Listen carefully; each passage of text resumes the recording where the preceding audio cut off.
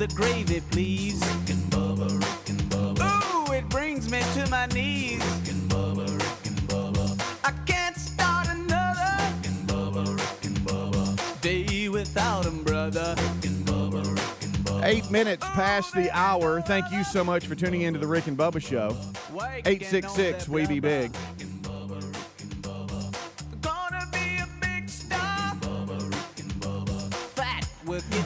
As we roll on back for a new day, we got some great news on Bubba. We'll give you an update there and let you know what's going on with the show today. We have a first today.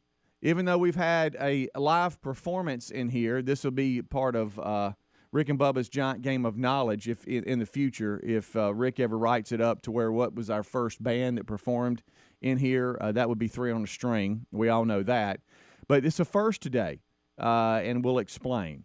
Also, later in the show, TobyMac will be with us, and we have Dick Morris on RBU, his latest book, The Return, Trump's Big 2024 Comeback. He'll talk about that, the FBI raid on Mar-a-Lago, and a whole lot more, give some insight there. That is Rick and Bubba University this week, so you don't want to miss it. All right, well, let's bring everybody in. To my left, it's Greg, and to my right, in his normal seat, I guess his laptop is charged, it's Michael Helms. What's up, guys? Yeah. Y'all doing well? He was just the voice yesterday. Yeah. I liked it over there. Just the voice. I love how you said I'm not moving, even though nobody can see me. Well, Yeah. I needed a charge. So the camera shot is a wide camera shot of the counter here, but Adler has it positioned to where, you know, it takes care of himself. Yeah. Then he comes in late this hour and then gets ready for the main show. So Helmsy was sitting off camera. Do y'all like me yesterday. better here or over there by Greg? Well, I'm just used to you there. Yeah, because you know? it's an effort for you. Because here's the reason I ask. Yeah. We can change the camera settings for me to be over there. Right. You're working the board. You got papers. Yeah. But it's like a tennis match with you over here. You're Right. having to go left, right, left, right, left, right. Would it Right. be easier if you just looked up in one spot and saw both of us there? Yeah. You know, I get what you're saying. Yeah. I don't care either How about way. this? I just like you. This was all about a charge. in a spot, and then I can deal Stick with with it. Yeah, whatever Okay. really you like. I don't care. So you're mad about it? Who? You. Me? So Taylor Hicks is coming by today. He's going to be in studio. Hey, harmonica me. Bringing Johnny with him. So they're gonna play a little bit, sing You a gonna little bit. sing a little with him? He's hitting a lot of Rick and Bubba markets. He's going to be in Winfield, Alabama, Ellijay, Georgia. He's got Irondale, Alabama, Decatur, Alabama, Sylacauga, Birmingham. He's hitting a ton of areas that we call home here on the old Rick and Bubba show. And so Taylor Hicks will come by. And the reason why I said this will be a first, I'm a little nervous about it, but I'm also confident that little Johnny Scruggs, young Scruggs, will take care of things. So when Three on a String came in for the first performance live in studio, they all kind of gathered around a mic and just jammed. Okay, but you know that's very Three on a String like. That's right. You know, got to stand up, and all three-legged that. man. And so they all got around it and just had a good old time. Sounded great. So I'm talking to young Scruggs, our engineer for our flagship station in the Birmingham market. And this was a couple of days ago after Taylor had sent me a text about coming in. And I said, hey, here's the deal. He's coming in, and what's our setup situation? If you'll, mics and mic stands, and how do we want to do this? And I was thinking, hey, just give me that set up, but just plug it in here, and then Rick can kind of run it until we're fully set up, where in the last studio, the engineers could come in, Super Tom would run the board, get everything dialed in, and then Rick would just turn up one channel, and it was already mixed and ready. Yeah. Well, so he says, I got you. So yesterday, I had to peel out after the show, get up to Huntsville, and get my dad to a doctor's appointment, and we'll have an update on that today too. Everything went well, but some of the stuff that I had to do was kind of funny throughout the day. But talked to Scruggs. He goes, hey, I think I'm going to run it through the board. That is for the mixer for the bands. I've got it set up. I think I can do that. I'm going to be back to the studio a little bit later, and I'm going to try it after the Bible study today. And I'm like, okay, all right, wow. So it's real. He said, either way, I'm going to have it set up for you.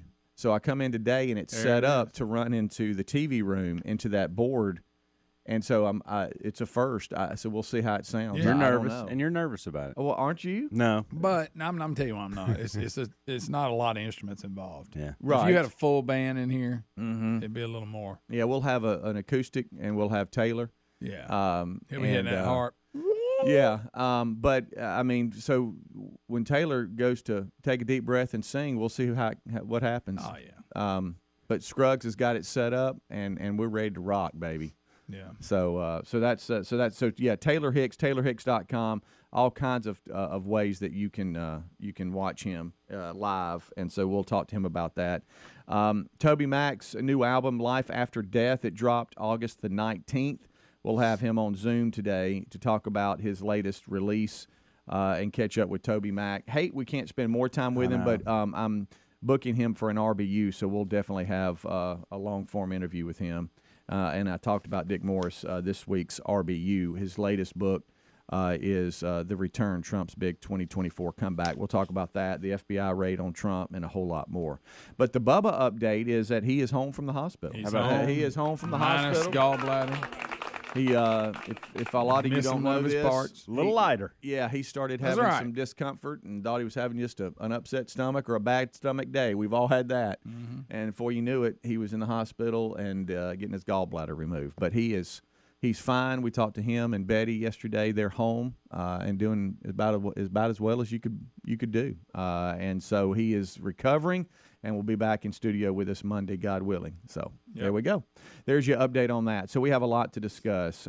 Sorry to take up a lot of this segment doing all that, but kind of setting the stage. That's kind of what we do here in the kickoff hour, getting ready for the day, and we got us a busy one. Willamette is off the table. Senator Tommy Tuberville spun that yesterday. He spun it, and there it was. It's so funny. We talked about it yesterday, but it's so funny standing there, holding the mic, just getting the sound effect of the wheel spinning and all this kind of stuff. When people spin it for the first time, that they're not really they're familiar with the show, but not that aspect of it. Yeah. And they we just keep spinning. What do you mean, multiple winners? You know, because after the first winner, they're like, "Okay, man, that was fun." Yeah, I'm like, that's no, don't go anywhere. Yeah. We got 5 more minutes. Yeah, the of this. segment's nowhere near over. What do you mean we got 5 more minutes? Yeah. Oh, and by the way, if it lands right here, there's a guy that comes out in a horse head. Don't get scared. Don't Really? Yeah. Oh, okay. All right, we'll take a break. We'll come back. Lots of updates. Whenever somebody orders something and it's delivered off Amazon, do y'all get notifications? Hey, so and so's been delivered. Y'all have Depends it set on up? what it is, but yes. I got one yesterday, and I couldn't believe what I was reading that was delivered. All right, we'll be right back. Rick and Bubba. Our friends at Lear Capital sent us one of those free Kennedy silver $50 that they're offering for free to our listeners. Now, with the price of silver going up, this free silver $50 has value. It's a smart time to invest in precious metals, and Lear Capital has 25 years experience, an exceptional Trustpilot rating, and a risk-free investor's pledge. There's no purchase necessary. Just chat with a Lear specialist about investing in precious metals and get your free Kennedy silver $50. Visit LearBubba.com. That's LearBubba.com. Attention, all you coffee drinkers. There's a brand new brew that you definitely want to make part of your daily ritual. If you enjoy delicious, good coffee like us, My Coffee needs to be your new drink. It's organic, which is so important because if not, then it contains chemicals banned in this country decades ago. You've heard us talk about My Pillow for years on this show, and now they've got My Coffee direct from the MyStore.com website. Go to MyStore.com, enter the code BUBBA to save 25% off your order of My Coffee, or find a link at rickandbubba.com. From cringing at the pump to getting an eye-popping check at your favorite restaurant, inflation is hitting us all where it hurts. That's why we use Upside to earn cash back on every purchase. Upside is an incredible app for anyone who buys gas, groceries, or dines out, which we all do. Download the free Upside app and use promo code BUBBA25 to get 25 cents or more back on every gallon of your first tank of gas. That's 25 cents per gallon cash back on your first tank of gas using the promo code BUBBA25. And find a link at rickandbubba.com under the sponsors. sponsors. The sun might be setting on summer, but HelloFresh helps you savor every last bite of the season with farm-fresh ingredients and chef-crafted recipes delivered to your door from family-friendly and fit and wholesome to veggie. You can choose from over 55 delicious options every week. You can even swap sides and proteins to customize your meal. Get started today with 16 free meals across 7 boxes, plus 3 free gifts with the code BUBBA at HelloFresh.com/Bubba. That's the code BUBBA at HelloFresh.com/Bubba. Raycon's everyday earbuds offer quality sound at half the price of other premium audio brands.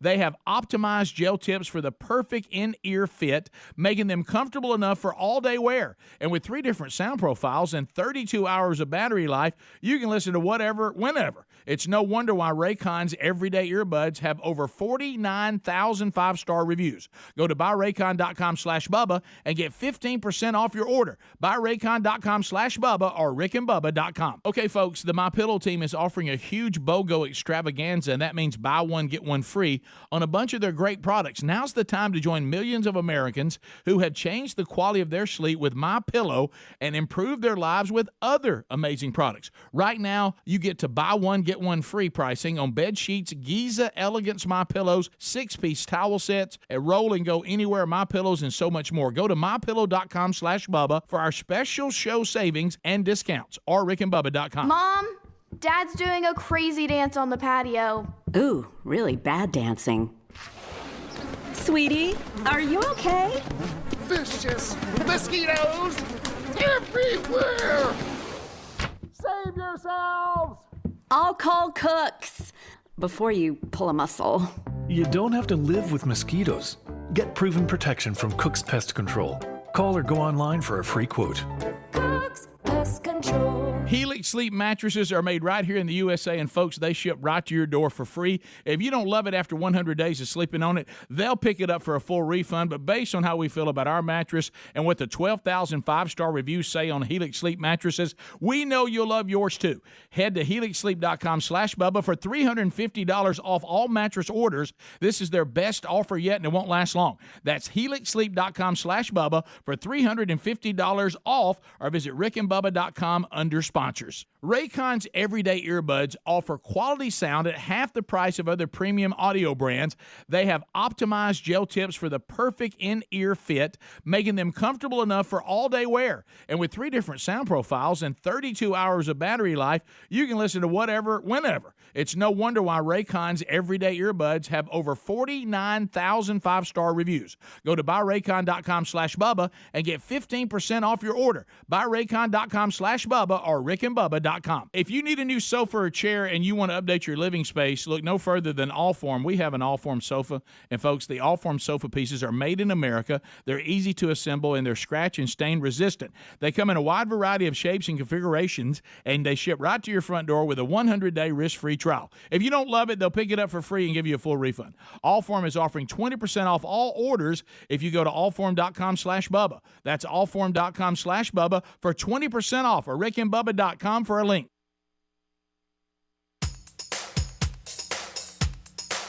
Rick and Bubba's in Ohio. Rick and Bubba. Pass the gravy, please. Rick and Bubba. Ooh, it brings me to my knees. Rick and Bubba. All right, Good Time Gang is live here on the Rick and Bubba Show, 866-WE-BE-BIG.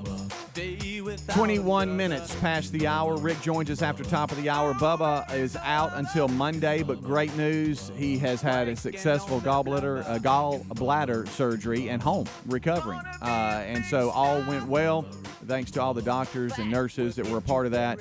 And our little Bubba is back home recovering. Back home. And they will be with us all together on Monday. But until then, we'll hold the fort down. Rick will be with us today. He's off tomorrow, and so is Bubba. It'd be best of. All right, so we have Taylor Hicks today, TobyMac today, and an RBU today with Dick Morris, his latest book, The Return, Trump's Big 2024 Comeback. So I went up to Huntsville yesterday. My dad had a follow-up appointment with one of his doctors, and so I jumped in the car and headed that way. Got there, got him to the doctor's appointment. Great seeing my mom and dad yesterday. Then it was coming on back, kind of a late afternoon deal. Bring it on back. I actually went to the podcast and was listening to yesterday's Bible study, which is a good one if you haven't listened to it or watched it on YouTube with Rick. And so I'm kind of just tooling along, and all of a sudden I get a notification. I don't know if y'all do this or not, but I guess it's just how I have things set up on my phone. But if we ever order something on Amazon or something like that, a little notification will pop up and say such and such has been delivered. You know, just a little notification. Yeah, mine doesn't do it all the time, and sometimes I wonder if it depends on the product or depends on the delivery service or even depends on the delivery man. Yeah. Like some of them do it and some of them don't. Right. It's weird. Yeah, because Lisa will say, hey, did you get this out of the box? It says it came. I don't know. Yeah. Right. But I don't know. I've had them say they arrived and they didn't. Mm-hmm. Oh, yeah. Well, I like when they take a picture of the box on the front porch and send that to you. That's yeah, cool. yeah, wow. that's Yeah. really cool.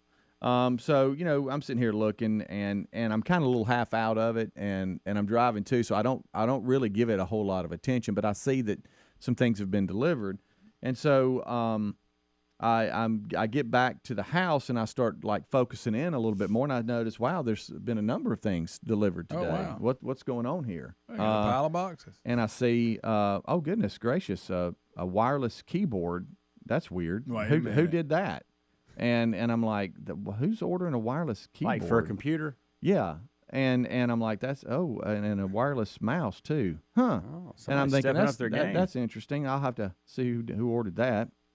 And then Who did you think right away that You knew it ordered wasn't that? you. I thought it would be Terry. She's working from home a little bit, Okay. and I thought maybe there was a problem with our desktop computer's keyboard or something, and I just thought that was it. Do they normally come to you and say, "Can you order this for all of them, wife included? Hey, I need that particular item. Can you get that ordered for me?" Or do they just order it? Yeah, Terry or I. I mean, she's. I've noticed that the boys will go to her a lot. Okay. Because they think they might get shut down. I've had from to. me. The reason I'm asking is I've had to calm Caroline down. I've had to go, hey, we can't just order stuff on Amazon. Yeah, no, the boys don't have the ability to just start ordering stuff without us. Well, evidently ours do. Oh, okay. All right. There you go. You don't Because have I've Now- had things come in before, and Caroline's, oh, that's mine. Ordered it 2 days ago. Yeah. I'm like, what? Yeah, now if they want to pay for it on their own, they can order it. Yeah, You sure. know, Well, but, sure. Well, that was my speech. Yeah. Of course, But- it was something that she needed for school, and I felt bad. And you were going to have to get it. just the fact But that she you went through probably that still process. need to know. Well, I would Yeah. think so. process. I know you need that, but let's get it approved. I'd like if you a don't heads mind. up if y'all don't mind. We have Yeah. a budget. It's called a Right. budget. Yeah. Might have to move something. They'll learn that. Sure. Um, Hopefully. so then I see, Amanda that, still I hasn't see learned. this was ordered, a beard growing kit. A beard Beard. Didn't know they growing had these. kit. BARD. Did know not it. know they had beard growing And I went, kits. well, I know that's not Terry. And, Sure. Yeah. And JC's not at home, and Tyler's not at home. No, it's This has got one Reese Wilburn written all over it. And I'm oh, like, my goodness. what is a beard growth kit? Can I borrow it for the top Comes of my head? with see if it helps? a derma roller for beard growth, Oh, my beard God. growth oil, beard balm and comb, stimulate beard and hair growth. And I'm like, I'm going to have to borrow that. as I'm walking in the door, hey, honey, how was your day? How's your mom and dad? Great. Let me get all past that. Yeah. Who ordered a beard growth kit? And I hope that's not you. And she started laughing. She said, well, Reese is pretty frugal, and he gets it honest. He said, but he wanted to spend a little bit of his money on a few who things. don't need a beard growth? And he got a wireless keyboard. No, aha, that was him. Okay. So you didn't order that, no. And Those two and he things really don't go together. He said, and his facial hair's not coming along the way he'd like it to come along. Oh, yeah. And I a buddy remember of those his, listen to this, Here's buddy. claims, who by the way has a grown man's beard right now. All right, his buddy. Probably he not c- because of this. He but claims he ordered one of these, probably genetics. and the beard just started coming out. Okay, and now this guy's got we a need- man. I- He's got I a want- man beard. I want okay? some progress reports on this. I want to see how it's going. And I said, where is that kid? He goes, well, he came in. He's filthy from work, and he is taking a shower. hilarious. And I'm like, well, I cannot wait. Well, he's to get on working, there. man. He needs a beard. And I said, Winter's coming. I said, do me a favor, because I think this is hilarious. Do me a favor. Do not let him know I know. So here he comes. He's coming out of the Beard shower growing. and everything. He's coming down. Going to make him something to eat. And I said, hey, man, I said, so where he can hear it. Yeah. Man, I see some things were delivered today. Oh, boy. What all was delivered here? And Terry said, well, Reese got a wireless keyboard. And good. and I'm like, okay, son, you need a keyboard? Yeah, Dad. Yeah, the one I got it comes and goes and all that.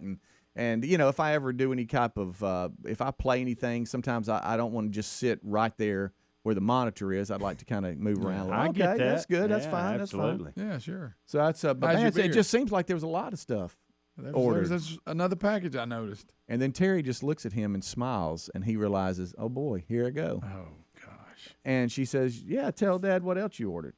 And he said, I ordered a beard growth head. And I said, you ordered, I'm sorry, do what? You ordered what? A beard growth head. And I said, a what? A beer? You drink what? No, sir, no. A beard growth kit?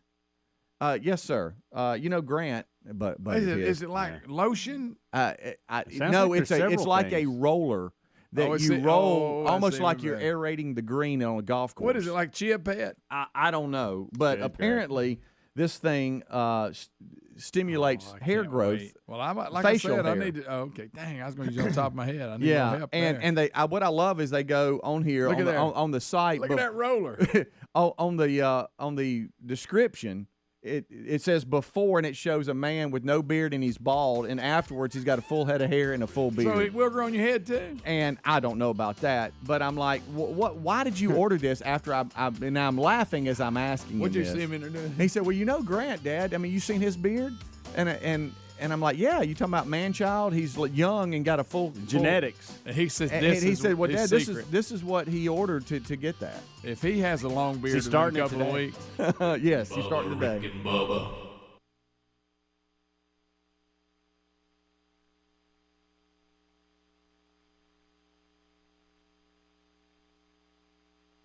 Well, if we're being totally honest, we don't always make the best food choices. The CDC says we should eat up to 6 cups of fruit and veggies a day, but if you're like us, we don't always have the time or energy to make that happen. So that's where Field of Greens comes in. With Field of Greens, you'll have more energy, you'll feel healthier, and it can help you lose weight. We all want a simple nutrition plan with results so powerful that when we take our next physical, the doctor compares our old lab work to the new lab work, and he says, hey, keep doing what you're doing. This wonderful product is powered with a full spectrum of essential vegetables and fruits, plus science-backed herbs and prebiotics. It can help you stay healthy, plus it's organic. So join us and take Field of Greens too. To get you started, we got you a 15% discount on your first order and another 10% off when you subscribe for recurring orders at fieldofgreens.com with the promo code BUBBA. That's fieldofgreens.com. Use the promo code BUBBA. This summer, take premium audio with you everywhere you go with Raycon. Raycon's everyday earbuds look, feel, and sound better than ever with 3 sound profiles to match whatever you're listening to, plus noise isolation and awareness mode so you can choose to be immersed in sound or tune into your surroundings when you need to.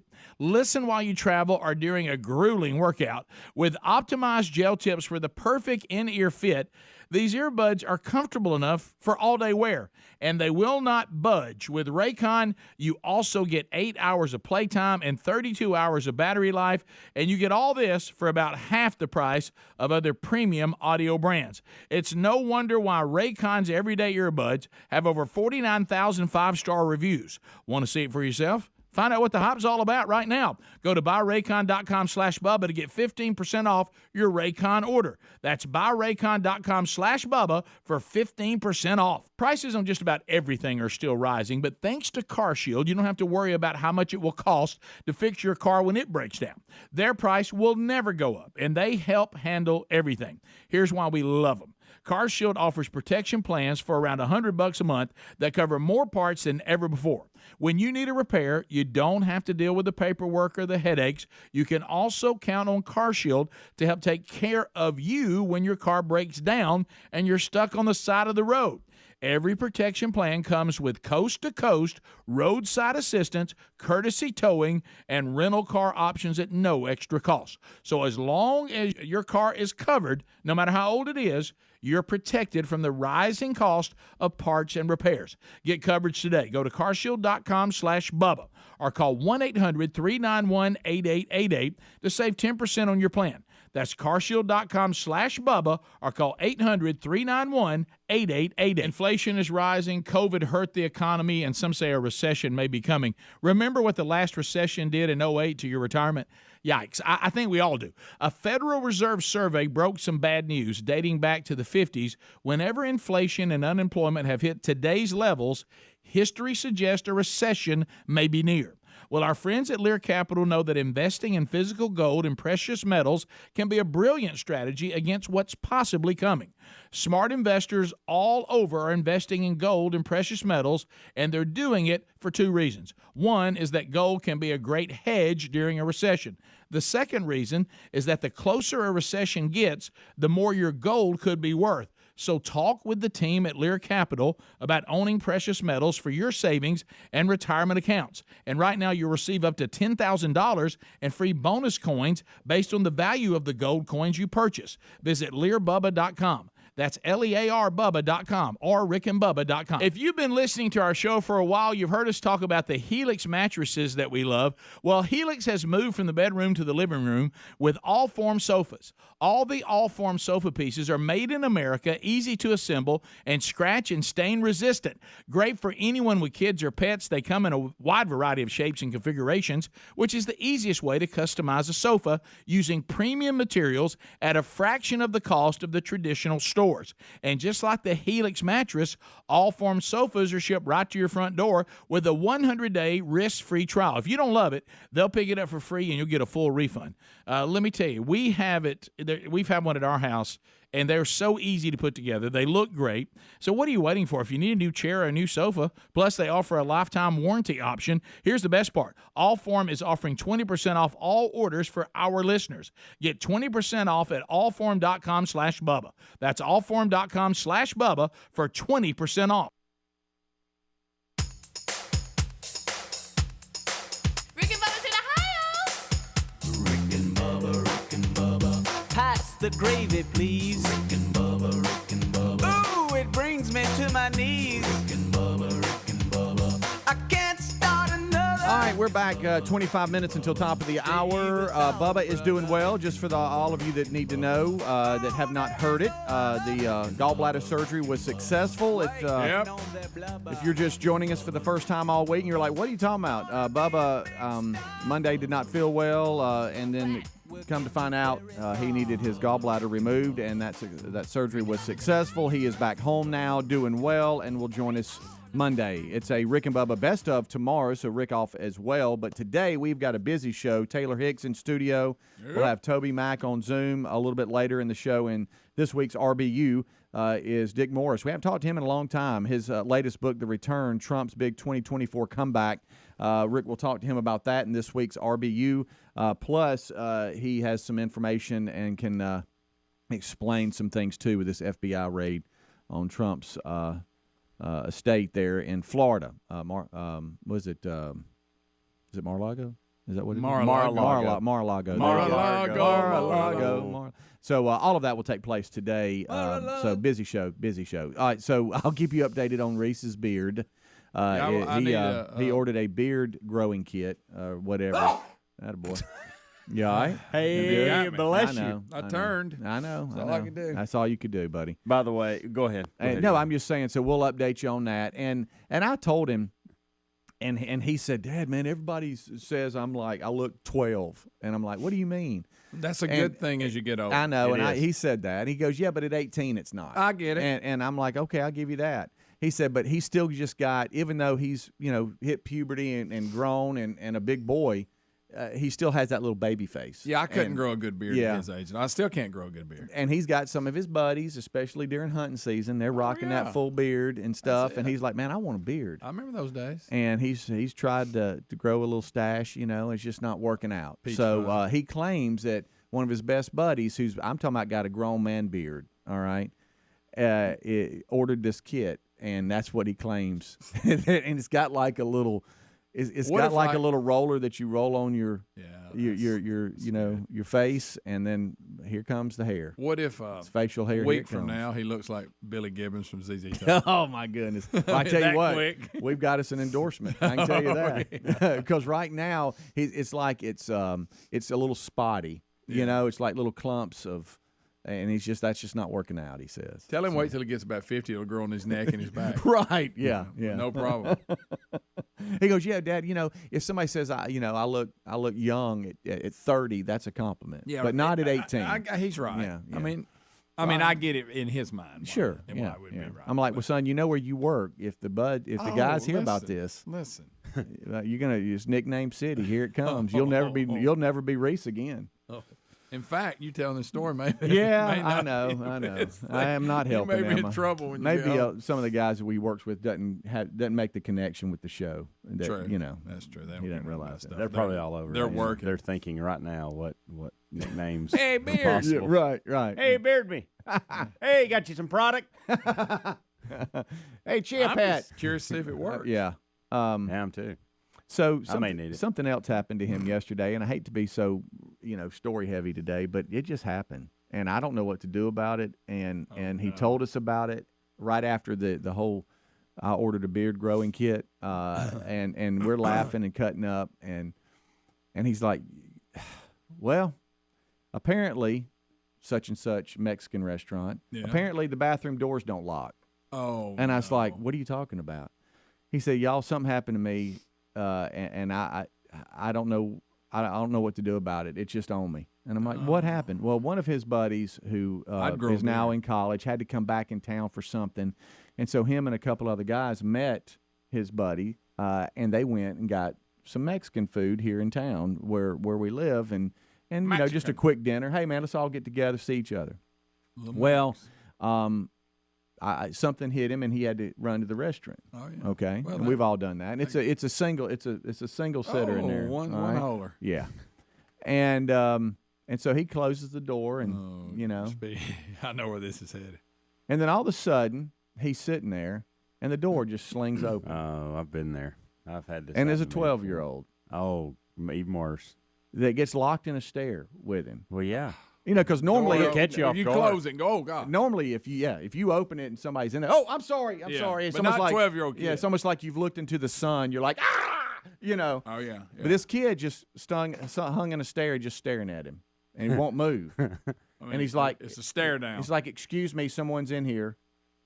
Excuse me, someone's in here. Hey, as if you can't see. Like he had to repeat it. Like, excuse me. Like, close the door. Get out of here, punk. And the kid's just sitting there staring at him. You caught off guard. Like he just hung in a stare, and he won't close the door. And the hall now. Understand it's open. And the kid and past them and past them. Up? I don't know. But somebody's quesadilla is running by. Yeah. Oh. Past the men's bathroom is the women, so they have to walk past. Oh goodness. So now we got and he's just sitting there. What is the kid's problem? And close he's like, the door. I mean, he said, Locked Dad, up. if I could have reached the door, I would have slammed it. And he said, I thought I'd pushed the knob in to where it locked, but I guess it didn't catch. How many people you think came by? And he said a few. And he's trying to tell the kid, I'll be right out. Close the door. Please close the door.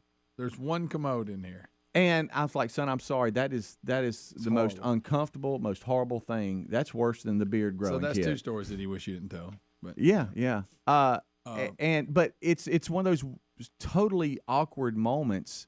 And if it wasn't a kid, if it was an adult, they would have quickly closed the door. Oh, I'm sorry. But because it's just at some point would go, oh yeah, I need to close this. Right. Unless he was a toddler. Right. Which I doubt would have been open. Yeah, I mean, common sense would say close it. There's nowhere else for you to go in here. Wow. What are you going to stand here and wait on me? Yeah. It's like, I'll wait till you're done. Yeah. No, please just no. That's worst case scenario. Right. And I had a good one. I said, well, maybe he was staring at the fact you couldn't grow a beard. Yeah, maybe go look at that shiny face. Yeah, I don't know. But he wished he had a beard so he could hide behind it. Yeah. I've actually what had a terrible this, moment. No, that's horrible. I've actually had this happen to me. Really? 2 times. Oh, no. Nice. Really? A double and dipper. both reversed. One, I walked in. Y'all remember it happened to an intern. Oh, you did, didn't that's you? right. Yeah. They didn't lock the door, and I walked in. The Of course, other it was time, the women's restroom. Greg, we didn't have to go there, but yes, it was a woman. So, okay, I mean, I hate she didn't lock it, but she probably felt pretty safe because she was the only woman here. well, but you know, I remember that. Yeah. Oh, I'll never forget it. My gracious. Right. And then who was it? Rick that opened it up and Adler was in there with him? Yes. That's happened to him. But I was. Rick claims he can never unsee it. I was actually at a tennis tournament, and they had a. It was one of those deals where you have the bathrooms kind of away from the. You have the bathroom. You see how quick I'm trying to get to this. Did he say it was the Lord of the Rings character? Yeah. Yes. Gollum or what's his name? Yeah. Right. So you have the main clubhouse, and then way out wherever the last tennis court or somewhere in the middle, they'll have these little bitty bathrooms. It's just a men and a women's or whatever. Yeah. So I was in one of them, and Picture it. And to Reese's point, I mean, hey, I'm throwing a curveball too. Yeah. Okay. It's something I had to give. And it's a one holer. It's a one holer, but it does have a urinal. But there's no door. Once you go in this, you're there. Yes. You're there, yeah. And I'm just sitting there, getting the business done, and somebody walks in. Well, no, I thought I locked it. Evidently, it didn't. I don't know if it stuck or something happened. Please tell me they just went ahead and went up to the urinal. This is so awful. To make things worse, it was one of Braden's friends. Hey, Mr. Helms. I just saw Exactly. your daddy. Sorry, Mr. Helms. And I'm like, of all the people, need couldn't it have anything? been somebody from Tennessee or Mississippi that's never going to see me What again? if- It had to be the kid that lives a quarter of a mile from my house. Oh, no. What if he'd have sidled up to the urinal and said, I'm just going to use this? To this day, I see this kid I'm really all not the here. time, and to this day, we've never talked about it. And you know every time he sees you, that's That's first probably thing. what I saw him That's sitting on the exactly toilet. what he's thinking. There he is. Have a seat, So, pal. Yeah. Probably tells his buddies. Well, you know he does. And I've been back to this facility several times and used that bathroom since, and I make sure it is locked every Yeah. time. There's something tricky about it. Oh, yeah. Don't you got to pull it and turn it? Right. But then, once you're there and that happens, then you gotta doggy walk it to the door to make sure it's locked. this Oh, time. yeah. You don't want it to happen Yeah, again. yeah. So you do the Yeah. Click, click, click. And he's like, boy, I really made sure that was can't pushed in. He goes, believe- but the attempt was there. It just didn't catch. But I'm like, son, That's horrible. that is horrible, buddy. I'm so sorry. He said, I just, finish up and go back to the table and just kind of sit there. Like I've been violated. Those And people are everybody's like, you good? And he's like, I don't think I am. I'm not good. I'm not even hungry anymore. Right. Give me a mind to go. Please. I'm just going to stand here and. I'm just gonna go home and work on my beard. Yeah, I'm going to go and roll my face. Right. I'm going to eat this chimichanga and head on out. Oh, my gracious. What if when you're rolling the beard thing, if you get too high up, does hair going to grow under your eye? You know what I'm saying? I don't know. I bet there's a lot. I wonder if it's got a template or something. It's interesting what Helmsy's using it for. It really is. Yeah. I didn't think most people wouldn't. Yeah. Rick and Bubba. Rob tried to manage his constipation with belly pain, discomfort, and bloating day after day. After realizing it was irritable bowel syndrome with constipation or IBS-C, he found another way and finally said yes to adding Linzess. Linzess, or linaclotide, is a prescription medicine that treats IBS-C in adults. Linzess works differently than laxatives. It lets you have more frequent and complete bowel movements and helps relieve overall abdominal symptoms, belly pain, discomfort, and bloating. These symptoms were studied in combination, not individually. Do not give Linzess to children less than 2 years old. It may harm them. Do not take Linzess if you have a bowel blockage. Get immediate help if you develop unusual or severe stomach pain, especially with bloody or black stools. The most common side effect is diarrhea, sometimes severe. If it's severe, stop taking Linzess and call your doctor right away. Other side effects include gas, stomach area pain, and swelling. There could be more to your story with IBS-C. Talk to a doctor today. Say yes to Linzess. Learn more at linzess.com or call 1-800-LINZESS. Sponsored by AbbVie and Ironwood Pharmaceuticals. Traffic. Right? This wagon commute is killing me. You mind if I turn on your old radio?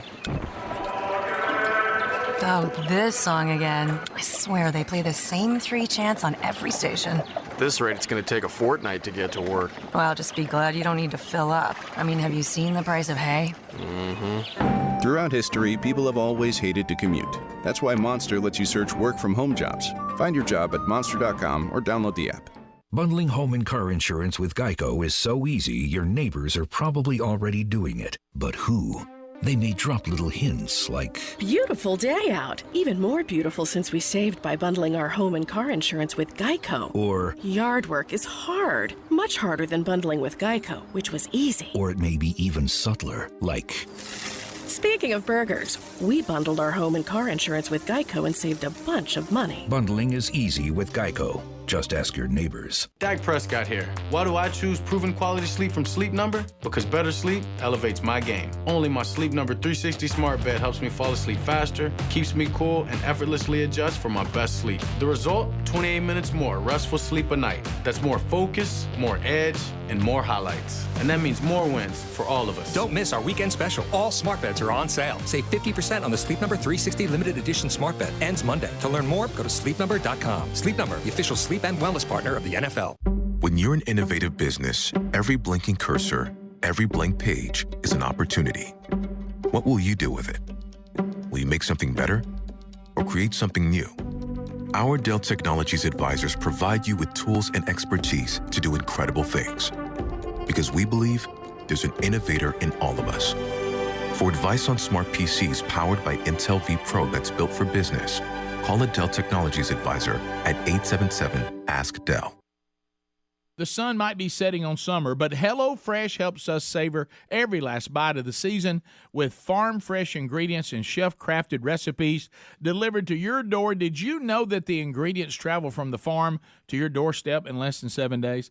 That's why our meals always taste deliciously fresh, and HelloFresh always has your back with over 55 items to choose from every week.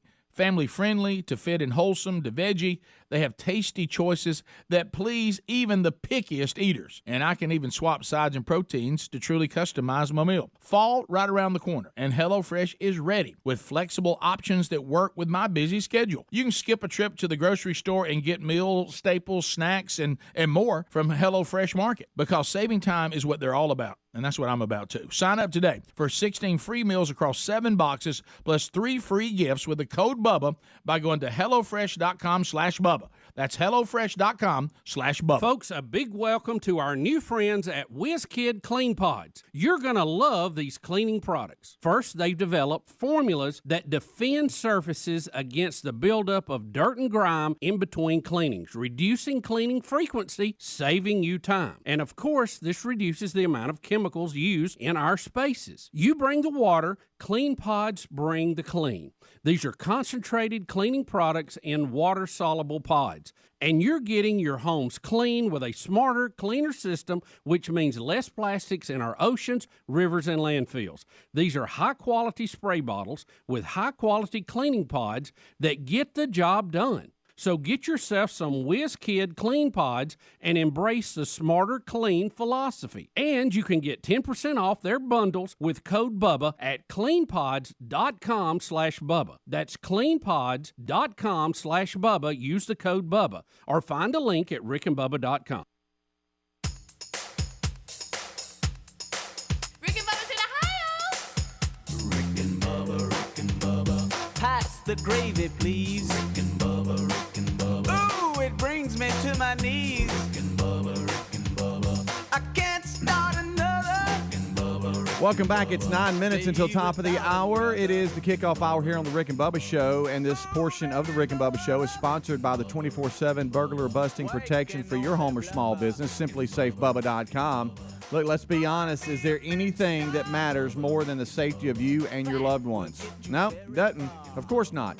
So isn't it strange then that many home security companies don't act that way? They just want your money and, yeah, we'll take care of you or whatever. No, SimplySafeBubba.com says, look, we've got an advanced security technology system here that will help you sleep at night and feel safe when you're away and your loved ones are at home, or maybe the whole family's gone and you know that, hey, somebody is monitoring our home. And they have professionals that do that 24/7. Their agents will call you the moment a threat is detected and dispatch police or first responders in an emergency. And it might not be a burglar. It could just be the sensors are letting you know we got a situation here. Maybe there's a water leak or something. If you could save it before it gets too bad, it could save you a lot of money.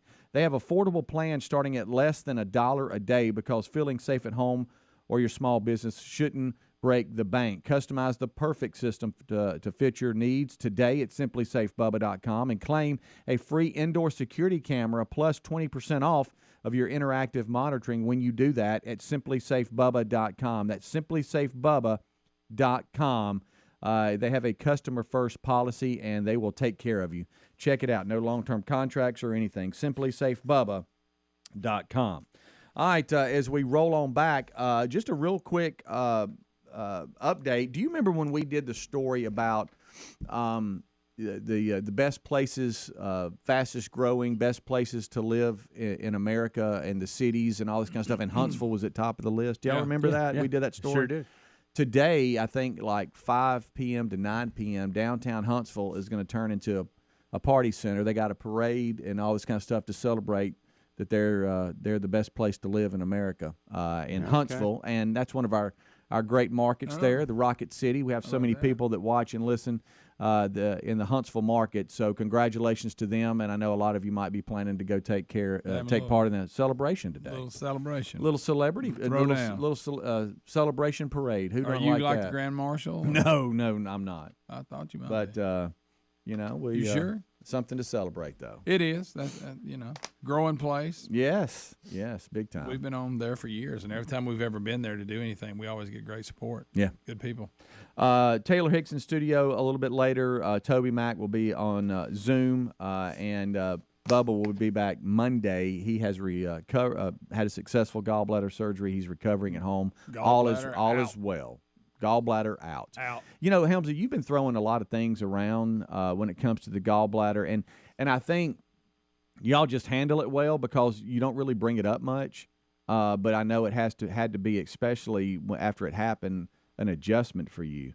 But the amount of foods that y'all can't eat now is really unbelievable. So the stuff that y'all are throwing around in some of the text messages to the staff, is like, wow, so he can't eat that anymore? Well, and there are medications out there that you can take to help with this. I just don't. I want to limit as much of that as I'm taking. Sure. And I've changed for the better, my nutritional habits, if you will, have changed dramatically.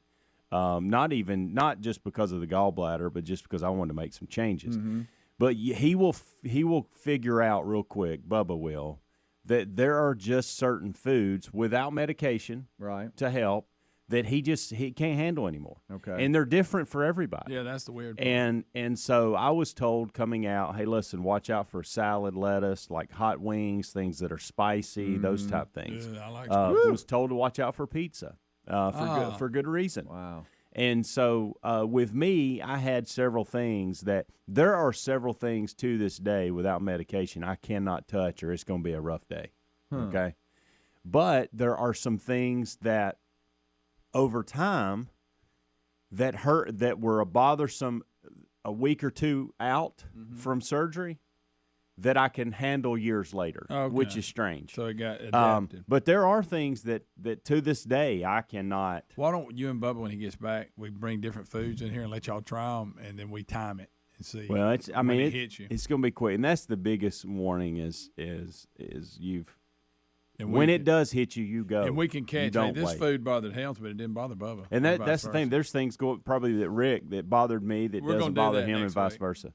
But Joe, you're right, and again, people. Every time we talk about this, somebody sends me an email kindly and says, "Hey, look, you ought to try this particular drug. It will help you, and you get back to eating those foods." Well, you know what? I don't really want to eat those foods. Right. Some of those foods are not good for me. I don't need to be eating them. But there are ways around it, and some of the medicines don't take care of it. It will be a transition for Bubba, just like it is for anybody that goes through this, and it'll take time. It won't be an overnight thing. Yeah. It'll take some time for him to figure all that out. But it is different, much different. All right, here we go. Just a silly question here, but through all of your surgery and doctor visits and stuff like that, are there things that they say you do that leads to a bad gallbladder, or does it just happen? No, it just has. It's like a. It's not like that you've you've eaten terribly or something like that? Does it just happen? I think there's probably something to that too. I was talking about abuse of the gallbladder. Yeah, I don't know if there's things that contribute to the gallbladder going bad, or if it's just bad luck and it happens. I think there's a little of both. Okay. I do. I think there's a little of both. Mm-hmm. I think there's probably a little bit of, hey, I can only take so much, but at the same time, I do think it's sometimes some of this stuff's just genetic, and you can't do anything about it. But his symptom was that he just felt like he had kind of a sour stomach, a little pain in the stomach, and then that started developing to the abdominal pain and a pain kind of in the side a little bit. Yeah, is that what are those the side effects? Yes. Oh, okay. Yeah. So these are. These things should trigger someone going to get looked at. I watched Hams today. He had his deal. We were, it was during the show. You feel like you can't breathe. Right. You can't get a breath. You feel like somebody's just something heavy sitting right here, and it's sharp pain. It was much different. Like the appendicitis. When I had appendicitis, that day played out, and it was involving Bubba. By the way, we were at an Applebee's eating lunch, and I remember going, "I'm just not hungry. I don't have an appetite." And it wasn't that I felt sick, like I was gonna use the restroom or vomit. I didn't feel that kind of stuff. I just didn't feel right. And we were about to go play tennis. So we go play tennis for a couple hours, he and I and two other people, and the entire time I played, I just I just didn't feel like myself. I wasn't hurting at that point, just didn't feel good. Right. But by 3 o'clock, I started hurting. Amanda was working night shift at that point, and she left the house about 5, 6 o'clock. And I called her about 8 o'clock, and I said, I am dying. I don't know what's going on, but I am dying. Like, you've got to come home. If you don't come home, I'm driving myself to the hospital if I can make it. Wow. She left and took me there. And, of course, the doctor was frustrated with me. He was like, you're very fortunate. The fact that you were playing tennis today and jumping around, running around, it's a wonder you didn't do anything. But you don't know, right? You didn't. So they took it out immediately. And then a year and a half, 2 years later is when I started getting this awful pain, and I didn't know what it was. And you first go appendix, and I'm like, well, I don't have an appendix. Couldn't be that. Right. It can't be the appendix. Unless it grew back. And so then you is this the heart? Yeah. No, the pain's not in your heart. Oh, Good. no. But you have pain other places when you have heart issues. So I thought I was having a heart attack. It was just the gallbladder. Rick and Bubba.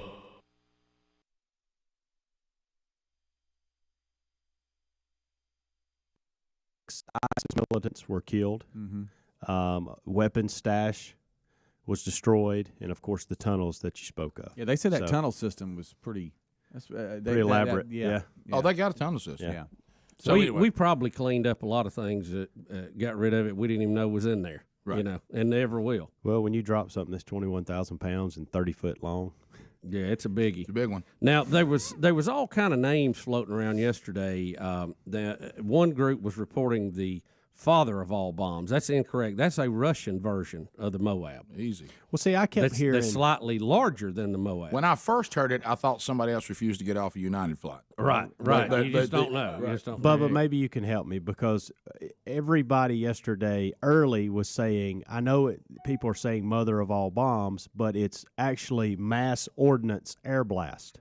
Yes. But they just call it mother of all bombs. Right. So which one is it? It's both. It's okay. both. I think you can, the military has their little sayings for everything, and I think the general populace media picked up mother of all bombs. It sounds cooler, I guess. Well, I was going to say we've got a Moab headed this way right now.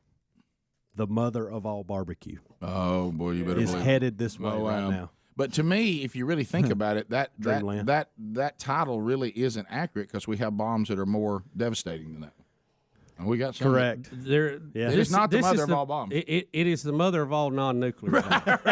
Right. Which, throw some extra letters in. It's not as much fun. Because some of our nuclear bombs are going, wait a minute. Yeah. You want to see some damage, turn me loose. And, you know what I mean? obviously I am the mother of all bombs. And this is a fairly new weapon. I mean, it was built to use in Iraq to clean out a lot of that, desert stuff there. Right. So. And you don't have the nuclear fallout problems and all the contamination that goes with it that'll last a half-life. Right. So, it has its place, and I think they finally just said, hey, we got an area here. I mean, I know guys who have been in the military, who have been in that part of the world, who have been these guys that go door to door with caves. And they said, you cannot imagine how many caves there are. Well, I tell you what it reminded me of is Vietnam. You know, when they also built that tunnel system and they disappear into the ground and pop up over here. And then you go in there after them and now you're cornered. Yeah. I mean, it's Ricky Tikki Tavi knew not to go in the hole after the Cobra, Rick. Was, don't get into all that. Right. There's no need for that. Clean it up. Yeah. So anyway, that bomb probably make good farmland after all this. That bomb was dropped, and so that did happen, and it was to that tunnel system, and after another Green Beret was killed. So that was it. Might not have been officially retaliation, but I think it does send a good message. Yeah. Well, we've had a busy week in the military. We have. And that's what and it's ramping up for what looks like to be the Day of the Sun. Right. Coming up Saturday. Is that Saturday the official Day of the Sun in North Korea? Yes. That's their largest holiday, their biggest, not Christmas, not New Year's, Day of the Sun. Do they worship the sun? No, so fired up about the sun? It's when their country got started or something, They're born or they're, Kim Jong-un's granddad when he was born or when he declared, some kind of, maybe their 4th of July or something. I don't know. It's S-U-N, though? Are they talking about the literal sun? That's the way it's spelled in the story. But it could be something else. It could be some Asian sun word. Well, who knows? Yeah, okay. Yeah. I didn't know how the sun got tied into this. Yeah, but what you're saying is their big day. Why do they do a lot of things in North Korea? Their big day is coming up, and now I understand that we have started, which we never thought we'd live to see, a communist evil dictator in a Twitter war with Trump. Rick, of all things, say 4 or 5 years ago, I never thought I would see the communist leader of the very isolationist North Korea in a Twitter war with Donald J. Trump from NBC. But here we are. We have a Twitter war going on between two countries. Here comes another mean tweet from us. I'll see your mean tweet with another mean tweet. Yeah. Yeah. You got to admit, guys, that's weird. That's the times we're living in. Well, in. Here's our situation that we found ourselves in. And North Korea wants to do their thing. If they wanted to just be isolationists, nobody would care. But the problem is now they have evolved technically to a point that they can launch missiles. Right. They can blow up atomic weapons, crude. But with every test, they get a little bit better. They get more feedback. They go, okay, that was better. This is worse. Make that adjustment. And they're moving their program along. And you have a group that says, look, we would love to blow up an American city if we could get to it. And so at what point do we say, we're just, till you learn to be able to holster your weapon, we're not going to let you have one. Now, that's basically where we're at on a big scale. So there was reports coming out, I believe it originated with NBC of all people, that the U.S. was not going to let them have another test, that we were going to stop them before they did another test with a cruise missile attack because we didn't want them progressing any further. Now, the administration has backed off of that, but we got carrier groups in place. We got the Chinese are closing the border to the north to keep refugees from coming out. So I don't know. Airplanes on the runway in South Korea. Boy, have you seen that in South Korea? I haven't. You told me about it. We got a strike force ready to go. How are you today? Well, thank you for taking my call, guys. I just wanted to thank you for playing the gospel on the air. I think it's so important that we let everyone know the good news. I'm in tears from that last segment. How unworthy am I that Christ would lay down his life for me? Pass the gravy, please. Ooh, it brings me to my knees. And here we go. All right, 6 minutes past the hour, the Rick and Bubba show, and we got a lot to do on the program again today. So this hour starts as it has since the attack on 9/11. And this hour starts with our national anthem.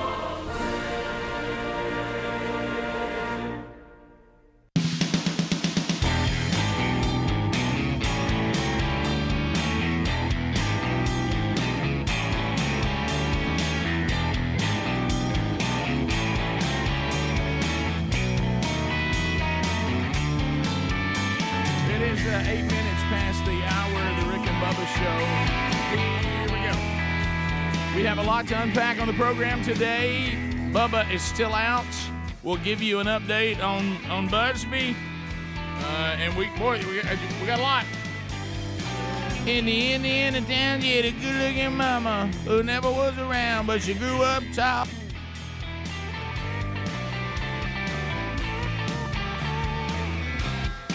Speedy, the real Greg Burgess, Helmsy, and Eddie Van Adler are all here as we get ready to go. The kickoff hour has already happened. Hope you were able to grab that little nugget if you maybe have never done that before. But it's been available for a while.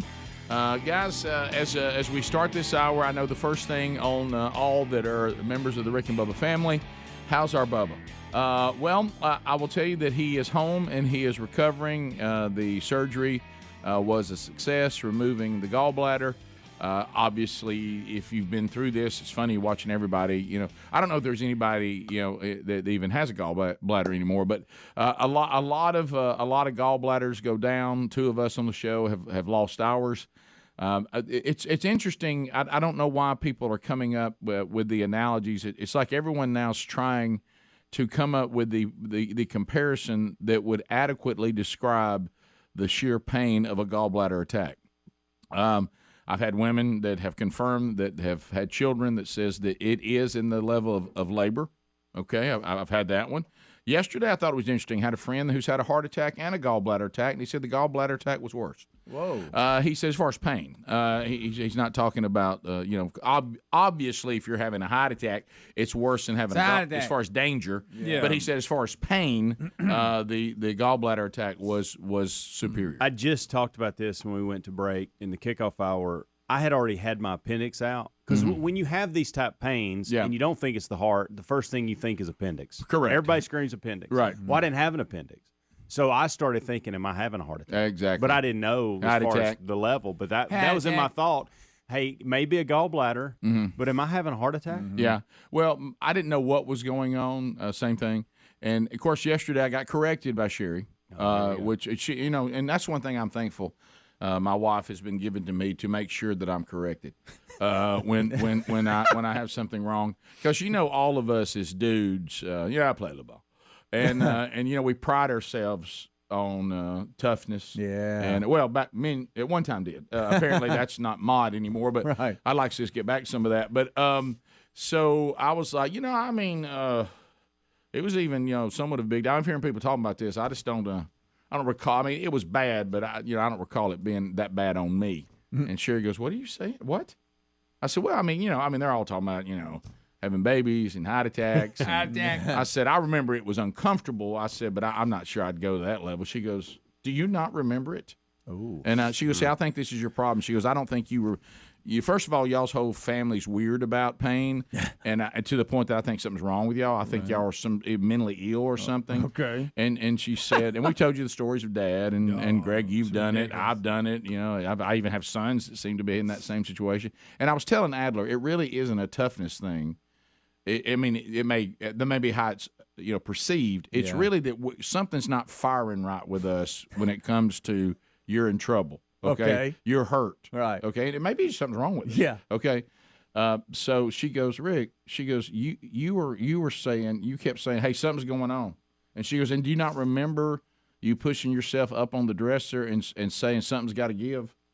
And of course, Sherry got to the point where, you remember, we've talked about this for years, that's it point. That's it. That'll do it. And so I was acting what she recalls is so crazy about it that she finally just gets her phone and calls the doctor and says, I have the doctor on the phone. And I'm like, he's saying, tell him what's going on. He's in there pushing himself up on, like trying to stretch his body. Helmsy talked about that because he tried to do it too. I don't know why that's your reaction. I laid on our conference room. And matter of fact, because I thought it was a heart attack, I told Greg, listen, if I'm not back in a few minutes, you need to come back here and check on me. I got up from the dinner. I got up from the dinner table. That was her first caution flag. Okay, I went over and walked around the kitchen, like an animal trying to walk it off. Mm-hmm. Then I disappeared for a while and tried to go lay on the bed, and nothing would work. By the way, when it's time for surgery, there's nothing you can do to get your gallbladder right. I mean, as far as the pain, until a nurse comes in and says, here's morphine.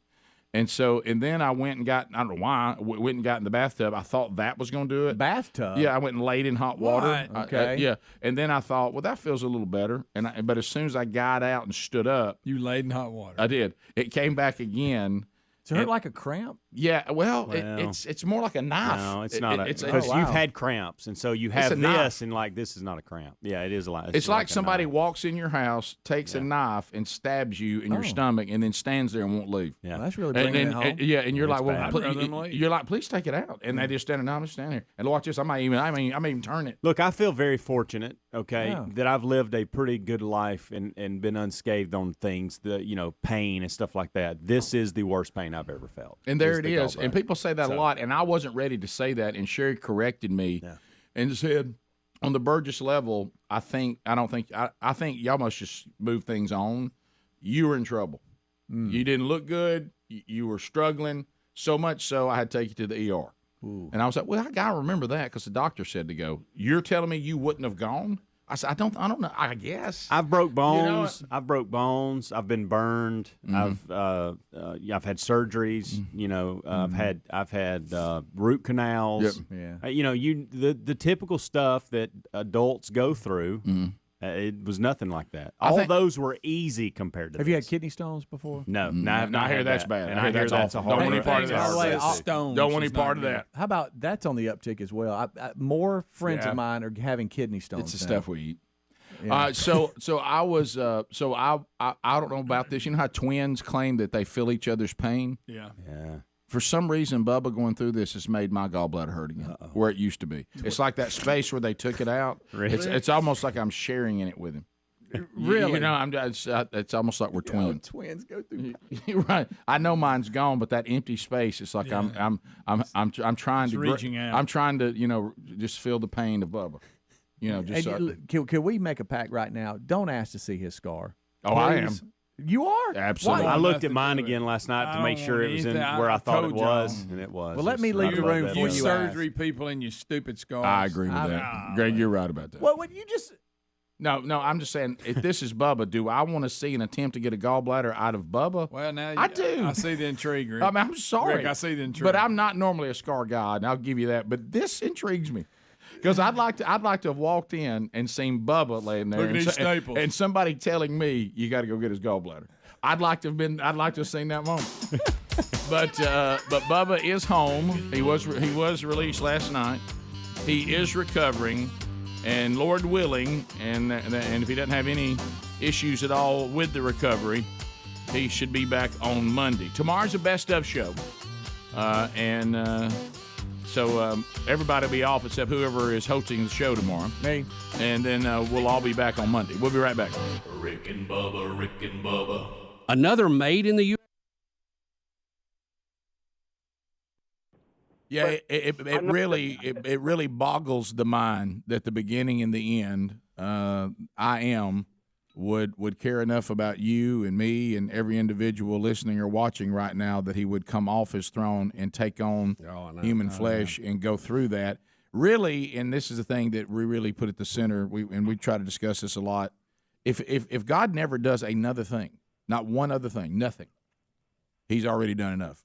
Covered. And I remember what you said at your son's memorial, that God has gone on record to show us how much he loves us. And I know that if I was the only person that needed salvation, Jesus would have still laid down his life simply for me. Yep. But I know that I'm not the only person. We all need his salvation, and I'm so grateful that we have such a loving Father that would send his son to take on this mortal flesh and suffer the way he suffered so that we might be healed. Yep. Amen. Thanks, buddy. Yeah. Clay, thank you for sharing that, brother. And the reason why we're doing it really is not we're really honestly, and I want you to know the sincerity of our heart.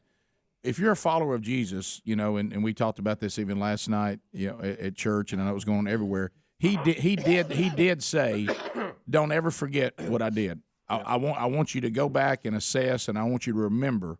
So, we don't want to get caught up, obviously, in worshiping anything other than him, but that is about him. He said, I do want you to remember that I did have to give my flesh. I did have to give my blood. I did have to do this, and it is done, and don't ever forget it. Take it for granted. Abuse it.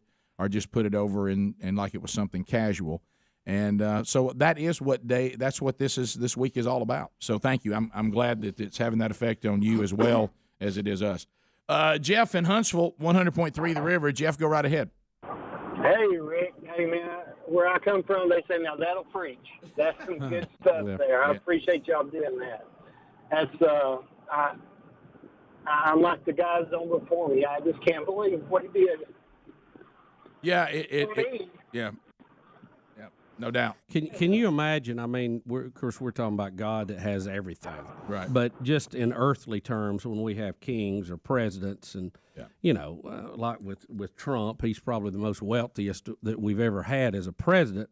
All the resources they have, that anybody would step down from that and put themselves in that position for love. It's just you can't even get your arms around it. You really can't. Well, and we keep saying this over and over again, and I'm just saying it because this must be driven home. We cannot say, "I thought God loved us." We can't. You cannot utter that phrase. Yeah. But not. And then the thing you think about, like the movies out and out with Lee Strobel, the Case for Christ, and the timing on that was of course on purpose, because here was a man who said, "Well, did this really happen?" And so he set out basically trying to be sharp, as Greg would say, to prove that it didn't happen. Yep. Only to discover that, yes, there's always going to be a faith element, but the faith is based on a ton of evidence, which he goes out and researches and looks at. Because at the end of the day, if you're listening right now, you're watching. I don't know what your belief system is, and you may be searching, or you may think you've already come to the conclusion. This is an absolute fact. If what we are remembering today and celebrating, if it happened, then everything changes for you, because the evidence shows that this really took place. And if it did, it separates Christianity from every other belief system that you can gather, make up. Look over here at this. Here's a couple statues. Jump up and down. Seek your inner self. All that. If Jesus Christ came declaring that if you see me, you see the Father, and he did all the miracles that the tons of witnesses say took place, and then he allowed himself, as he told Pilate, which I love. We didn't have time for all that in that segment, but I love the moment. Great story around Pilate. Well, I just love the fact that even though he was being meek and he was lowered himself and he was being a servant, which, by the way, that's over. Like we said, and my wife has even talked about, I know when she did the Women of Joy thing, sadly, a lot of us are like Ricky Bobby from Talladega Nights. Well, I like the baby Jesus. That's what I like. Well, baby Jesus is over. I like the lowly servant. Okay, good. It's over. He's right where he was supposed to be, right at the right hand of the Father right now, and he's the King of Kings, the Lord of Lords, and have been given all authority in heaven and earth. So that's who we're going to face next. But even in that moment, he does give Pilate a heads up that Pilate's not in charge of anything. Why were you not defending yourself? Why don't you say something? You realize I have the right to decide whether you're going to die or not. No, you don't. The only authority you have right now is given to you momentarily by my Father.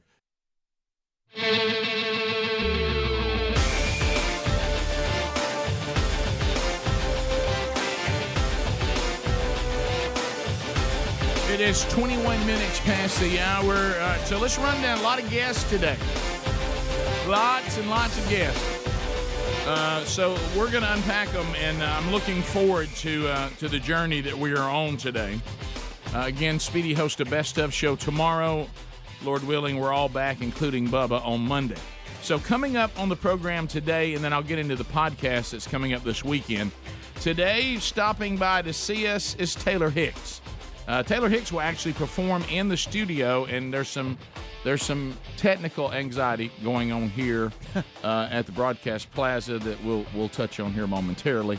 Bubba has informed me that he is up and listening, and unfortunately, we've already made him laugh, and he said he's too sore for that, so I apologize for that, buddy. All right, bud. But know that my empty space where my gallbladder once was hurts for you. All right, so Taylor Hicks will come in and perform, and he's got concerts coming up all over Rick and Bubba land. Yeah. Wow, I'm looking, including where we have done a number of man churches in beautiful Winfield, Alabama. They got a great theater there, Pastime Theater, really cool. One of those classic downtown theaters. He's performing there coming up this weekend. So we'll talk to him about that. He's going to be in studio. I really hate that Bubba is missing this. Two things I hate about the next interview that's late in the show. Two things. Bubba's going to miss it, and it's only one segment. Yeah. That really bothers me. We're working with him in RBU with him, though. I have so many things that I need to discuss with TobyMac. Yeah. There's no way I can get it in 10 minutes. I know. And I feel an obligation because I know that his record company or whoever, they're putting him on because of his new album. Mm-hmm. And really with 10 minutes, that's all I really need to talk about. Yeah. Because it's not going, we don't have enough time. But I have to warn you that if Toby and I get on the air on all he's been through and the things that we discuss, we could go down that road and 10 minutes be gone. So I'm just going to – I want you to know I've really been praying and thinking about it, how to organize that 10 minutes. And at the end of it, I have said to the one and only living God, it will require supernatural. Okay. Because what I've been asked to do in the time period I've been asked to do it, Lord, is impossible. Yeah. So – you know what you could tell yourself, though? Yeah. You could tell yourself. I can't do 10 minutes. That's not You know enough. what? His album just dropped. Let's focus on that. And I know he's going to be on an RBU podcast, I long like that. form. I like and that. we're going to tease that and say, Toby, we're going to get in some other things when you're with us on the podcast. You know what? All right. So did I just waste my breath? Well, you know what that's like, though? Yeah, you it's did. like That it's was like nice setting a chocolate chip cookie here and 5 back there. And telling him, if you'll wait an hour, you can have all 5. But if you want one survive. now, you got it. This is the only one you get. I know. Yeah. And that's the same thing. I'm It's, sorry. it's tough to turn down that chocolate chip You did cookie. that right there. You're staring right in front of you, knowing, man, if I'll just wait till an hour, I can Hey, get Rick. 5, not 1. I'll just I can cancel have men's today. on Yeah. Hey, Rick. You and Toby have been texting back and forth a little bit. He doesn't respond as much as you wish he would. And, and even on the very serious thing you both have discussed. And you're looking at this like you and he finally got on the phone so y'all can talk while you're driving somewhere. Yeah. That's not what today is. Rick, you got one segment. Yeah, today is 10 minutes, and he's got a new album. Just do that. Promoting his new album. Right. And that's what I'm going to do. Okay. I think Well I am. done, buddy. That's what hey, how about this? That's your intention. And I hate to tell y'all this, there's a place that none of us ever want to be part of, and thanks to Jesus we don't. But there is a road that is paved to a place, and it's paved with intention. It is. And so I know we got a hard break. So when I say that's my intention, I understand that doesn't mean a whole lot. No, it doesn't mean it ain't going to happen. Right. Right. I know. And I've asked him to join early so we can test and you have as much time. When But you look- we're at the Yeah, mercy right. of him too. When you look, you could text him, but he won't reply. when you look at what's ahead of me, and I mean no offense, okay?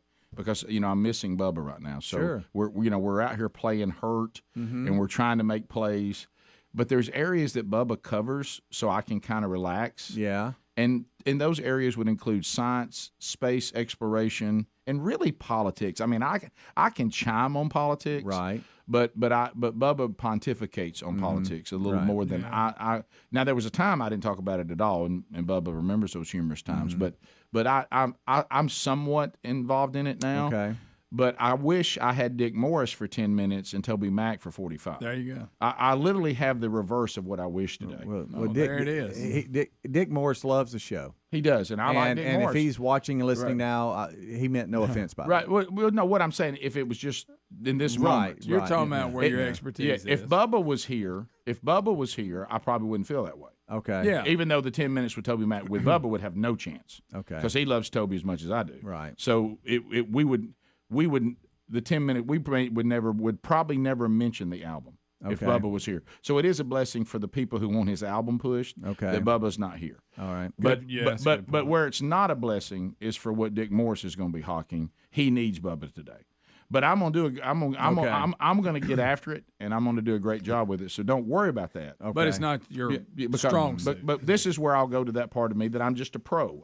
I'll get in there and I'll get the. And I job think done. while you're in it, you'll enjoy your time with Dick Morris. Yeah, I'm not as. It'll take a few minutes, but he will. And I'm It's going that first. thing. I'm not going as first I'm not last as time. into politics than even I once was. Right. One time wasn't in it at all. Yeah. One time was too into it, and now I'm back on somewhere in between. Yeah. Okay. So what? But let me tell you this though. This is what's good news for you. I can pretend to be interested in it. Yeah. Very well. I mean- and at one point you'll think to yourself, my goodness, he really is into these topics right and now. I think you might be at some point. Yeah, and then, there's some things I find him to be incredibly interesting, and I think his take on things will be interesting. Right. But would I rather talk 45 minutes to TobyMac and 10 minutes to Dick Morris? Yes. Right. But I don't even know that they need to be compared. But it's reversed. Yeah. And that's fine. We know how Speedy feels. Because you know what pros do? Pros run the play that was been called. Yeah. And you run it and you run it hard. Rick, I know you think that sounds like a compliment, but it really doesn't. Well, for Toby it is. Yeah, but Rick, huge for Toby. Oh yeah. No, I'm just. I mean, you're on air right now. No, well, look, this is, in my opinion, if I listen to this show, this is the kind of stuff I love. Absolutely. I'm just 100%. Because Nothing wrong with it. I think one of the things are It's honest. I think one of the things Speedy's love carries on. Yeah, and Speedy being in the producer thing, and Speedy being uncomfortably in the producer's role, And you're doing a little bit because of that. Yes, of course I am. Sure. Of course I am. Yeah, and but and I'm playing the play stop character. yeah, right. And while we're at it, I'd like to see Taylor with a full band. But I mean, Rick, that one I'm talking about. That's all you need. What? No drums? Johnny, don't even come. No, that one was a total was joke. complete. Yeah. That was a total joke. But A good one, too. I'll be on the phone all day. No, he didn't mean that. No, it was just look, for let the me show. tell you, I'm dangerous today because I'm taking my beautiful wife and headed to the beach immediately after the podcast, and I'll never be heard from again until you see me wandering sleepy on Monday. So I'm very dangerous today. That's true. You know, because hey, you think I won't just throw hand grenades in here and walk out? Leave it just blown up. But people should watch and listen to podcasts this weekend. They really should. Right. Oh, for no other reason to try to pick out if they can tell. I want them to come at the other end and go, Rick, what are you He's doing? on fire. Bubba, Rick and Bubba. nobody takes my life from me. I lay it down to my own will, and I'll raise it up. Nobody's doing this. I'm in full control of this all the way to the cross and all the way out the other end of the team. Nobody, you're not in charge of this. So he did take a moment, even in the lowly state, to say, let me give everybody a real heads up what's going on here. And even when Pilate asked him about being a king, yeah, he said, I am. Not here. Yeah. Not right now. Yeah. So you're a king. You got that right. Pilate knew that too. Right. By the way, another opportunity where the wife's saying, hey, you need to leave us alone. We'll be back. That they needed to go. Right. I thought I was bad because I started driving sooner than I should have out in the country where my grandparents lived. It was fairly safe at the time. Right. It's a little more metro now where Greg lived. Yeah. But, Rick, I was about, 12, 13. Right, yeah. And I had trouble seeing over the I don't know how the hood. It says that it was about 1.5 miles. The 8-year-old obeyed all traffic laws, seemed to be effortless, like no issue at all. Rolled through downtown, and with his 4-year-old sister. With his 4-year-old sister, which I think he did buckle her in, though, didn't he? I don't Rick, know. all I can think of is this may be a positive side to video games. Yeah, and you how got about an this? 8-year-old that can drive pretty well. Rick, it was like a van. It wasn't even like a small vehicle. How did but he how does see out? He stood up. They said he stood up to work the pedals. And can you do? I don't know. I think probably something like this, kind of like. This is USA Today, so it's not from Weekly World News. I know. Or Yeah, all the major ones have it, Rick. But now, where a little flag started for Greg during the kickoff hour, there was just a couple of things in the story that that he kind of was a little concerned about. The piggy bank. The piggy bank thing. And mom, dad's asleep. They're woken up. Wow, what a wake up that would be. Hey, we got caller had a good point. How'd the kid know how to get there?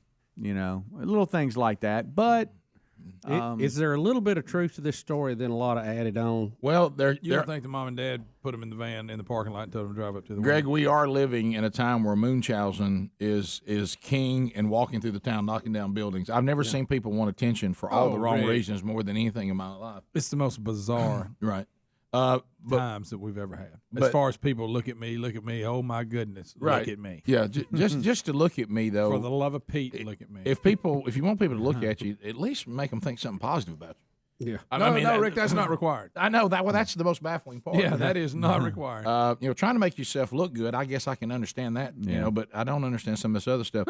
And they're saying the location is East Palestine, Ohio. Yeah.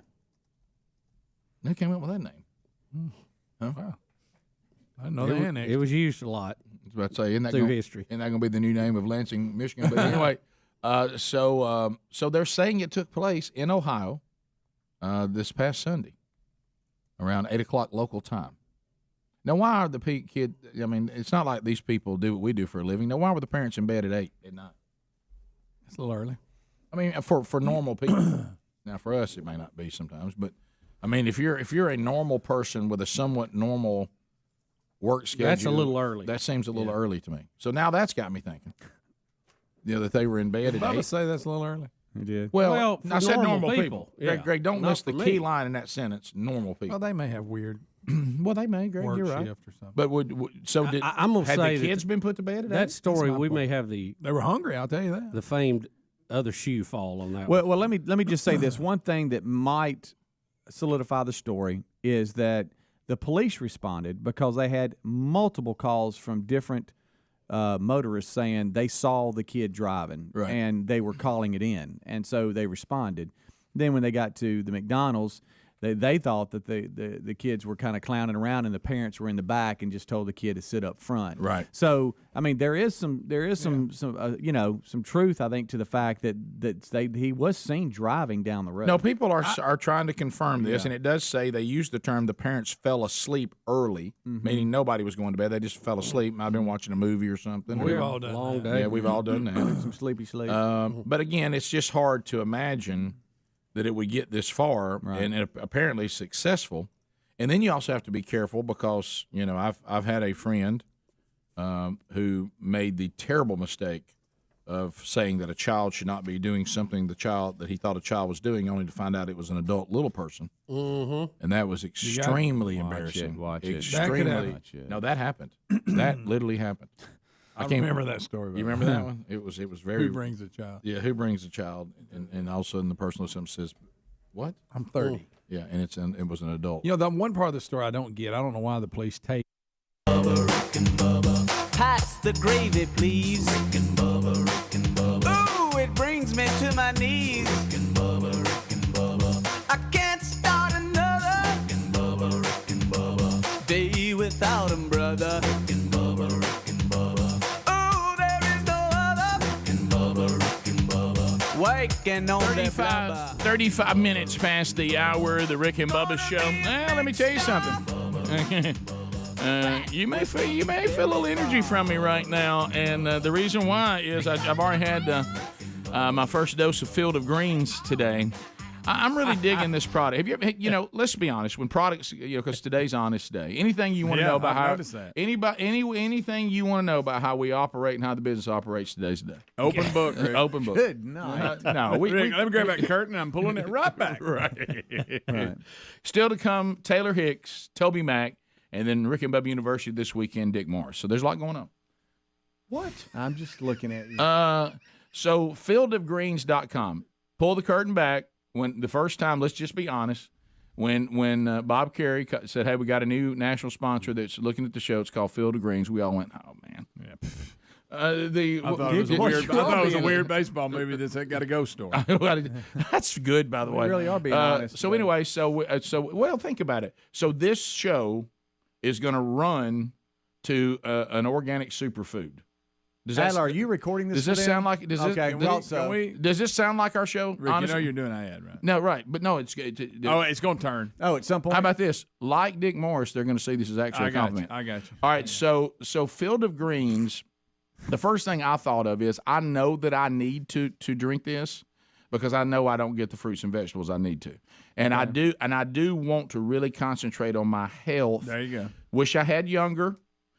Concentrate. It's never too late, Rick. Well, sometimes it is too late. Hey, probably chasing something I can't ever catch now. You know, but I'm making adjustments because I want to enjoy this last quarter of my life and be productive. Okay, but I struggle with our schedule and the way life is on putting together all the things we need in our diet. And then when I saw this, I thought this seems awesome. But then I worried it wasn't going to taste good.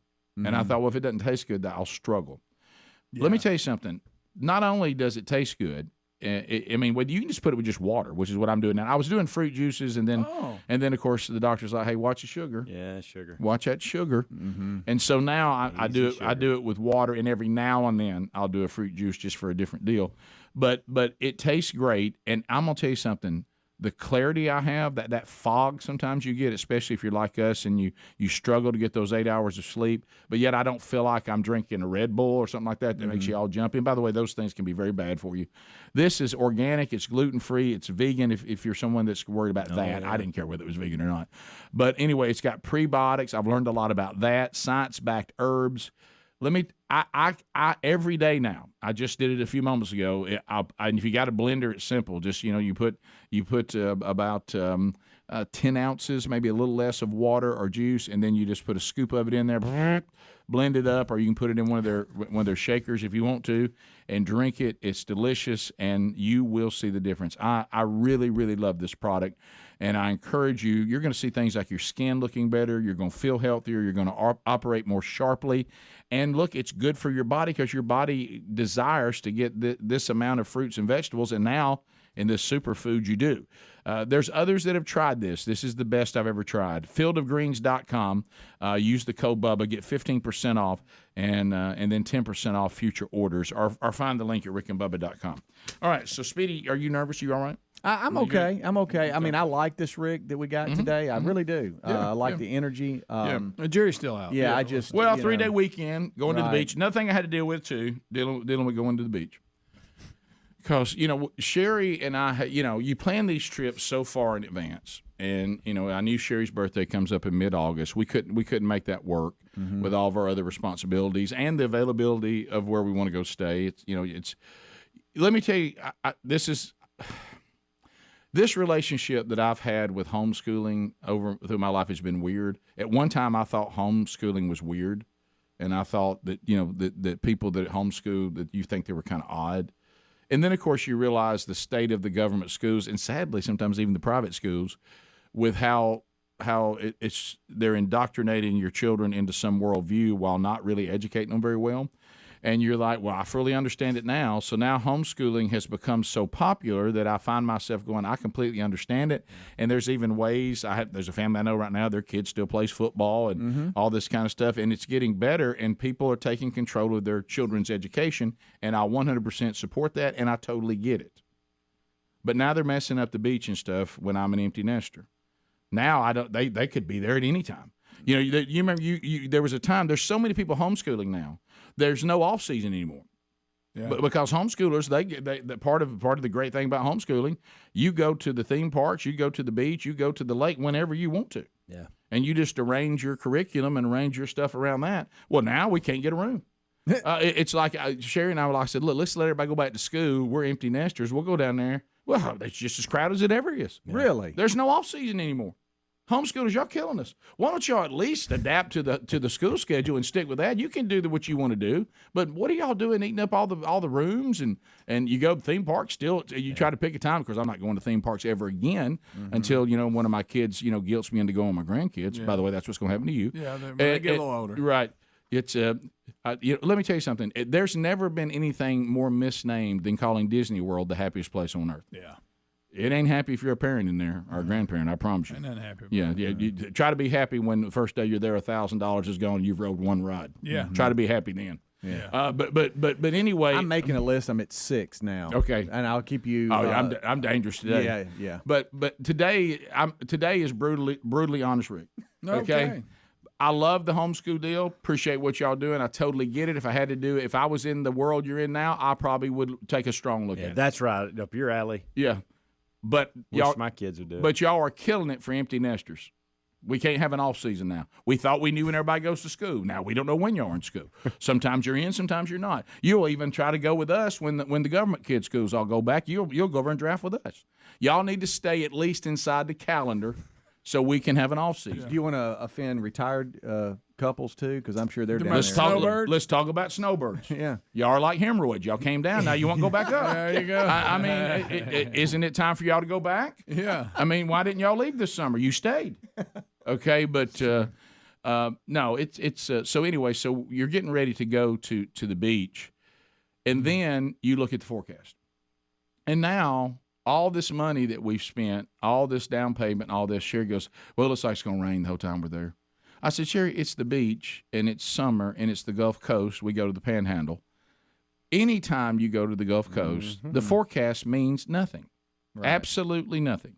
There'll be scattered rain and scattered thunderstorms. It's going to be a high percentage. How about this? We will be in the rain. When I see rain and I'm at the beach, Span's talked about this, and I'm eating delicious fresh seafood, looking at the water, I really don't care whether it's raining or not. I would rather stay inside and go to great restaurants at the beach, rain or shine. Yeah. We've got a good room. We can see the water. That helped a little bit yesterday. I said, baby, look at it this way. Even if we're not out there, we can simply sit out on the deck of this room and see the water. Okay? Yeah. I'd rather see it from there anyway. Yeah, sure. Right? So I said, let's look at this as you and I both need the rest.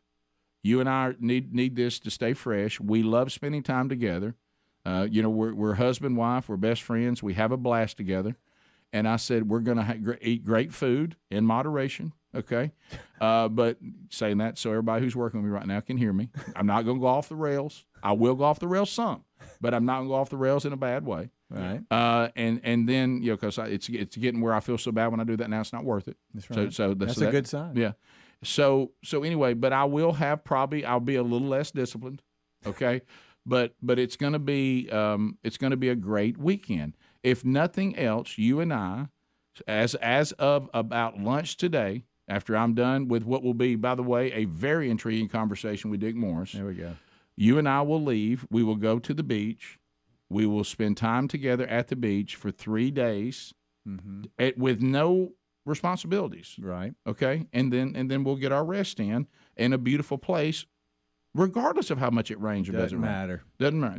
Doesn't matter. It's not a hurricane, anything like that. Doesn't matter. There's going to be times it'll be fine. Well, what about us if we don't get to ride our bikes? And all I think is, if the Lord's good to me, you know what I mean? And I'm like, well, baby, maybe there'll be time enough to ride a bike. Probably won't be able to ride as far. Well, you like Probably won't be able to ride as far because you don't get caught in the rain. That's right. Don't want to get too far away. Yeah. But it's going to rain. Well, that's good for you, Rick. Yeah. I mean, we're going to have some rain. That's all right. But that's we're still going to be at the beach. And maybe some of the homeschoolers won't come now. And it won't be so crowded. Go relax. Right. All right. We'll be back. 866-WE-BE-BIG is our number. I think on the sand, though, it's going to be all right for y'all. That's what I'm hoping. I mean, is it 80% every day? Not every It'll day? rain. It is. It'll rain inland, but on the beach, I think. But I've gone down there with 80% before too, and it rained about 40%. Yeah. We'll be back. Rick and Bubba. Well, now that is made up. That's a little much. I'm just trying to put that down on the, and I guess when you're all sitting around later when he grows up, how your parents love to tell, your fiance or your friends things you did when you were a kid. It's going to be a good one. Oh, yeah, it's a great one. Yeah. Now, during the kickoff hour, I brought up some things that we wanted to discuss. All right, when's the last time you woke up in a panic? Like, alarm clock. What's going on? Picture that wake up. Police at the door. We're calling you. We've got your kids. They drove to McDonald's. All right, picture that. Imagine processing that in your mind. You're like, the only part of this story that is concerning to me is how they got the keys. Right. Because I can't find my keys half the time, and I know where I put them. If they were hanging on one of them things, maybe if they have a dedicated hook, or nobody leaves them in their car anymore, right? We do. We leave them in the car in the garage. Well, here's the other problem you got too. Yeah, the fob world. I mean, he didn't even. They just push a button and they're gone. His old work. If it's laying in the floorboard, see you. Good day. Yeah, we're gone. Mm-hmm. The old days of it been on the sun visors out. But where y'all at on the fob? I like it. Do you? Yeah. Just something else hanging. I can take it or leave it. It's fine till it doesn't work. Yeah. Like a lot of technology. Have you ever had the fob? And then the key is usually in the fob. Right. You can pull it out. Yeah. Most people. And it's more difficult to get it out. Real difficult. Well, you don't take it out a lot. So I can't get mine put up. I can't get mine put up. I dropped mine and it shot out the side, and I can't get it back in there. Yeah. But here's the other thing. You don't want that. Here's the other thing. You're going to have that, Rick. Is what about you ever had the car start telling you the fob's not in there, and it is? Oh, yeah. And it starts telling you it's going to shut down. You're like, no, the fob's in here. Absolutely. You start holding it up. There it is. That's time for a battery change. Yeah. The fob, I do not see the fob. I'm shutting down. What's wrong with the key? It works. Drive-by-wire, baby. Yeah. I gotta love it. Because I guess the fob was designed for what reason? convenience. I don't know. Because I want to say security, but it's really not more secure. It's actually maybe less. I like when it's in your pocket and you can just wave your hand and the door opens. Unlocks. Yeah, that is nice. I think they're just trying to go totally electronic on everything. Right. Fewer moving parts, fewer problems, It just feels weird. Will there come a time where we'll be able, and there may be now, so if I say this and it's already out there, I'm sorry, but will there be a time where we can crank our car with our phones? Oh, I'm sure you can. You already can now. You already can. I got the app. There you go. Think of everything. You don't mess that up. Can you do it? You tried it? The guy, no, I didn't try it. Him? The guy That's put a it great on when point, I picked Steve. the truck up. He put it on my phone. Yeah. Was that one of those moments you were ready to leave, but you thought? I didn't listen to anything. You thought it'd be rude if you interrupt him, so you just let him do it, but you'll never use it. He showed me all kinds of stuff, and the only thing I know how to do is pick the radio stations. I don't know anything. Yeah, I struggle with that too. And you wouldn't believe all the stuff it'll do. You wouldn't believe it. Yeah, I had the exact same experience. Wouldn't believe it. I have no idea, and don't really care. We're so blessed to be able to drive vehicles, for a dealership. We're Hendrick drivers with the Hendrick team, so they swap them out, every, certain amount of time. Well, when they swap them out, they want to tell you all the bells and whistles on the one you're going to be driving now, which we're very grateful for. Yes. Oh, absolutely. But I usually don't listen. I do. I'm the guy that listens and wants to know all those electronic features and go, can I do that? It's his fault. We get this long thing. Yeah. They sent and the little guy was so excited about all the things it could do. Well, no, they're very He made excited. me call OnStar and set up an account. I said, I don't care nothing about that. Oh, you do if you lock your keys in your car. I've seen it in action. That's good. That's good to have. Or if you got to have the number to call and know your code, Greg. Or if your 8-year-old's parked at the drive-thru, you shut the car down. Yeah, that's right. Can't steal it. They end it right there. We'll be back. All kinds of new shirts and hats. The new Rick and Bubba spatula, #1. Find all those there at rickandbubba.com under the store. All right, so we were kind of opening the curtain like we normally do.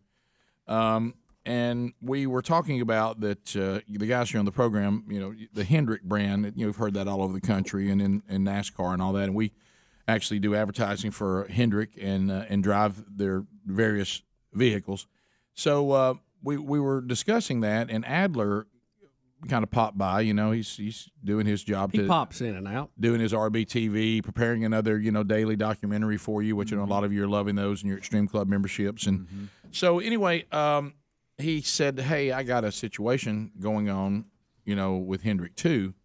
And I was like, because that, not everybody on the show drives a Hendrick vehicle. Nope, they don't, Rick. They have to give out, 6 of them. That's a lot, So what you have is, as usual, Please look at him walking in here. As usual, 1 and 2 have one, and then of course, Greg's gonna cut some minion deal.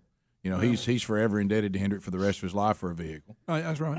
And so, and then Adler mentioned it, and at first I didn't really understand what he was saying because I didn't think you were afforded the Hendrick vehicle, but you do have one, but it was under different circumstances. Yeah, it's just I'm actually getting my 4Runner worked on at Hendrick Hoover dealership. They're great people. Go check them out.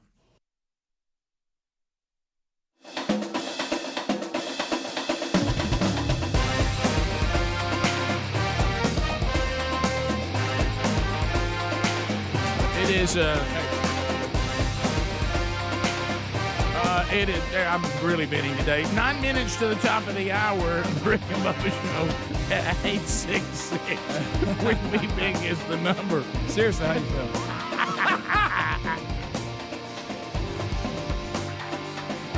Now, I just thought of another question I want to ask TobyMac. I don't have time for. Rick. All right, so coming up on the program, Taylor Hicks, TobyMac, and Rick and Bubba University this weekend. Dick Morris. I want to say something before I remind Speedy of something he's forgot. What? So I do want to say this, and I don't really know how to go about this, and I really, and you hear us say this every blue moon, okay? We got a Wednesday Bible study that we do in here, and it's been going on for 8 years. Does that shock anybody? Wow. Don't seem like it. Is that shocking? Wow. So 8 years. And it was part of us trying to develop what is now themanchurch.com, which has only been out now for we're almost ending our second year. Well, no, March 2023 will be 3 years that the Man Church has been out. So 2.5 years it's been out. So anyway, this was part of us developing that. So the Wednesday Bible study has been going on for a long, and we've gone through so many, and those archives are on our YouTube channel. We started the YouTube. Adler, when did we start putting it on YouTube? Do you remember? Maybe 5 years ago. 6, somewhere in there. I know it wasn't at the very beginning. And then Helmsy, we did audio archives probably year 2, so it's probably 7 years worth of audio. There's a lot more of those.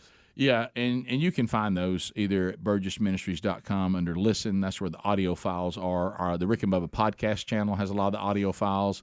And then the YouTube channel has all the video files from the how long we've been doing it. And there's a lot of those there. So maybe I shouldn't even try this. Oh, my gosh. No, Today, try it. No, the reason why I'm saying this is I know this. I'm talking to myself, okay, is I know that to get in the routine of a Bible study is difficult. Now, it's important, and it has helped me tremendously when I finally started doing it. Then you find yourself, it becomes so important to you, and you see the fruit of it, that it's not a grind, and it's something that you actually look forward to. But normally, and they all are important because we're talking about unpacking the Word of God. There's some books that we've gone through on commentary, but there is no Bible study that doesn't feature Scripture because, as we've said, be leery of any Bible study that does not include the Bible. But we have a lot of them like this one in Genesis where we're just expository teaching, and that just means we're going word for word through the Scriptures. And they all are important because this is the Word of God. So, but every now and then, one comes along that seems to really stir the men in the room and those that are watching online and the person who is teaching, which would be me in this case. This Genesis 32 study yesterday, if you're somebody that says, I catch them every now and then, or I really have never caught one before, I would suggest you find kind of maybe be a little more intentional and go get this one. This yesterday, there was something that went on in this studio yesterday. Adler will confirm. It was you could tell it unpacked a lot of stuff in all of our lives. And notice I'm saying ours. Yeah. I'm not saying theirs. Sure. I'm saying ours. Right. Because all I'm doing is trying to really delve in and learn what God is saying. It's not what I'm saying. It's what God is saying. And it really. I thought I completely knew mostly the whole thing of Jacob wrestling with God, but boy, did it unpack. And yesterday's story, I mean, historical events, not a story. And we need to stop calling them stories. I don't even like the term Bible story. It's not a story. It's historical events. And this historical event that took place yesterday is going to help you if you're in a bind, unfortunately, like a lot of us, where there's some reconciliation that needs to take place in your life with a friend or, in this case, a family member. And these families that go for decades not speaking to each other over stuff everybody needs to get over or deal with, doesn't mean what happened doesn't matter. So it's got that element in it with Jacob trying to reconcile with Esau. And then there's also the many times we think our struggle is with another person when actually our struggle is with God. And that just came alive yesterday, and because of the power of the Word of God and nothing else. But I'm just telling you, and I know the Bible studies are an hour. I got that. Of course, we wouldn't let an hour bother us on many other things that we think are important. But for some reason, the Bible better get it in there, and we better be done with it quick. Of course, we'll sit and watch movies, 2.5 hour ball games. We'll spend 4 and 5 hours on it. But still, what I'm saying is, if these topics are resonating with you right now, find time to listen to it or watch it. And now, I think this is an impossible statement. There's a lot of the men that have been in the Bible study for a long time. They're saying it was one of the most impactful we've ever done. Now, that's saying a lot since we've been doing it 8 years, and there's a lot of Bible studies we probably don't remember. But it was something went on in here yesterday that happens every now and then, and I would just make that a priority. All right, so Speedy, do you realize what is happening next weekend? I do, and I'm sitting here looking at the schedule and talking about college football. This Saturday, I hate this, week 0 thing they got going on here. I hate that. But Saturday, August the 27th, you got college football starting. And I'm talking about in the morning at 11 a.m. Central on CBS Sports Network, Austin Peay, Western Kentucky. Then on Fox, you got Nebraska, Northwestern, Moving on down the list, you got North Carolina playing. So anyway, Saturday you got games all This the way week? till Week 0? till 9:30 Saturday night. I mean, Saturday is just That's full of college football. That's going to be a tough sell on the beach trip. Yeah, it is. But then next Thursday, a week from today, UAB opens up, and they start their season on CBS Sports Network. Have you committed to this again? At Protective Stadium. Guess what? It's here. Seems like a long way. Since today's the day, I ask hard questions. Sure. When you committed to it, you thought Coach Clark would be back. Oh. Actually, no. I guess our final discussion was after. Were you too far in though? Yeah, I mean, I love UAB in the Blazers. I have a really good time doing that. Do you kind of wish stadium? But I mean, you do wish Coach Clark was still there. Yeah, but I don't. Of course, who doesn't? I mean, that's what I mean. Who doesn't love Coach Bill Clark? All UAB fans, yeah, probably of course wish you that. do, and we're so thankful for him. I'm saying we, like I'm, Well, you're part of the Blazers. Blazer. But love UAB football, and today actually have a big production meeting with them today. How about next week? Do you realize that's real? I do realize that's real. When you committed to it, was so far away. It was, but man, I have so much fun doing it. I really do. We're on the video too. People can see us. What are you talking about? Yeah, I know. I really do. What do you? Are you going to have? I do enjoy it, Rick. No, just because you're spending it's a lot of fun. But you spend this on me. I'm actually doing this. That new stadium is worth it. It's nice. There's a lot of brother over there. Look, there's a lot of things that we love. I would do it for free. Wait a minute. You wouldn't do it for free. No, there wasn't no check. I don't love the Blazers that much. So anyway, I'm excited. So I won't even tailgate for free. Somewhere deep in here, and why you even mentioned this that we haven't really gotten to is that it's a week away from me. Yeah, and I'm looking really forward to it. We're going to talk about it when we come back, and we're going to talk about Dr. Lou. We're talking about Kickoff. That all starts next week. Okay. Yeah. All right. Top of the hour. Again. We'll talk about college football kicking off next. Rick and Bubba.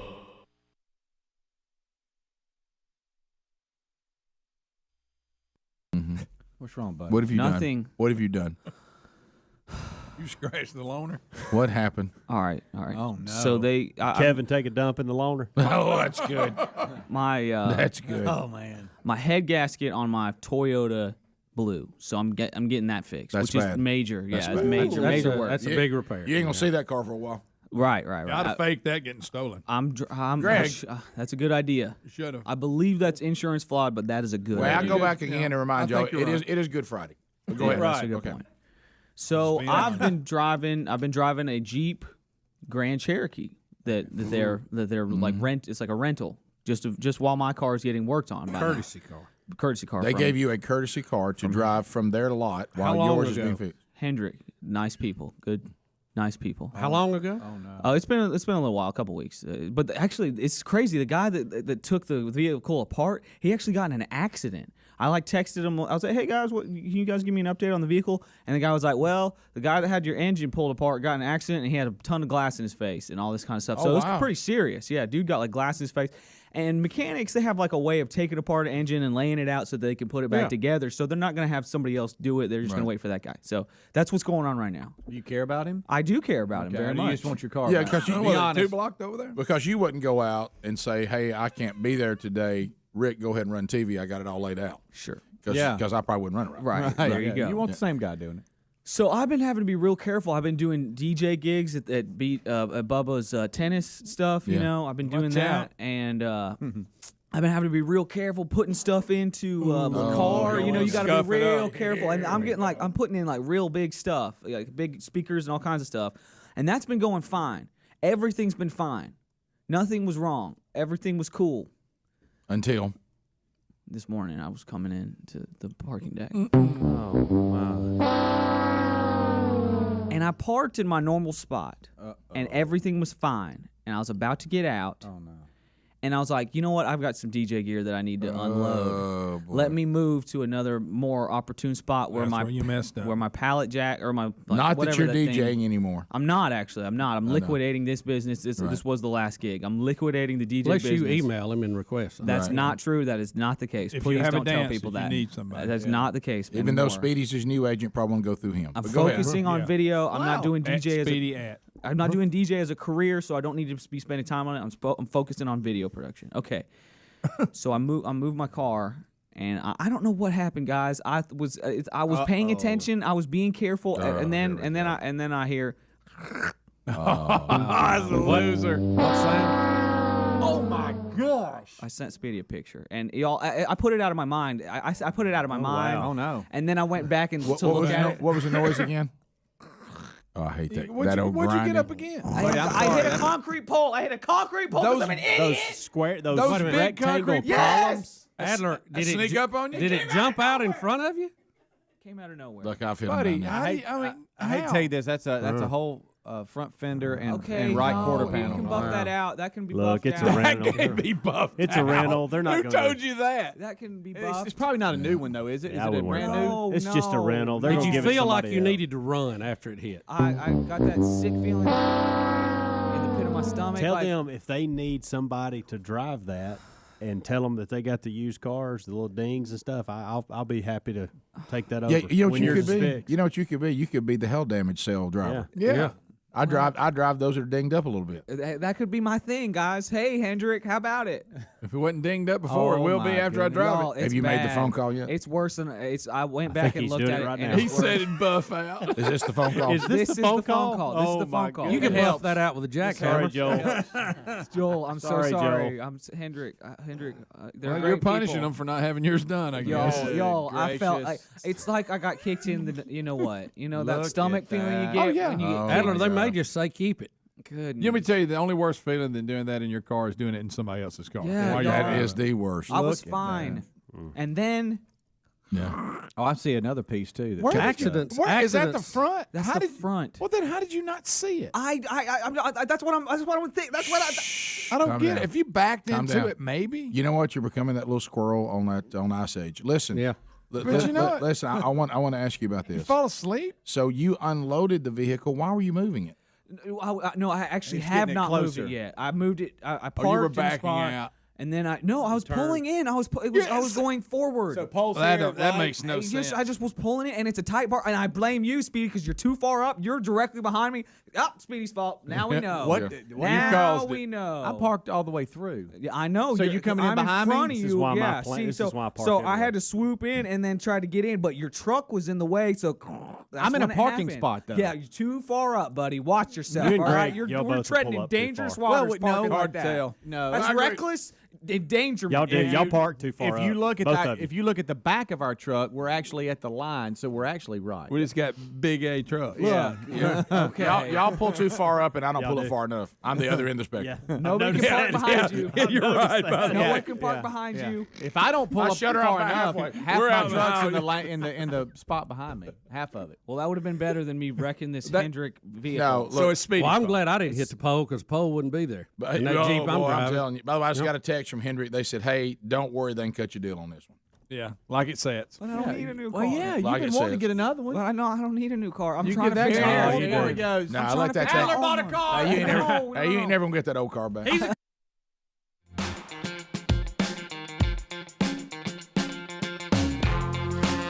It is 6 minutes past the hour.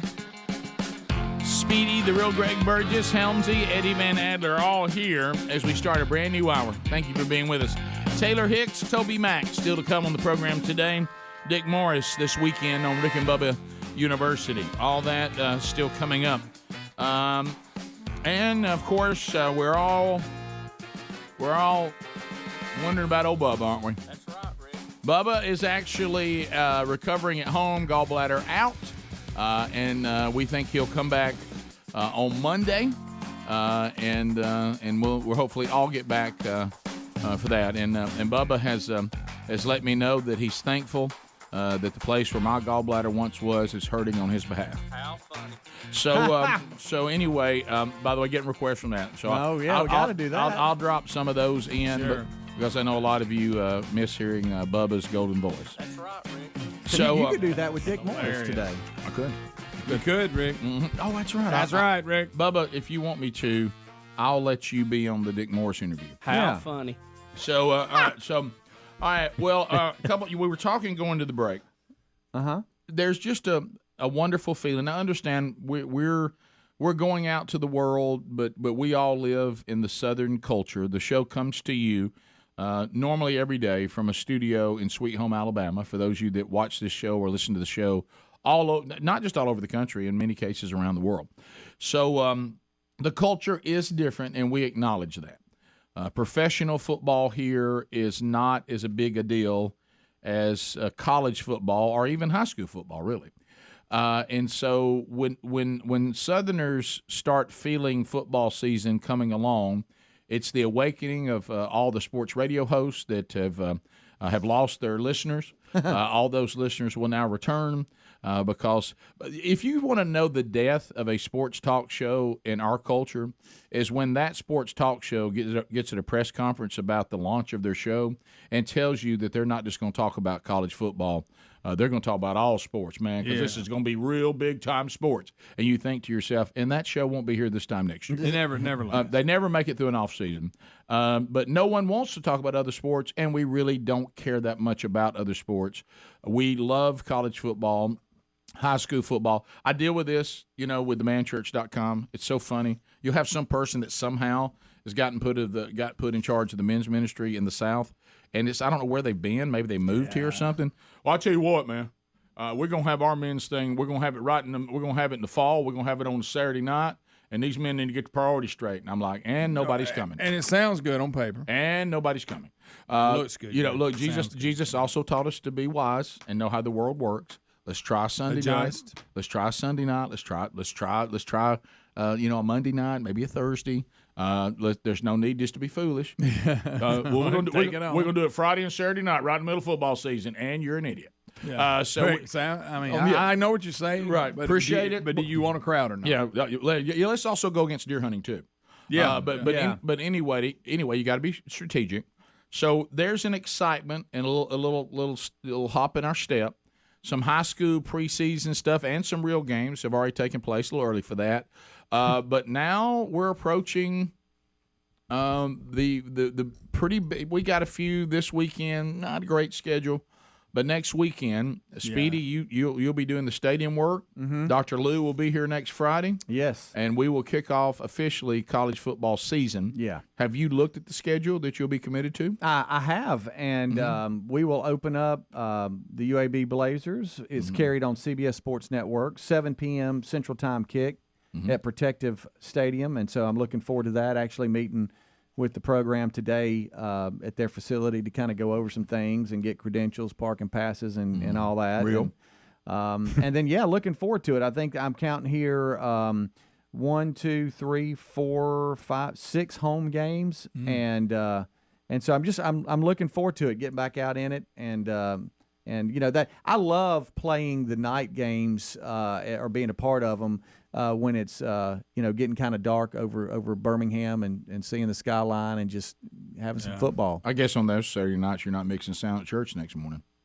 I am this Sunday morning, but I'm talking about on the night game. Oh yeah, on the night games. You want to know what? All right, so the night game on Thursday where they open the season is a 7:00 kick. Wow, Thursday. But all night. the other see you Friday morning. Yeah, but all the other home games are a 2:30 kick Saturdays. Oh, that's good. Let me ask you this, and I think maybe we just answered it. You being the stadium guy, and you're committed to it. I mean, you're all in. You get there early, and when can you leave?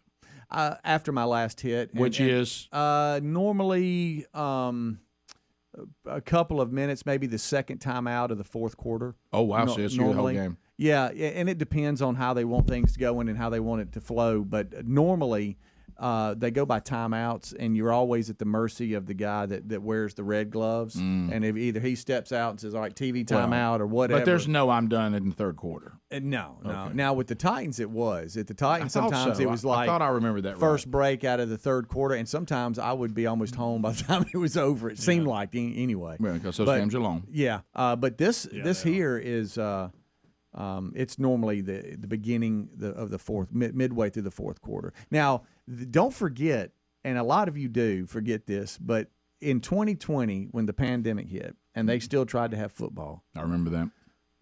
The requirements of where they played at Legion Field, the requirements where you had to have a mask on even outside because it was early on. That was another one of those dumb things that the CDC said in Fauci. Yeah. So picture this: I am a stadium guy on the big jumbotron, talking on a mic with a mask on. I bet that quality was just excellent. You sound like one of the Whitakers. Yeah.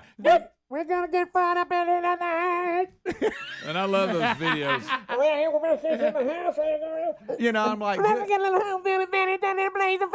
yeah. So it has been really nice since then. But everybody was at the end. You just didn't know. I mean, definitely don't know what we know now. What do you call? You know how like has the UAB? It's so new. I mean, you may say, Rick, it's too new. Yeah. But most places. Even, I'm not talking about the sponsor. That's a given.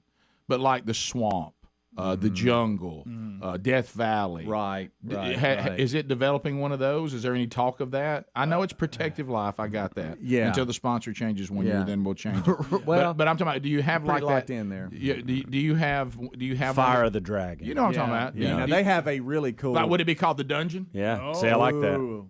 Y'all like that? That's not bad. That's not bad. Yeah. I do like the Dungeon. I do too. You are on fire today. I am. Yeah. I'm really focused. Yeah. 3-day weekend beach. Right. The intro they have about here be dragons, and then it's like here, you know, like they talk about the history of the dragons and how scared everybody is of the dragons, and then basically it's like, well, here be the dragons, and they come running out. It's pretty cool. Pretty cool. It's pretty neat. Blazer fans, let's welcome the visiting to the dungeon. Yeah, I like that. We be dragons. Picture that. Yeah. You didn't written a song. It's pretty cool. Written a song. I think I just wrote a hip hop song called "We Be Dragons." Imagine Dragons needs to come out with a song specifically for you. Oh yeah, that's good stuff. Yeah. But I love. What about Imagine Dragons? Yeah. What if you did that one by Imagine Dragons? Yeah. Yeah, that Rick, is that's one the name thing. of the band, buddy. That's why. It'll be tough for everybody to tie that in. You were so on fire today, I didn't want to mess it up. That's fine. Yeah. You're not going to go undefeated. Isn't that what you said? It is what I said. Going from Legion's Field. But I know that's what I was thinking about. What song? What song should be? Well, I said they specifically write one just for them. Yeah. See, I was trying to find one from their catalog there. And I couldn't. What is that song? Radioactive? I don't like it. There is Radioactive's good. Yeah. They got several. But you're right. Make them do one for them. I know y'all. We be dragons. I know y'all are very sound system sensitive. Very. And if I come in that stadium and can't hear you, I'll be furious. Going from Legion Field to Protective Stadium has just been like, you know, it's been so awesome because boy, they got the system, and so that intro about "Here Be Dragons" is pretty good. But anyway, looking forward. And Blazer fans and Rick and Bubba fans seem to go together because there's so many stay-in-it screamed at me during the game. What about when they send us video of Speedy in the middle of the student section? I've heard I love that. People send us videos of that on the big screen. It's so good. So, you know, it's next weekend. It is. Yep. Actually, Get next your green Thursday. shirt out. Yeah. 6 Saturdays. Hey, it'll be over with for you. It's hysterical Well, laugh. this will help. It's 1 Thursday, 5 Saturdays. Okay. 6 home games. But I'm looking forward to it. Absolutely. This is good. Good stuff. But you like the 2:30 kick? Because the early's real bad and the lates, you know, getting into Sunday morning. Right, now. yeah. You like that 2:30 kick? Sure. Is that perfect? Yeah, it is. It is. Yeah, that's a good one.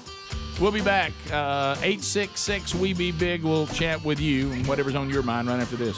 Rick and Bubba, Rick and Bubba. Our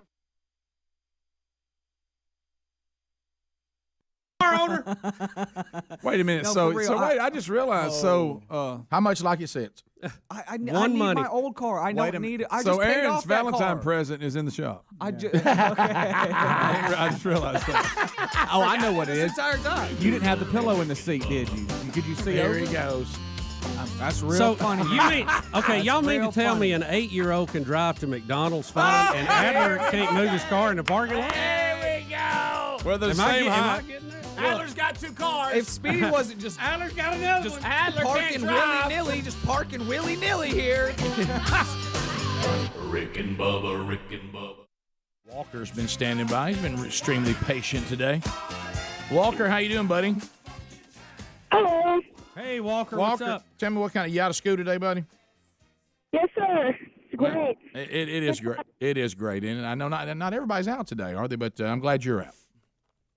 Yeah. So what kind of stuff are you guys doing for Easter so we could get some cool ideas what we can do?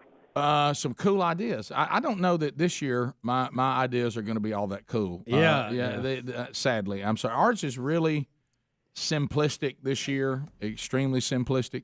As a matter of fact, I don't even know that we're going to even see extended family. I think it's going to be just Sherry, me, and the two boys that are home. Even the oldest son that lives in Atlanta is in a play that for some reason is even playing through Sunday night.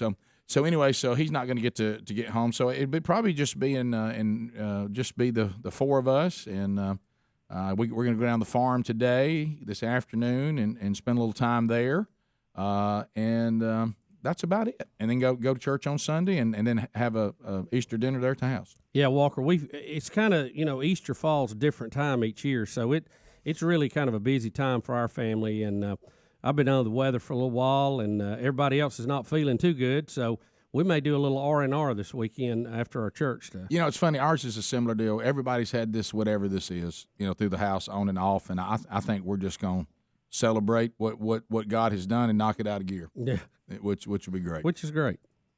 Amen. All right. Well, what about you, Walker? Walker, you got plans? Yeah, we do have some plans. We're gonna go see family. Good. Someone's gonna come to us. We're gonna have a good dinner. So how old are you? I'm 11 years old. 11 years old. I think I might go see Case for Christ on Saturday too. I think I'm gonna try to do that. You gonna hide any eggs? We're gonna watch that soon. We're gonna watch it Easter night. Yeah. So are you gonna hide eggs, Walker? Yeah. You still in the still egg, do eggs? You still in the egg hiding business? No, sir. No, too old for that now. I got you. I understand. I know I'm too old too, but every now and then I kind of want to do it. I'm gonna eat some eggs, but that's about it. Hey, Walker, thank you for calling, and I'm so glad you called. I hope you have an incredible day, and it's a weekend that should give us all hope, no doubt about it. And I hope you take it in and enjoy every minute of it. God bless. Hope to get feeling better. Thank you, Walker. Thank Take you, care, man. buddy. We're all. I mean, it's not over, but at least we can function. Right. I'm at the point now. I don't know that I will ever feel completely like I don't have anything going on again. Yeah, I'd like to just be able to hear again. Right. I've got one ear open, one closed. Right. It's kind of it's got kind of a effect to it. Well, and I realize that going to the farm is not going to help because I'm going to be in the outdoors. But I just need to fish. There's I have to fish. I need to throw.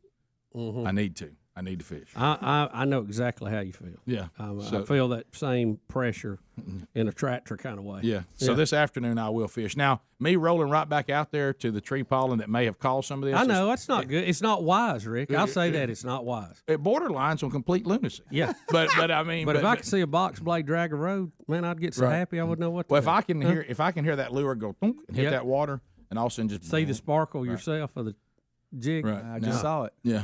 Yeah. So now. When you first start pulling it, it's flashing. Of course, the boys trying to bring people down. That could give me a little bit of stress, but I mean, I don't think so. Not at this age. Yeah. So, we'll continue. 866 We Be Big. Let's go to Dustin in Pelham. Dustin, welcome to the program. How you doing? I'm doing good. Green Acres. Oh, glad you called, buddy. Thanks. I'm glad you got a job too. That's right. Yes, sir. Go ahead. I'm glad I got one too. I just read an article on Facebook. United Airlines cannot catch a break right now. No, not more. Yes. Guy flying from Houston to Calgary from a vacation in Mexico had a scorpion fall out of the overhead.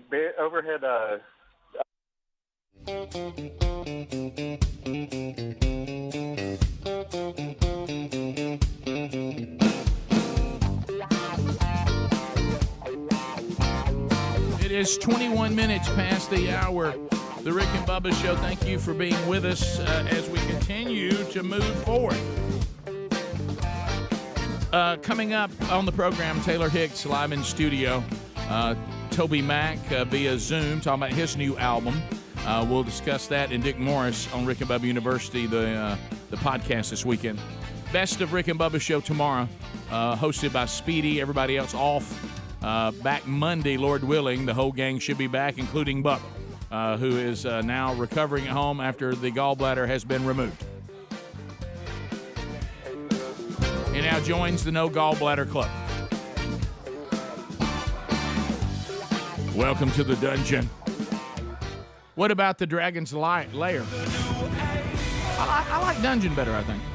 All right, as we make our way back, phone calls.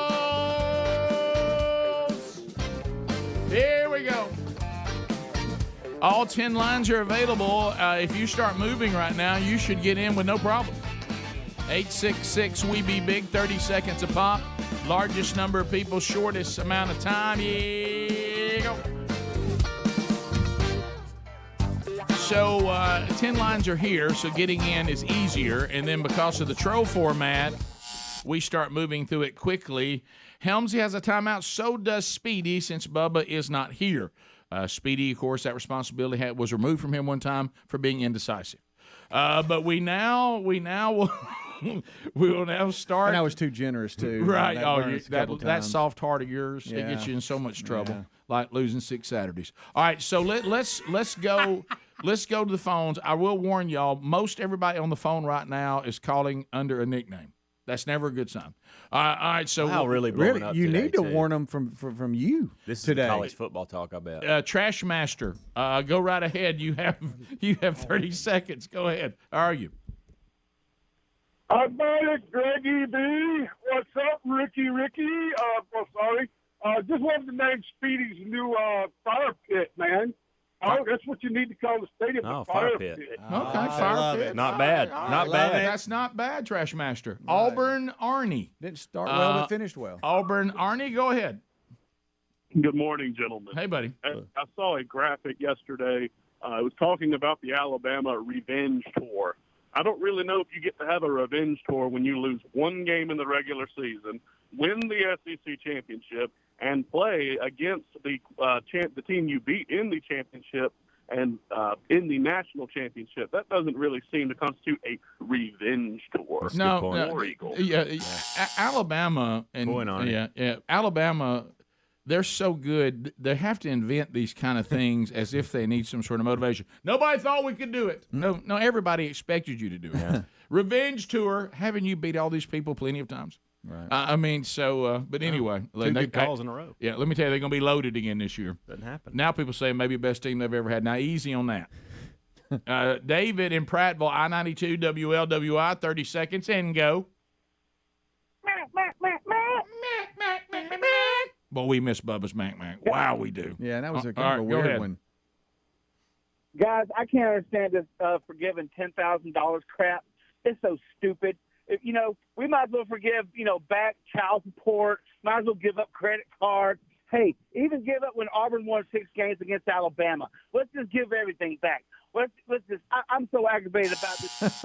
Yeah, we'll talk about that coming up. It's a big topic today. We got some video and audio that it'll just boggle the mind. Let's go to Al out of Alabama. Al, go ahead. Welcome.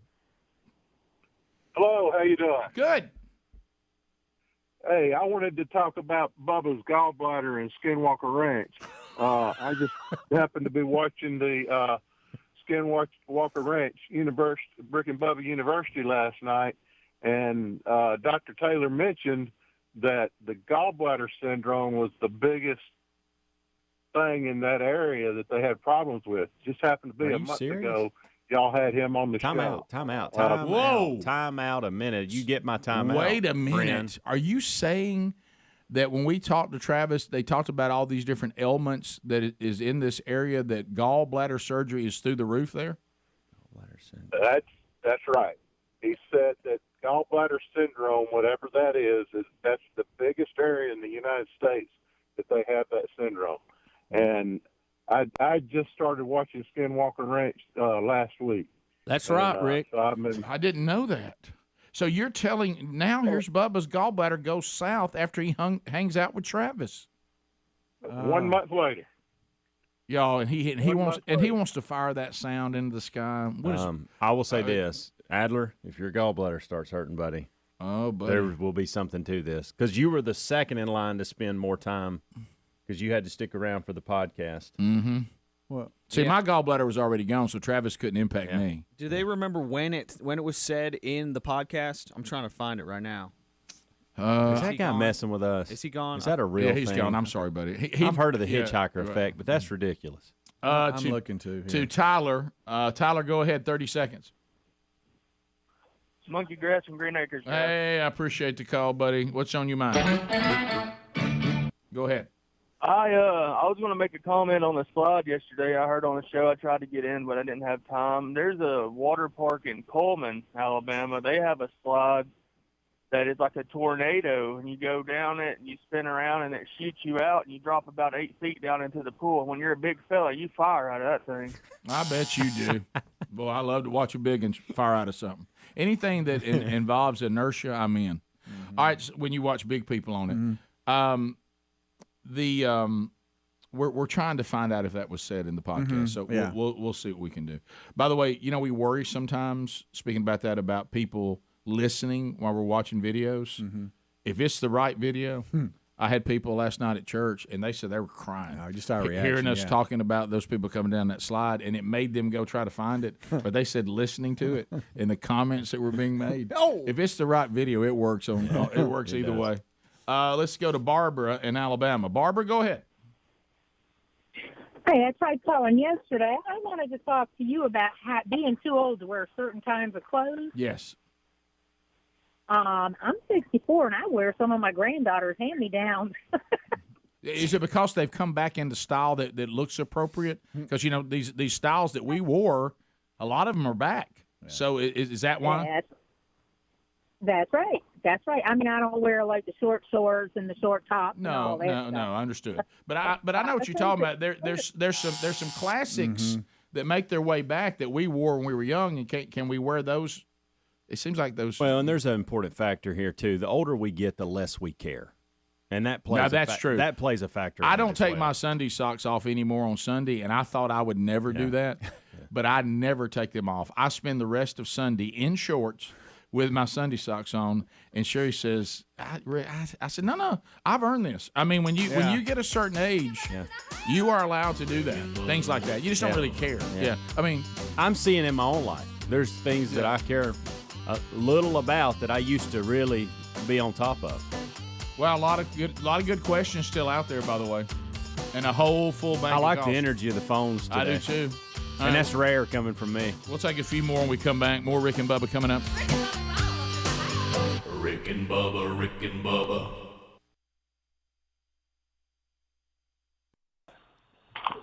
You had it right. Yeah. I'm sorry. Speedy's trying to give me a body signal that I think is scorpion, but I don't know what that is. All right, but go ahead. He's got. It was an elephant walking backwards. Yeah, he's got one crawling out of the top of his head. But go ahead. He had a scorpion fall onto his head and sting him. Oh no! Out of United Airlines baggage holder. And this happened the other day. I thought it was a joke from my bump on the head. No. I was about to say, that story, we have that in Well, when I first saw you, Bump, I thought, well, Speedy flew United. Yeah, they can't catch a break. So now we got scorpions falling on people. Look, I don't know what somebody's done at United, but boy, they can't.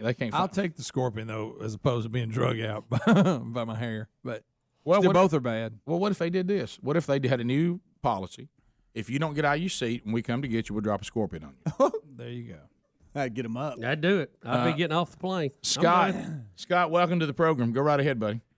Hi, guys. How y'all doing? Good. Great. Good. Hope you're doing great, man. Pretty good. So, you guys are Christian, right? Yes, sir. All right. So y'all believe in the end times? Have y'all ever noticed chemtrails in the sky? Oh no. Okay, so chemtrails. Are you just throwing chemtrails in on Easter weekend? Yeah. What'd you say again?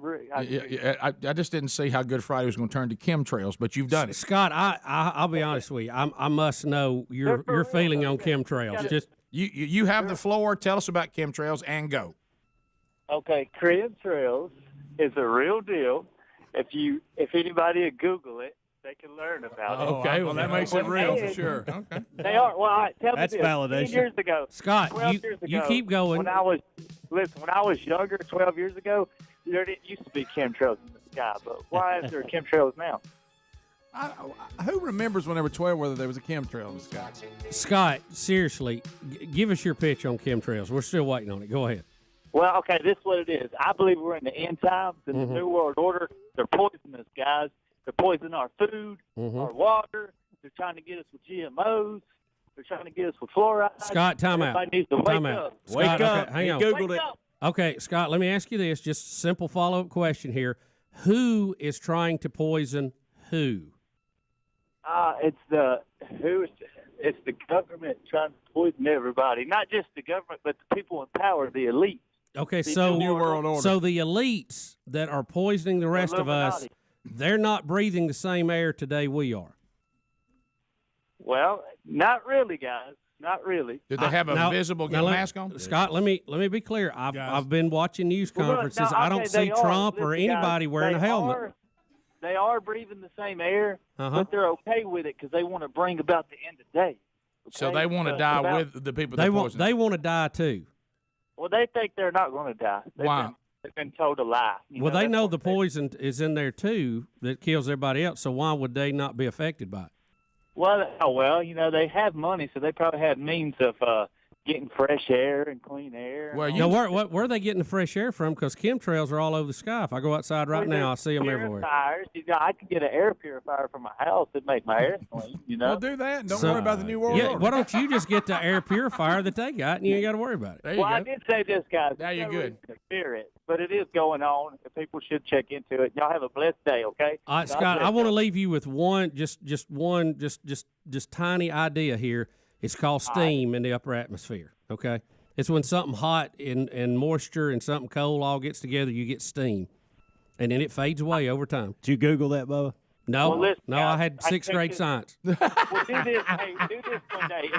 If you ever see one in the sky, Uh-huh. sit there and watch it. It gets bigger as it falls down to earth. It doesn't dissipate. And That- also, what Scott, I'm it trying to getting say bigger is, is dissipating. It's floating No, apart. Listen, guys, check this out. Listen, that's what I was trying to say. It's something new they've been doing every day for the past 12 years. When I was younger, they didn't used to do this. In 12 Scott, years. Scott, I got news for you. When he was younger. Chemtrails began when we had jet engines that could go up above 20,000 I feet. saw it when I was 6, So that only 20 years started ago, 12 years ago? 30 years No, ago. it started whenever we had jet engines that got up above about 20,000 feet. Yeah. Prop and crop dusters don't leave chemtrails usually. Look, let me just say this. You started Jet out, engines will. Yeah, you started out talking about the faith-based version. Do we believe in the end times? Do we see in prophecy that we're going to roll to a one world government and a one world religion attempt? Absolutely, absolutely, it's in there. Of course. Yeah. Now, how it's going to happen, and how it's all going to work out, I don't pretend to know. I know that. And it's Well, good. I like to know, Yeah, but I mean, at the end of the day, I hope you're not worried so much about that. You're not leading somebody to Jesus, because I got news for you. Whether you know about chemtrails or not, when Jesus Christ returns or you die, you're going to have to deal with whether you're under the redemption of Jesus Christ or not. Pass the gravy, please. All right, sorry about that. 35 minutes past, we got to listening to Rick and Bubba University, the Skinwalker one. All right, if you were the person that called that in, because it's a 45-minute podcast, can you give us some idea where it was in the podcast that we talked about with Travis? And he said that there's a huge number of gallbladder surgeries that take place in the Skinwalker Ranch area. Can you tell us where that was? We're trying to find it. And there's no way you can get in now because all the phones are full, but could you email us maybe? Email Speedy, Adler, one of those, and tell us where it was so it'd make it easier for us to find it, because we're sitting here scrolling through it. We had everything turned down. I didn't even know we were back from the break listening to that, so our apologies. Phone calls still coming in, and we'll try to ease a couple of those, and then we'll get to some other things. And we even have things we're going to talk about that looks like some of you, it's your topic on the phone. So we may cover that without. Know that if you're wondering if we're going to talk about that on the student loan thing, we will update on that today. Let me hit you with this real quick, though. MyPillow.com/Bubba. The biggest bedsheet sale ever is going on right now. And once these are gone, they're gone. These are the per sale sheets, and they are so comfortable. A variety of colors. All sizes. They're available now during the super sale. Here's an example. The queen size sheets, and they have those deep pockets. Have you ever tried to make up a bed and you get over the corners and you can't get it to go over and go down smoothly, and you've got like a witch's hat sticking up in the corner. So nobody wants to see that. So go and get these now. The queen size, with these deep pockets and everything, it was normally $89.98, and now you can get them for $39.98. I mean, $50 you're saving. And you've got savings like that throughout the store on the Twins and the Kings. So go now to mypillow.com/Bubba. That's going to save you even more money because you can find all these deals by simply going there. So mypillow.com/Bubba. Also know that they have savings on my slipper, my sandals, my pillows, my towels. It is the biggest bed sheet sale of the year ever that they've ever done, not just the year. Okay. All right, so go to rickandbubba.com. You'll find the link there under the sponsors. I see Speedy making movements. So this tells me you found it. I have found it, and Adler is signaled to him. He's going to that mark, and I think you'll hear what he's. Do we do that now, or do y'all, or just let me know when it's ready? That's on your call. He can get it quick, though. Okay, all right. So we think we found. The caller says that Travis from Skinwalker Ranch tells us one of the things they see in this area is gallbladder surgeries are through the roof. Yeah, and Bubba just had one. Yeah, and you're talking about how this is inconsistent and all this kind of stuff, and he goes, well, one thing that is consistent, and he goes into it, and this is a rough mark here, but Adler, once we start listening to it, can pull it back or whatever. So take a listen. Here we go.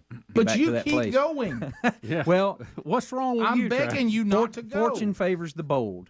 There's an imperative here. Fortune has killed many bold people. It certainly has. Yeah. No. Well, so here's the thing. This can't just stop at the fence line on the border of 512 acres, and there are people that live there. And I saw that already early on when the guy, the Thomas, who lives there, he said this is bigger than the ranch. Yeah, and so this is it's dangerous, and people are getting hurt, and probably have been getting hurt for a long time. You know that area has the highest rate of gallbladder syndrome than any other area in the world. Oh my God! What in the world? my goodness! What in the world? What has happened? What? That's right, Rick. I mean, is that guys? How funny! Can you believe that? Y'all, we just heard it with our own ears. Wow. Stop it right now! And he wants to fire that sound up in the air. We got to get Bubba away from this Skinwalker obsession. Y'all, that's weird. Well, you know what's happened? The aliens have zapped his gallbladder. Oh my goodness, y'all! They got it. That's real. That's weird. They got it. That's so crazy. Y'all. Wow. I think I the don't know what to say about that. Are you speechless? I am. Yes. Wow, that's gracious. Bubba starts hanging out with Travis and talking to them and doing all this kind of stuff, and his gallbladder's gone. Look, coincidence. I get that. Hear you loud and clear. But I'm gonna tell you something. If in a couple weeks, you three start having issues. Oh yeah. Yeah, I know. Speedy and Adler specifically, because they spent more time with Travis than really anybody. I was safe. Mine's already gone. Yeah. What did he get? Now I'm concerned about my liver. Adler, instead of stopping it, did he go any more into the gallbladder syndrome, or did he quickly change? Let's see here. I mean, because that is amazing, and the fact that somebody remembered that too. Yeah, great. Well, they just listened to it. That is so crazy. All right, here we go. That area has the highest rate of gallbladder syndrome than any other area in the world. It can't be good for your health. It's one of those things. Somebody needs to solve this problem because it's hurting people, and it's a moral imperative. It's kind of if it's. Oh my goodness! All right, so wow, he just said that they have the highest number of gallbladder syndrome in the world, and Bubba's gallbladder, after hanging out with Skinwalker Ranch, is gone. That was a month ago. There's not a gallbladder in this room that's safe. No, that was 1 month. Where does it hurt again? Wow. Point. Left side? Right there. Right. You're pointing right. That's right. Right on the side, right side. underneath the rib cage. Yeah. Kind of. Not over by the kidney, but just underneath the rib cage. It feels like you got a snake the size of a sewer pipe living in your rib cage. That's a song. All right. So let's. You remember that song, Green? Let's go to Shane. I don't know what to say about what just happened. I don't either. Wow. Let's go to Shane in Georgia. Shane, how you doing, buddy? Hey, I'm good, guys. Y'all okay? Yeah, we're. I mean, I don't have a gallbladder. I'm fine. Yeah. Hey, Rick, I'm just curious. What's your day like? Would ask Bubba too. Well wishes to Professional Lunch Eaters Man of the Year. Amen. But what's your day typical like? After you guys get off the show, I'm just curious to. Okay. What goes on? What are you spending time on? Stuff like that. Okay, interesting. So you just want me to tell you mine because it varies wildly with everybody. Are you just talking about me? Yeah, just. Okay. Yeah. Well, and I will tell you this: I can pretty much walk you through the week. It's no 2 days are really the same. I'll even kind of walk through, like I usually send a text to my wife every day, this is the day. Now, understand things over time have changed because back when I had all these children at home, my responsibilities were different than they are now. So, this has not been the case throughout the 28 plus years, but I'm telling you what my days are like now. Is that okay? Would that help you? Sure. Yeah. So what usually happens? So if the Monday Tuesday operation, you come in. I get to the office about 5:30, 5:35, somewhere in there Central Time. Anywhere from half hour to 25 minutes before the show starts. Then I get in the office. I look and see if there's any emails that are urgent that need to be returned. Somebody waiting on an answer, that kind of thing. And then I'll look over, if we got guests, I'll look over their bio and that kind of stuff. I know sometimes when we interview them, it looks like I never looked at it, but sometimes I do. And just kind of, get me BuzzBox coffee and I get me a bottle of water out of the cooler. Bubba and I check in with him in his office, see what's going on with Bus, and then we do America's favorite radio show, and that goes from 6 a.m. to 10 a.m. At 10 a.m. Central Time, this is all Central Time. Greg and Speedy will combine, and Helmsley, I'll tell you where he comes into play on that. And then they will say, here are the things that you and Bubba need to record today for stations, commercials for clients, those kind of things. And that'll roll usually till 10:15, 10:30, something like that. And then if it's Monday or Tuesday at 10:30, if we have client meetings or anything we need to discuss, we will. If there's nothing like that, Bubba will move into his office, and then I'll move into mine. Now, if there's anything that's dealing with the show concerning live commercials that have to be done on the YouTube channel or going to be done in the podcast that week or something, Helmsy runs that, and he'll come over and say, here's some scripts we got to drop in today or tomorrow, and I'll take a look at those. That'll be fine. And then on Mondays, I will usually, if I don't have a lunch with someone that day, I'll eat lunch here, and I'll go ahead and start working on Wednesday's Bible study. And I'll spend time on Wednesday's Bible study up to probably 2 o'clock. And then at 2 o'clock, I will go across town to work out. And then I will work out from 3 to 4. And then I'm usually back home about 4:20, 4:30. And then Sherry then, of course, is priority for the rest of the day at that point, whatever we're doing.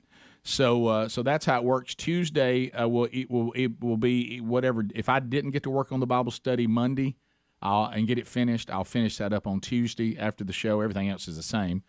And then I'll also work on things involving the manchurch.com if that needs to be done. I may sometimes have a call that I have to get on with a new client that's coming on, and we'll discuss their copy and what they do and that kind of stuff. And I won't work out on that day. I rarely ever work out on Tuesday. And I usually spend that going, today's stay at the office till you've got the Bible study done, you've got all the stuff that everybody needs from the man church and different churches and speakers and things like that. And then I'll just go straight home from the studio. Wednesday is America's favorite radio show, same production schedule, and then Adler will come to me and say, here's things you need to cut for various churches that need videos from you about them kicking off the man church, and we'll do that up to the Bible study at noon. We'll do the Bible study noon to 1. After that, sometimes I'll meet with men and counsel them after that up till 2. They go work out at 3, home at 4:20. Thursday, we do the show, and we do production. Then we do the podcast, 10:30 to 11:15.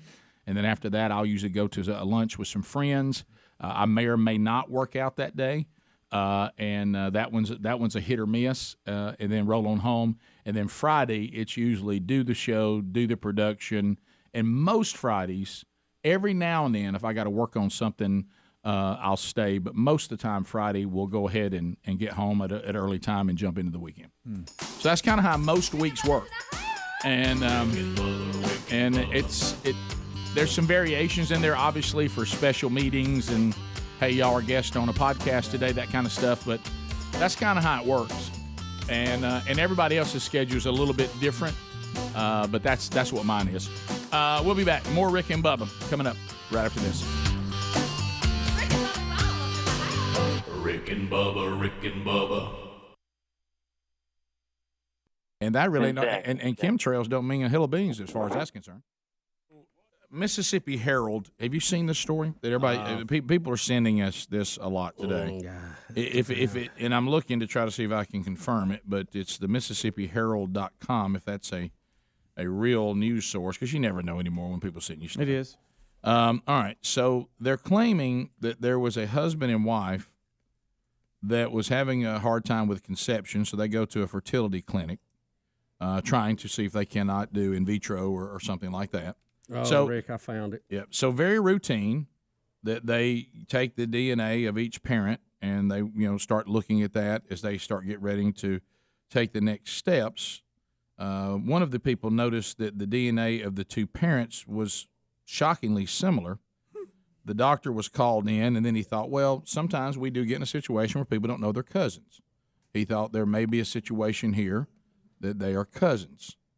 According to this story, again, from the Miami Herald, that has been sent to me, and the guys are looking at right now. Mississippi Herald. What did I say? Miami. I meant Mississippi.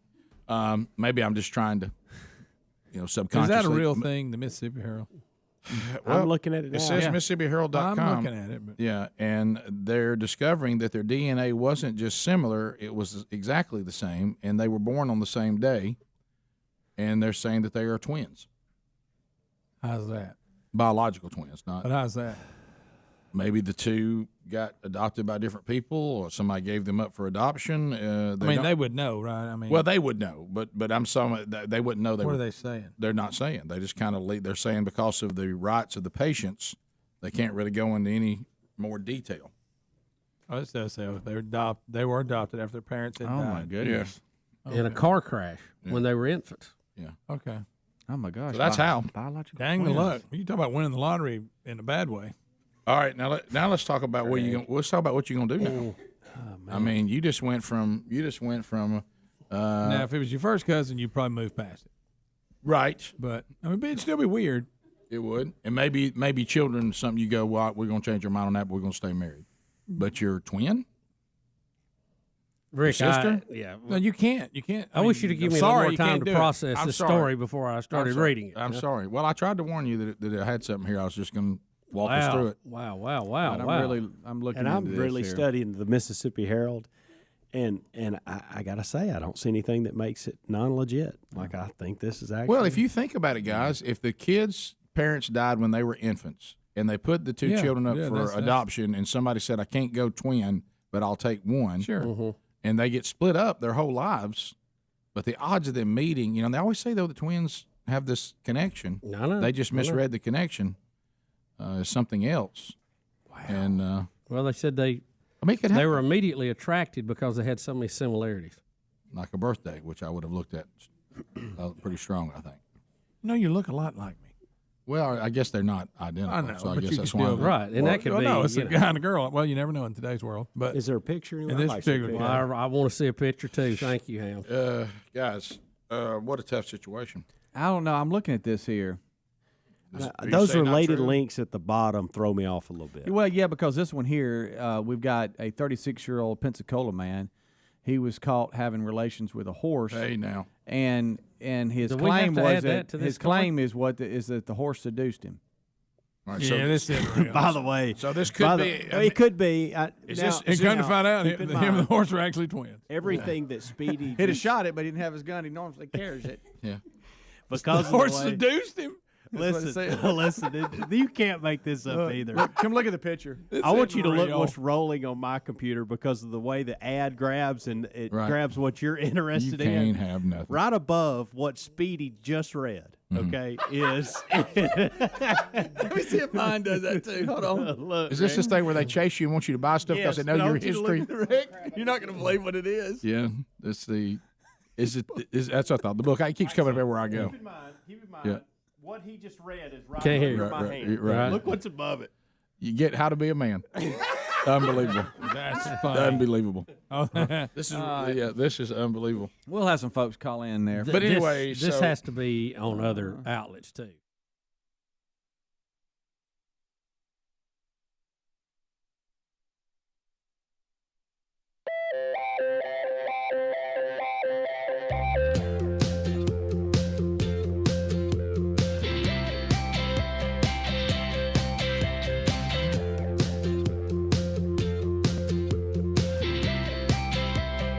8 minutes to the top of the hour. So let's jump. A lot of callers in the troll want to talk about this new thing where the Biden administration is going to forgive college debt. So a lot of you want to unpack that, and we'll spend some more time on it on the phones later. But we do have some clips we can play about that topic today, and we will. So let's go there. So Adler's got it set up. This is a reporter talking to President Biden about it and is asking a question. Can you hear the reporter clear enough, or do I need to say the question? You can hear it? All right. Here's the reporter asking a question. Here is Biden responding to the new debt forgiveness deal that they're doing. All right, so here we go. Mr. President, is this unfair to people who paid their student loans or chose not to take out loans? Is it fair to people who, in fact, do not own multi-billion-dollar businesses? They see why these guys give them all a tax breaks. Is that fair? What do you think? What about people who paid their loans, though, struggle to pay their loans, and now others don't have to? What in the world? What kind of makes what no sense? See, but you have to understand, though. You have to understand. If you understand the left part of our politics, the way they see the world, all they know to do on any tough question is say rich people are evil, and all conservatives are racist, and they are misogynist, and they don't care about anybody. We're the only ones that care about y'all, working man. They throw these things out, but if you press them on it and go, well, can you prove that that's true? Mm-hmm. Because the question is not that difficult, and it hasn't. Let me tell every single politician that may be scanning right now, if y'all don't want these tax loopholes to be there legally, close them. Get to work, get in the legislative branch, put together the paperwork, let the executive branch approve it, and be done with it. Close them. But see, if they close them and we go to something like a flat tax or a sales tax or a national sales tax, then the politics of taxation is all out and nobody gets to use it, and that's why they don't do it. Yeah. This has nothing to do on whether it's fair or not, that people have paid back their student loans. There's people in this that still have to pay them back. And where does it end on people having debt that they've created that the government's going to come in and pay it off and then charge that to the taxpayers? Yeah, that's they're asking, is that fair? And then he turns around and says, is it fair that billionaires got tax loopholes?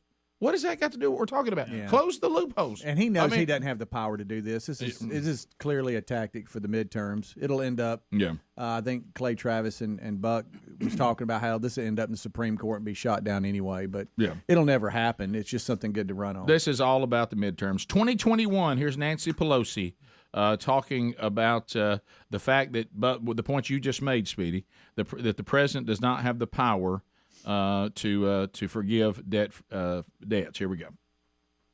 People think that the President of the United States has the power for debt forgiveness. He does not. He can postpone, he can delay, but he does not have that power. That has to be an act of Congress. Now, that's in 2021, Pelosi telling you that the president does not have the power of debt forgiveness, and the president is acting like right now that he does, and he doesn't. So as Speedy just said, this isn't going to happen. This is all about trying to get something going where they'll say, go out and vote for us at the midterms no matter how disastrous it is right now, because if you vote for us, we'll forgive you college debt. Now, they're not going to tell you that there's a process to that, and the president cannot just do an executive order on that. And Nancy Pelosi told us that in 2021, not some evil conservative. All right, so here we go. Next, we've got Elizabeth Warren. This is in 2021, and here is the people that they claim to love. They are the advocate of the working man. And, of course, most of us would be better off if things didn't cost so much, no matter where we are. But a working man will now confront Elizabeth Warren about student loans. Here we go. And, Rick, like you said, this is when Warren was running, promising this to everybody. Thing. Just like we're doing now. And I mislabeled it as 2021. This is from 2020. Okay, from 2020. Here we go. I was hoping to take your question. So Elizabeth Warren is about to speak to the gentleman in the black jacket right here, and he's going to share. I just want to ask one question. My daughter's getting out of school. I saved all my money. She doesn't have any student loans. am I going to get my money back? Of course not. So you're going to pay for people who didn't save any money, and those of us that did the right thing get screwed. No, it's not anybody got screwed. When we started, of course we did. My buddy had fun, bought a car, went on vacations. I saved my money. He made more than I did. But I worked a double shift, worked extra. My daughter's worksheet is 10. So you're laughing. Yeah, that's exactly what you're doing. We did the right thing, and we get screwed. I appreciate it. That's all right. Oh boy, that was good. It was good. That's America's voice right there. That is. That's You're all over good.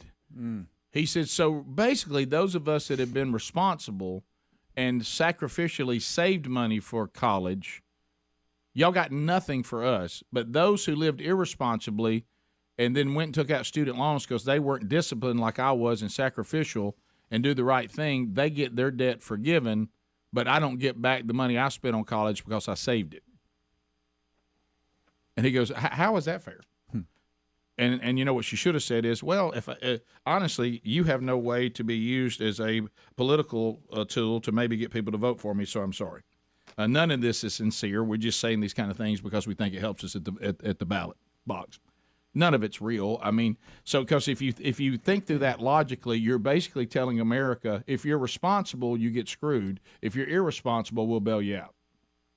And by the way, that's a bad message for society. We don't want that. We don't want that to be the narrative. That's right. Yeah. And to your point, Rick, here are some numbers. Running out of time. Only 37% of Americans have a 4-year college degree, and only 13% have graduate degrees, and 56% of student loan debt is held by people who went to grad school. So, like we're all talking about here, Biden's plan is to cancel debt and make a plumber pay for a lawyer's debts. Is what's happening right now. Yeah. Same thing happens on that lottery school stuff. Same things happen. Is that we get poor people paying for rich people's kids to go to college. Top of the hour. We'll be right back. Rick and Bubba, Rick and Bubba.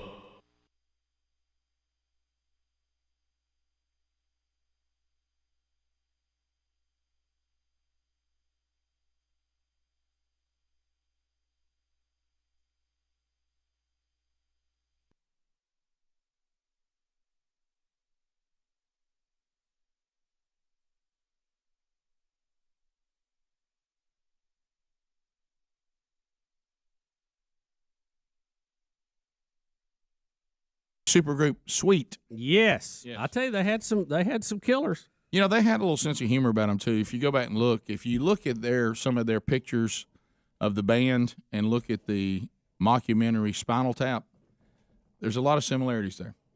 It's almost like when they built the characters for Spinal Tap, they looked at the photo of the band Sweet. That's funny. It is. But anyway, so we do have a lot to do going forward. We'll look back over the weekend. And there'll always be stories personally that'll come out of there. We'll look at headlines today. We'll give away a winner today. Somebody's going to have a VIP weekend to the Honda Indy Grand Prix of Alabama. A beautiful Barber Motorsports Speedway with the VIP privileges, including a hot lap in an Indy car. How about that? Well, you can't fun. get that just anywhere. That'll be fun. So anyway, I'm sure there's insurance paper. Just sure, small pamphlet to fill out. 2 stories high. Anyway, also would like to tell all of our accountants all across the country that watch and listen to this show, hey, we're almost there, baby. It's going to be all right. Have you been seeing them lately? Boy, they look rough. I mean, they look really – God love them for having to work through this convoluted mess that our government's put together. The archaic, outdated way that we fund our government. It's amazing, really, that anybody, wants to do that. I'm glad they are, but it's amazing to me. I saw a buddy of mine at church Sunday, and God love him because he's getting his family there, and he's got little kids, and they're dressed so precious, and I just looked at him in the eye and I said, "It's almost over, buddy." Mm-hmm. And he said, "I can relate to the crucifixion." Yes, I said, "I'm sure you can." And at one point, he just asked me to hold him. Yeah, and I just said, hold me, tell me it's going to be okay. Right, and so it's almost done. Tomorrow is the cutoff, and I know they have to deal with people extensions and stuff like that. Yeah, all that good stuff. But they're almost done. It's well, gonna be all right. This weekend was big for me, Rick. I finally finished up all of my medicine, So the medicine cabinet is now clear. Good. I still don't feel 100%. No. So my question to you guys, will I ever be well again? I go to Speedy. It takes some time to shake it, doesn't it? Yeah, we talked about that this weekend when my wife was upset with me for giving it to her, and I started trying to blame the trees. She said, but the trees didn't have a tightness in their chest. They didn't have a cough. They didn't feel the way you felt. See, you must have given it to me because I have the exact same thing you had. I don't think a tree gave it to me. I think you did. Well, see, it may have just taken her longer to get it. Right. Depending on where she was. There's no doubt. There's no doubt though that people are catching it from each other. No doubt. Because it's normally there's not a low grade fever that comes with allergies. I don't think. Well, you would hope not, Rick. Right. You would hope not. There's an upper respiratory thing mixed in there too that's awful pressure. Now the trees may make it worse or may affect it, but it ain't caused it.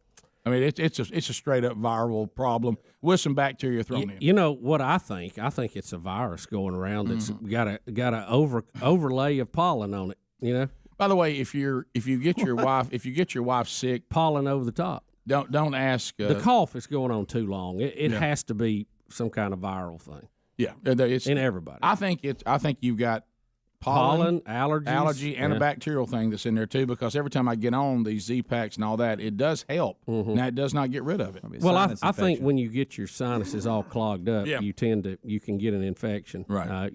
Those babies got to have air moving. But if they empty from the top. There's questions in life. A lot of them are very scary. Let me give you one of the most scary. If you've been married as long as some of us have.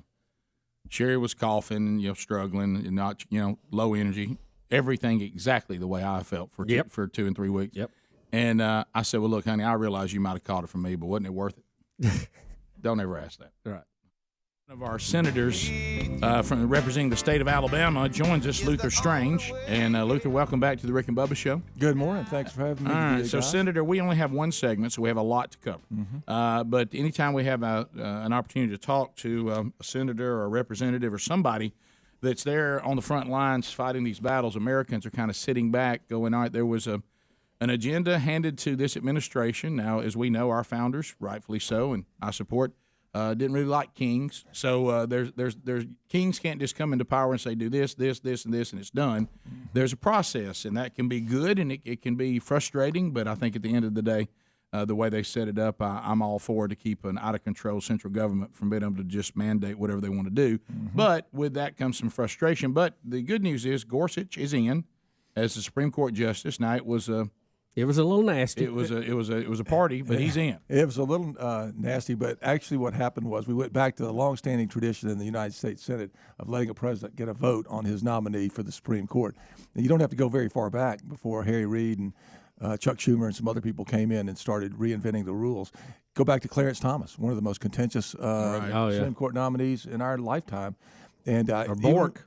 And Bork. That was one we should have had in. Oh, my gosh. That's when it all went off the rails. But anyway, we went back to going with the up or down vote, and he was the most qualified person you could possibly pick. He's on the court, and that's a generational decision. Right. And that was, I think, as I've traveled around the country and the state, people wanted to make sure we had good conservatives on our courts around the country, not just the Supreme Court. So that was a huge deal, and I was happy to vote. To allow that to happen. I put that in the win column. Let me ask you this, though. Historically, we've had these guys that go in who are supposed to be conservatives, with the exception of Thomas, Scalia, Alito, that they tend to drift to the middle over time. Some of the votes that have just broke the back of what are everyday Americans were appointed by Reagan and Bush. I know. That's one of the biggest frustrations. It drives me crazy. You can't predict what these guys are going to do. They put on those black robes, and maybe they start going to cocktail parties, and they want to be popular. Right, inside the Beltway. I don't think Gorsuch is that kind of guy. He's got a long record. He's from – one thing I like about him, he's not from that bubble. He's from Colorado, a normal part of the – by and large, real world outside the Beltway. And so I think he's going to be great. We'll see. He's starting to hear cases this week. I'm going to actually watch one of our Alabama lawyers argue a case before him next week, and so I'll see how he does in person. I used to go with whatever Ted Kennedy was for. I was against it.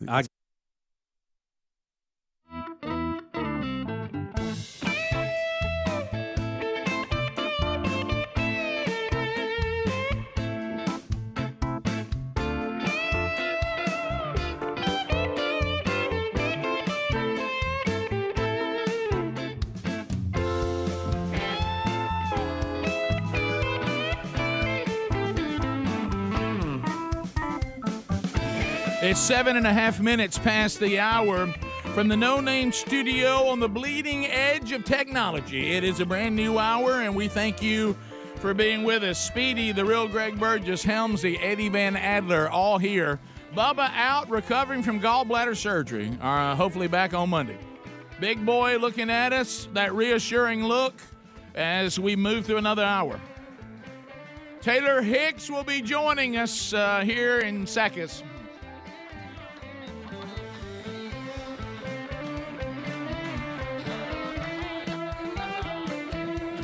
So Taylor Hicks is making his way in. Taylor, welcome back, Rick and Bubba. Thank you. Thank you. I'm doing great. You fired it's up at all? It's always good to see you ride the fader, man. Boy, and that feels good. He is that is a true sign of a classic DJ right there. I mean, I've watched you do that for a long time. For a long time. And there's an art to it, Yep. and it's an old school art. And a lot of people don't do it. And as soon as I see you do it, I'm like, yep, that's old school. That's baby. old school. That's OG right there. Yeah. You can tell I rocked a little radio. Yes, you did. Used to spin a few hits, baby. I can see it. I love watching it. It's fun. And I hope that people get to see a little bit of that, and they probably do in the cameras and stuff. But I always enjoy it. And I do think, honestly, you really touched on something I didn't expect us to touch on.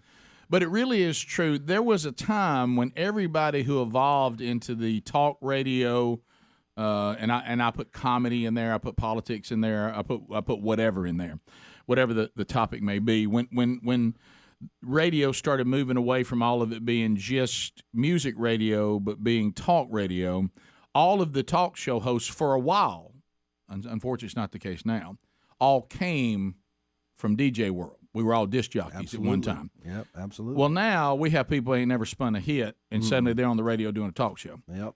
And you know what you can say? You know what they don't understand that rhythm. No. They don't understand that. I talk about that all the time. People will be saying, whatever, why don't you have a board op like most talk show hosts? I said, I can't give up the rhythm. If I give this board up, these people don't know the rhythm of the show. They don't know how it's supposed to feel. They don't. Life is a rhythm. It's moving at a meter. It's moving at a rhythm. And if you don't know how to run these faders and you don't know how to create that, you can't even explain it. And if you're listening, you don't even know it's there until it's gone. That's why there's Rick and Bubba and nobody else. Nobody else, baby. Because we came from Bubba from an engineer. So he knows how we supposed to sound. I didn't realize Bubba was an engineer. Yeah. Do you realize he was the engineer of the station? And I had to go in there, and the boss at the time was going, "Will you keep bringing my engineer on the air for?" I'm like, "Well, we got something going here. We got a little chemistry happening, and of course, you know what usually gets it done." And we told this story on a podcast not too long ago. They interviewed us. Is when first time he did Good Old Boy Theater. Yep. And so and a salesperson walked in and said, "We got a sponsor for Good Old Boy Theater." The engineering days were over. You know what I mean? And well, I hope he gets well. Yeah, get well. He's getting well. So Skinwalker got him. So enough about us. Let's talk about. I don't know. I changed seats and I'm not wearing his headphones. No, he tried to put them on. I said, "Don't do it." I don't want that juju on me. What do you think about that? Was that weird? Yeah. Yeah, it was weird. Does that concern you? Does that concern you a little bit? A little bit. You never know these days. I know. Times are getting weird, man. Taylor's he's really concerned. He's really concerned. Well, I agree. When you heard that, did you hear the audio clip of us going back and listening to that? Yeah. That wasn't no good, was it? Yeah, no, that's no good juju right there. let's see if we can get away from that. So let's talk Taylor Hicks, okay? And speaking of what you were just talking about the faders, I'm looking at this tour you got going. There's so many things about music that has changed, but then there's so many things that have stayed the same. Some of these classic theaters and these venues you're going to be in, man, if you have never gone into one of these, because those theaters were built for sound. Mm-hmm. You know, some of the modern stuff, it's like they build it for look and for perks, video, and you're like, hey, the sound in here, you're killing us. Mm-hmm. These classic. The way the attention to detail in these theaters, I love to go hear great music in one of these theaters. So, and I've seen the one where you're going this weekend, Winfield, Alabama. There's a church up there that's doing the men's discipleship strategy there. So I went up there. We actually shot. If you do the Kickoff package where I'm just there with the men on video, and we're doing the first message to get the curriculum going. It's from Winfield, Alabama. So we went up there and shot it because the church also had a cool room. And right across the street, as I see Pastime Theater. And I was like, man, what a cool venue that is. And so in Winfield, they got a lot of history. Mule Day, baby. I mean, you ever been around a Mule Day? Oh yeah, oh yeah. I've been up around in there. Yeah, yeah. That's a happening deal. Yeah. So Winfield, Alabama, Pastime Theater. But here's what I want to ask you, because we're all music people. We love the whole deal. I'm going a Saturday night. Okay, I'm going to see Taylor Hicks, Pastime Theater. I got my seat, which are seats available. You can get them. It's not sold out yet. And I settle in. What am I going to experience? Well, we were talking about the actual theater. A theater and a room, a music room, is a lot like an old griddle that's been worn out and it's got season on it. Oh yeah. And all those rooms around the country that I've done over the years, the older ones all seem to have a little bit more of a season to the grill, so to speak. Yeah. And a wood stage. Pastime theaters like that. It got spared by the tornado down there in Winfield, and we were all blessed about that. And things are back to normal. They're good, and I'm doing the Rod Stewart show, so I'm doing Rod Stewart's greatest hits. I'm doing a couple songs of mine. I kind of, before this record gets released, I have been kind of on a kick doing Van Morrison and Bob Seger and stuff. Okay. So I've been around. I've been kind of doing different shows with that, and then obviously doing some of mine too. But I got a full band. Johnny's with me, and eventually Johnny got here. Eventually Which is he a went funny to the other story. studio, Yeah. but Hey, we're gonna let it slide. 'Cause I forgot all my gear driving down here from Taylor. Nashville. How was the old studio? It's kind of empty now, isn't it? Everything looks. Were there any skinwalkers in there? All right. Somebody have gallbladder surgery? So I'm in the theater. I'm gonna get a lot of Rod Stewart because it is the Rod Stewart show. Yep. But I'm gonna get some originals. Yep. You gonna sprinkle a little Van Morrison and Bob Seger too? No, it's just Rod Stewart. Just Rod Stewart. Yeah, just a few originals and Rod Stewart. A few originals and Rod Stewart. What? This is unfair. What I'm about to say. If you say Rick, that's unfair. Your favorite Rod Stewart song? First of all, you could have a favorite Rod Stewart song. It just not be a song that you think is gonna work with your band and your sound. Oh, I like Maggie May is one of my favorites. How can you beat it? But he was a mentor of mine on American Idol. Rod Stewart. Oh, that's right. I forgot all about that. You're right. So how cool was that? It was amazing. That was something, and I still get to keep up with him a little bit. When I tour and stuff. He had that whiskey tenor, and I studied him. But what was interesting about some of those particular artists on Idol is that I walked in singing Gasoline Alley, which was an old song, one of his earliest songs. So I knew I'd gone through his catalog of music. And some of some of those mentors on Idol that I would go way back, and immediately when I walked in the room on camera, I started singing some of their old songs to make them realize that to win them over. So because I studied them. Smart. And I was just trying to get in where I fit in. That's one of those artists and mentors that I had on the show was Rod, and I just studied his music forever. So he just was a perfect fit for me to perform. Yeah. All right. Yeah. Let's come back and talk. We're going to talk more about the show, but I hate to bring this up to you, but you've done this for us on many occasions because you have a big connection here. You're about to be a guinea pig for us. Oh Lord! We're gonna try something we have never tried in this new studio, and you'll forever be in Rick and Bubba trivia going forward. It could be really good, or it could be something that we wish we could forget. Now, we'll be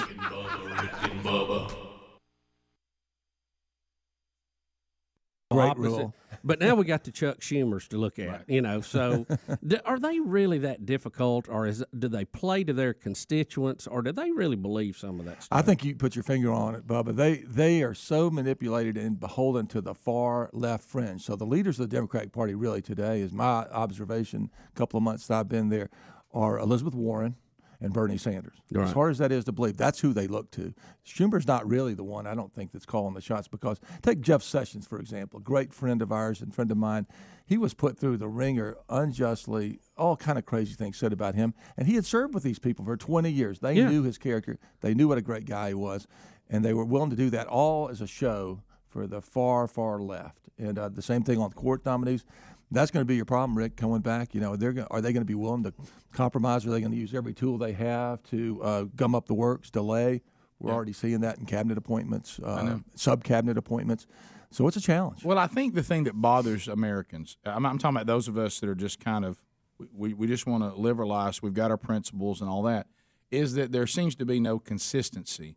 The far left, if roles were reversed, and Obama was president or Hillary would have got this presidency, and the Republicans were gumming everything up just to gum it up. They know they can't win it. They're just delaying. They know that the people have spoken. There's nothing to do about it, but they're just gumming it up, slowing it down.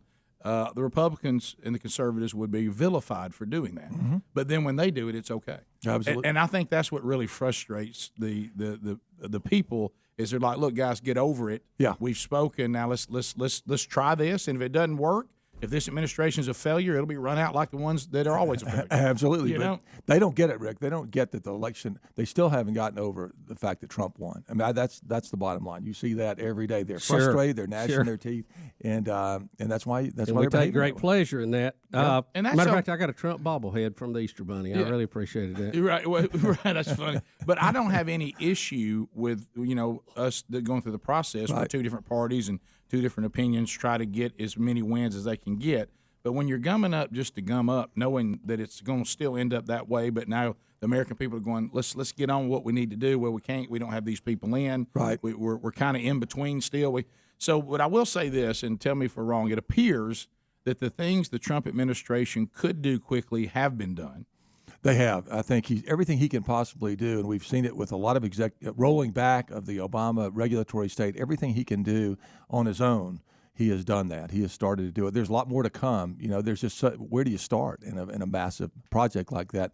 But we see it particularly in the EPA, Labor Department, other things that are just oppressive rules that don't do anything to improve people's lives, the environment, or anything else. They just create a massive wet blanket of regulations that are stopping people from hiring, making decisions to invest. Making a pond in Bubba's yard. Right. I mean, it's unbelievable. But the one that gets me. The American people right now, and this is where we want you to definitely shed some light on where we are, and I think we're starting to see it. There's two biggies that need to be dealt with, and that's our taxation and health care. So, but those two are kind of, it looks like to me, are in order, where one has to be dealt with before the next one can be dealt with. These things, you cannot just come in and drop a hammer and say, we're changing it. Those are two biggies, but what's kind of the timeline on those, or is there one? Well, I wish I could tell you there's a definite timeline. The repeal and replace, which was the big promise that so many people ran on and the president campaigned on, repeal and replace Obamacare, that did not go as smoothly as you might have hoped it would. Right. To put it. Well, it didn't happen. It didn't happen, and it was very frustrating. It had to go through the House of Representatives first, and you know the history of that. It was debated. They could never get it to a point where somebody could support it, even to get it to the Senate where we could try and make some corrections. I tell you, in the Senate, he's just speaking from my colleagues, they want to get something done that actually fixes the problem, not just moves deck chairs around. Right. So if you're like me, and I know you guys talk to people all the time who have premiums they can't afford, they have coverage that doesn't provide anything, and if we're not addressing those problems, then that's going to take a little bit of time.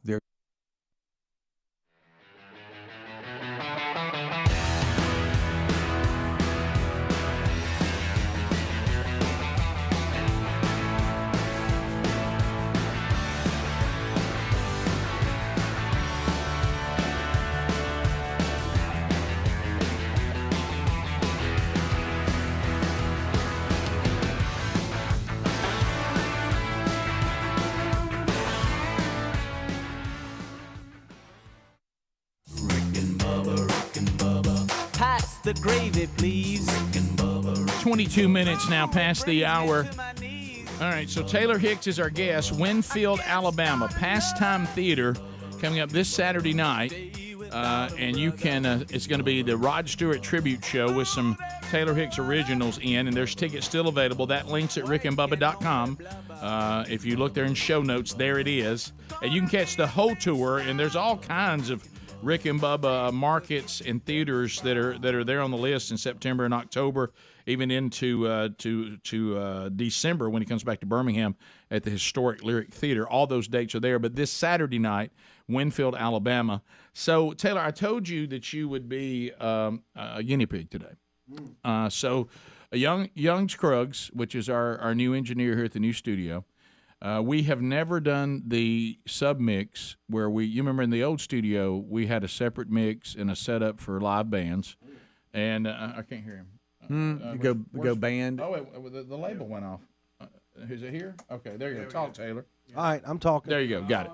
So now we're going to try it for the very first time. You and guitarist Johnny K will be the first people to ever perform with the in this studio as a musical act with the sub mix and the whole thing. We've got sub mix. Yeah. Oh yeah. I'm talking moving. Yeah. We're moving on up. We're moving on up. Look at Young Scruggs has never mixed. Usually it's Super Tom. not that he's nervous. Johnny, I'd like to thank you for eventually getting here. I do the best I can. Yeah, Johnny, guitarist, went to the wrong studio today. He got himself here. Now, some of you that saw a wild green Camry that was driving across Birmingham. I'm sorry. Yeah, he's sorry. Taylor also added to insult by forgetting to bring all the guitars and harmonicas and stuff from Nashville. Yeah, there's a little bit of a. Yeah, he said, I'd love to get on Johnny, but I forgot everything. Yeah. So Johnny, you are playing a guitar that is cost more than even the car you drove over here in. That is true. Yeah, he pulled it off the wall where it was up as a historic guitar. So anyway, we are ready. Now tell us about the song you're going to do. 19. 19. All the servicemen and women and folks and family and friends that I have that serve. This was off of my last record, and I always like to play it. And I ran into a service member in the airport, and I thought to myself, I knew I was going to do Rick and Bubba, and I thought to myself, I'm going to do one for the troops, and this is about a fallen soldier, and it's called 19. Love it.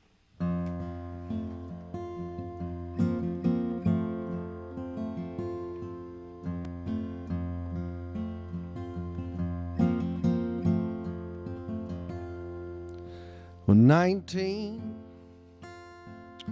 the number on his back, voted captain of the high school football team. Took us all the way to state, got a scholarship to play down in Tennessee. Said he could catch, he could throw, he could run, he could go like you've never seen. Well, 19. But on the day those twin towers came down, his whole world turned around. He told them all, I can't play ball, there's a war on now. So he marched right in with a few good men and joined the Marines. At 19, said he's the boy next door. He might have carried your bags at the grocery store. Now he's somebody's son with a hoe, with a gun, in a foreign land, trying to hold on to his American dream. At 19.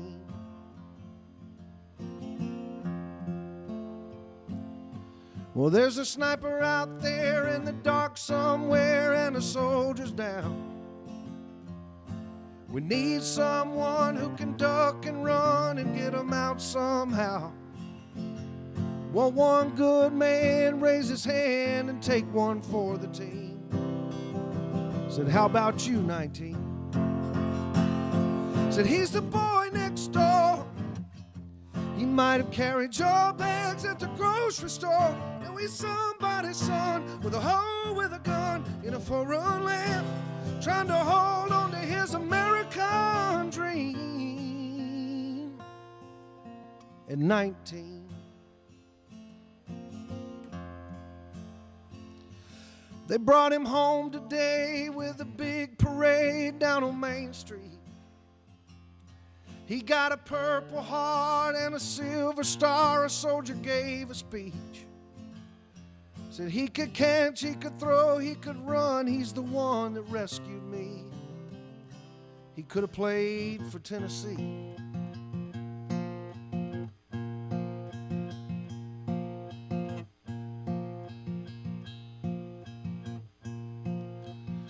Well, he was only 19. Well, he was only 19.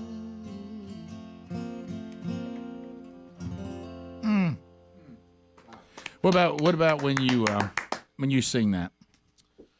Well, that makes me feel proud of this country and all those folks that are doing that for us. Yeah. I mean, you think about that sacrificial spirit. You know, a lot of times people say, "Well, it's gone. You know, we don't have that anymore." But you can't really say that if stories like that are still happening, and they are.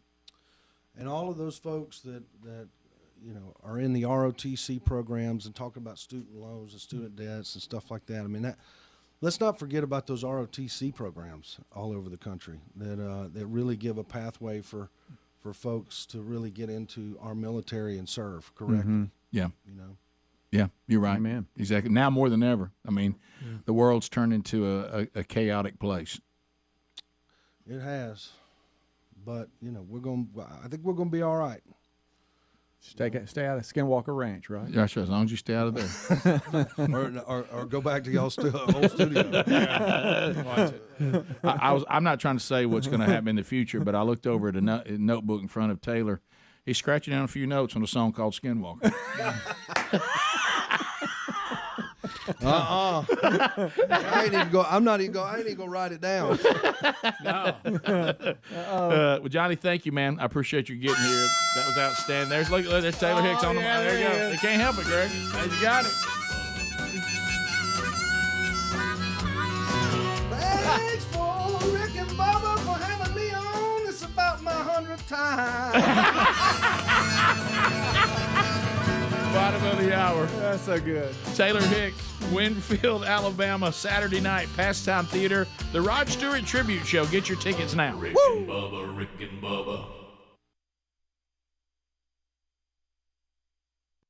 They're now, what I think has been learned in this process is Trump has figured out, I can't rely on just Paul Ryan or somebody to come over here with some silver bullet. I've got to be engaged in the process, and we are going to start getting engaged. And he's got smart people involved, and he's trying to get to a solution, a yes.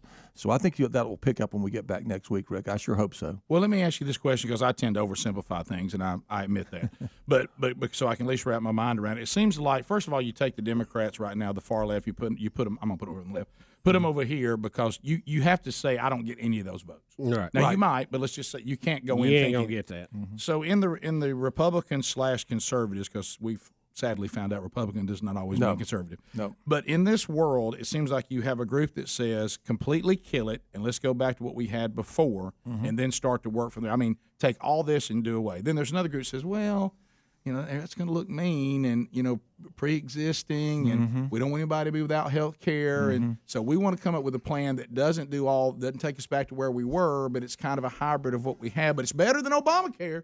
But the problem is those that were in the first ones that I mentioned, kill it, and let's go back to what we had and start back from there, making that better. Those people are always going to think, if I give in on pre-existing and I give in on any form of government health care that guarantees health care for people, I'm never going to be able to reel that back in, because I know how the government works. And those two things will kill health care. They don't see that can ever exist. That's right. No, you're right. And what gives me some confidence, I hope I'm right in relying on this, but there's some very conservative people in the Senate who are doctors, medical doctors, who get the practical side. You have to deliver. You want to make sure people can be covered.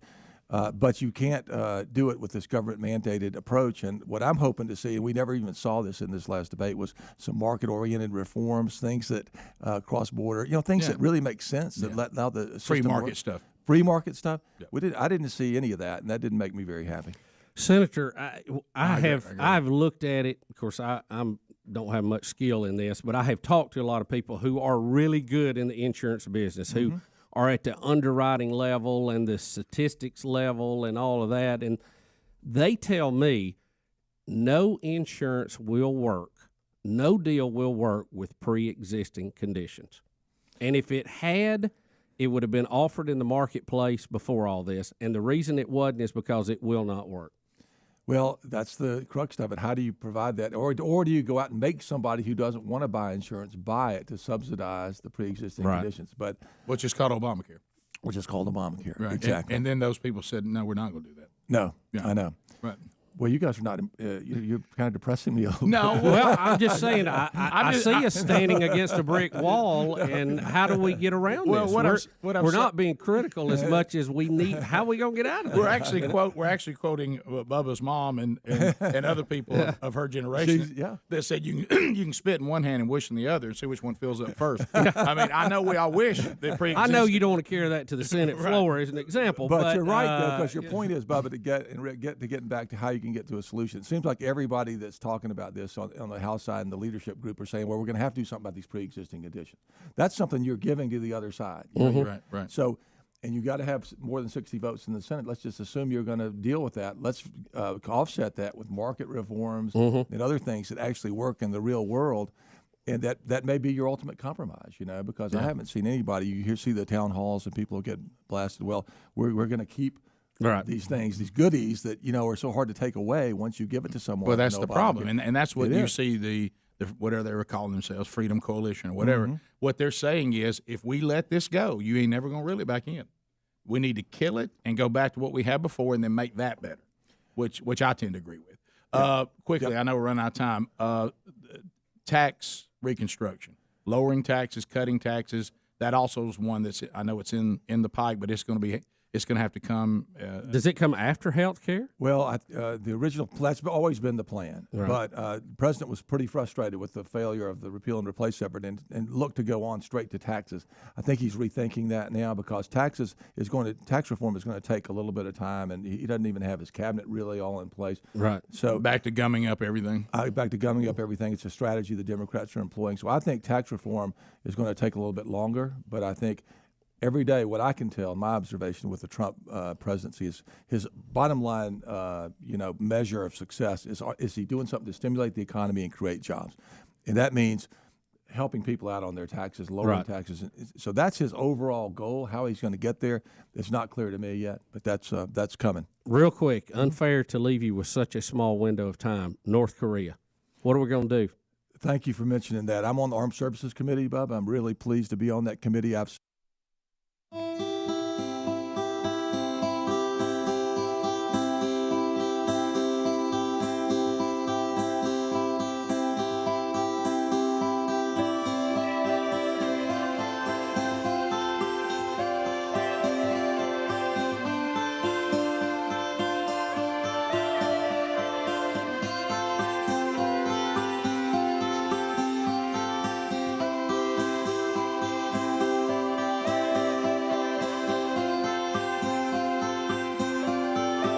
35 minutes past the hour of the Rick and Bubba Show, 866 We Be Big.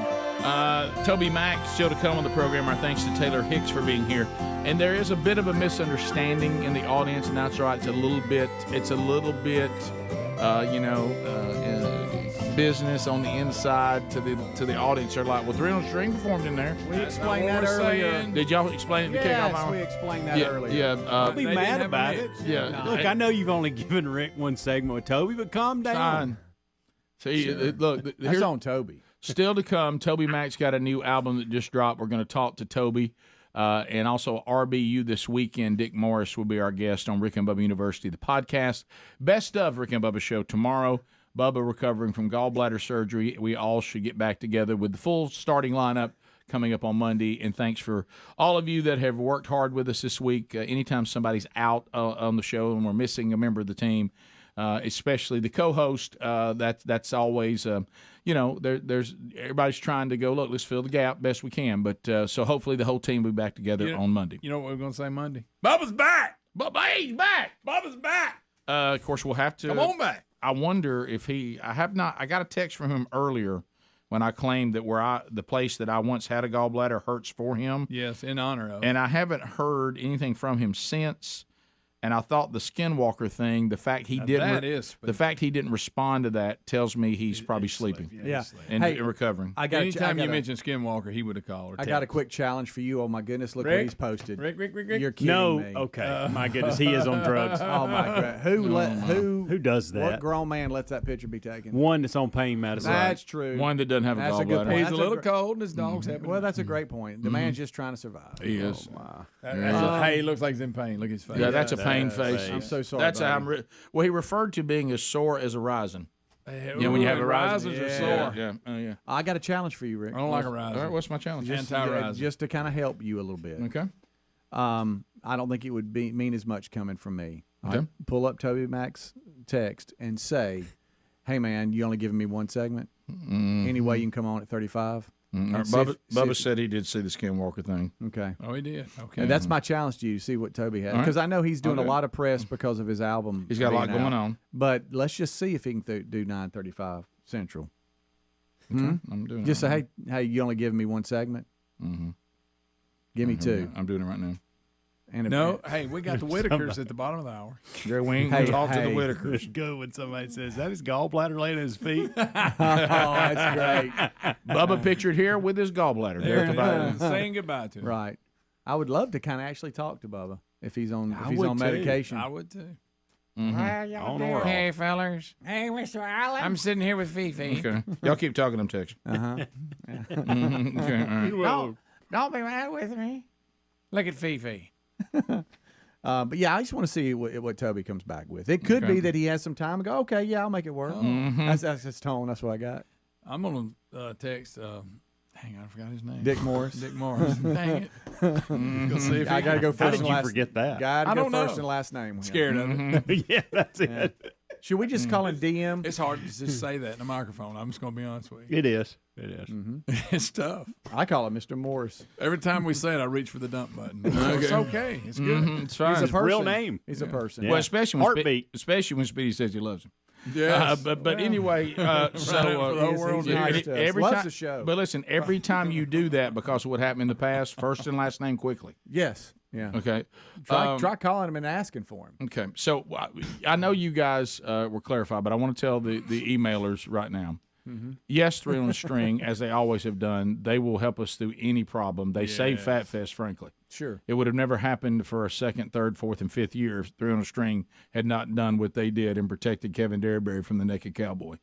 But I will say this. Y'all remember that? So they came in here and they made it happen with the studio in the state it was in. Right. The Broadcast Plaza and Teleport had a submix where you could separately mix all the instruments in the band, then send me one signal that I then pot up here on the board, but you have Super Tom over there mixing like a sound man would. Okay? And 3 on a String didn't do that. We just tried that with Taylor Hicks, so he's the first person that we had musical accompaniment with a singer on a submix, seeing if the submix would work in the studio, and I would say that it did. Yeah. Okay, so that's good. I was hoping to go, Right. Right. It was good. So that's what we mean when we say that. So because 3 on a String actually was the first band to perform here. Right. But yes, but they didn't not in this setup. We're trying to, as the studio has been built and things have been put back in that we were once accustomed to, that had not been done yet. Yeah. And it was a good one to start off with. And so we tried it. I will say this too, and you're going to hear news about this on Monday. So be ready for that. I'm looking right now. The golden ticket seats are in position and ready to go. Mm-hmm. That adjustment on them right there was a game changer. Yeah, and Bubba doesn't even know about that. He hasn't been back. By the way, Bubba, we adjusted those 4 seats, and we do have them at an angle now, and it's a game changer. It was my idea. Adler didn't want to do it. Yeah, Greg. But and the camera is behind them, so now there's no cords or anything in the way. And we're going to mount some stuff too before they get in here. Mm-hmm. So it is set up. We tried that yesterday with the Wednesday Bible study, and there's 4 of men that are are older men, and they do not like things to change, and they've been very angry about things changing. When they came in this Wednesday and they saw those 4 seats adjusted like they are, they lit up like little lights. Rick, there was a conversation when I came through on my way out yesterday, and they were talking about the seats, and actually one of them said that he nearly got in a fight because somebody got his. That is seat. correct. He said, I said, well, I don't know about fighting during the Bible study. Which is not what we're looking for in the men's Bible study. No, we're not. Fighting over seats is not what we're looking for. But I understand. But I don't know what it is, and it seems to be mainly with Baptists. Now maybe the other denominations have this problem too, but it's definitely a problem with Baptists. They think everywhere they go, if they sit in a seat, it's now reserved for them for the rest of their life. Anytime they come back. In the church, in the pews, in chairs. True. And so in here, these older guys, they got their seats, and they have this attitude that these seats are theirs forevermore. Yeah. And which can be awkward when a visitor comes that's never been here before and sits in one of their chairs. I can relate to it because of my platform, where I go to do a little better. Mm-hmm. And I was told the same thing. This isn't your platform. So I get the attitude, especially when I told one of the main guys there's mama's when she came to work out to get off my platform and to find another one. Yeah. That was too far. But I didn't say it that brutally. I said, would you so you know that's my platform. I was informed it wasn't, and so that really is true. Right. But I will say that, Greg, you overheard that. So you heard about the almost scuffle. Yeah, we was talking about how they like them chairs and nearly caused a fight. Yeah. Hey guys, just so y'all know, when we're going to study the Bible in here together. Fighting over the seats is probably it's not a sign that we're a good start. It's not we're not headed in the right direction. Right. And you're right. You said it's probably a Baptist thing. The Pentecostals, they don't sit down long enough to have a seat. That's a great word right there. They're lapping the building, right. and the Pentecostals they just sit wherever they they're moving to different seats throughout the whole thing if they sit at all. Right. Exactly. Yeah. Did you see how quick though Taylor and Johnny went to the seats? They're more desirable in that. They really are. Those are the 4 primo seats right there. It's like Sit on me. How about it's like if they could talk. But see, before that we moved these, my idea, the guy in the far corner when it was against the wall, that's going to be a bad seat. I will sit on me. I will go this far. There's again. There's 8 total seats now. We can't do 12 anymore. There's 8 total seats. Well, we had to get rid of Big Boy. Right, because Big Boys, we want him in here now, and I like that. I like that a lot better. Mm-hmm. But I'm still warming up to the Cody thing. Cody thing's not doing for me what probably it was intended. But I will say, by the way, on that front, we have an opportunity to move them. Well, they're fine. We've had the last few days. I think I cleared off that little table in there to move that. What I'm saying is, if we did it today, I don't think unless he's listening. He's watching right now. He's already sent me a text. So that's why I'm trying to move y'all that time. Okay, don't move. But I mean, it's okay. Is it though? It's fine. Yeah. Let him be, Mr. Allen. Yeah. I will say this: the seats over here to Helmsley's left. Yeah. They were the primo seats. With this adjustment, it's now back over here. Oh, there's no doubt. Yeah. Now that's 50-yard line. Right that's it right there. And 50-yard line about halfway. I don't know like these people so close to me. I'll be honest. Well, you can hear them breathing. Right. Yeah. Well, it's I mean, I may just get them to send some emails for me. That would be some work. While you're here. Archive the show while you're here. Well, based on that, you're right, Mayor. Anyway. Well, based on this caller a minute ago, I think people like knowing stuff like that. I think if part of being here would be return some of your emails, I think they'd dig it. Yeah. Sure. It's all about behind the scenes. I want to know what goes on there. They're gonna find out. They'll find out. They sure will. Look, don't be surfing the web. Why are you standing up? My back hurts. Next week we'll open up the seats. Be ready. Bubba, Rick and Bubba.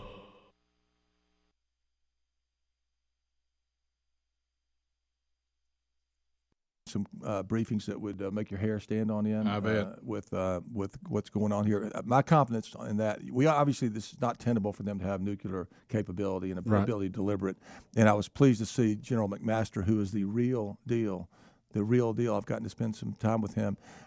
Make it very clear that we will not tolerate that because that's beyond anything that. How do we not tolerate it?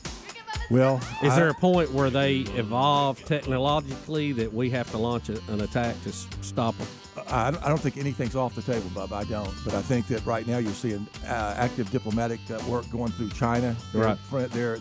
China's the key to this. China's the key, and I think China's it's in their hands at the moment. Thank you, Senator. Thank you, Senator. Thank you, guys. We covered a lot in a short period of time. I appreciate it. We'll be back. Rick and Bubba, Rick. So our thanks to Senator Luther Strange for stopping by, and we ran as much as we could run there in the 12 minutes we had. Don't you wish the Sunday shows covered that much? Well, yeah, amount of time. The only thing we didn't get to was Syria. Yeah, but I think we've hashed it. Well, out that's pretty a good. mess. I think we all know that. I think he was thankful we didn't get to it. Yeah. So we covered that, and it kind of gives you an idea that the system that our founders created is a great system, but it does open up for some gumming. It's so funny you mentioned that because we've talked about it on the show before, but Betty's been watching all these medieval shows. Oh, yeah. We had the About Tudors kings and queens I don't know and- whatever she's watching now. I can't remember. Yeah. And you see the way that these kings acted. And, buddy, they would lop somebody's head off like we would go to lunch. Right, I mean, right. throw you in the jail, never tell you why you were there.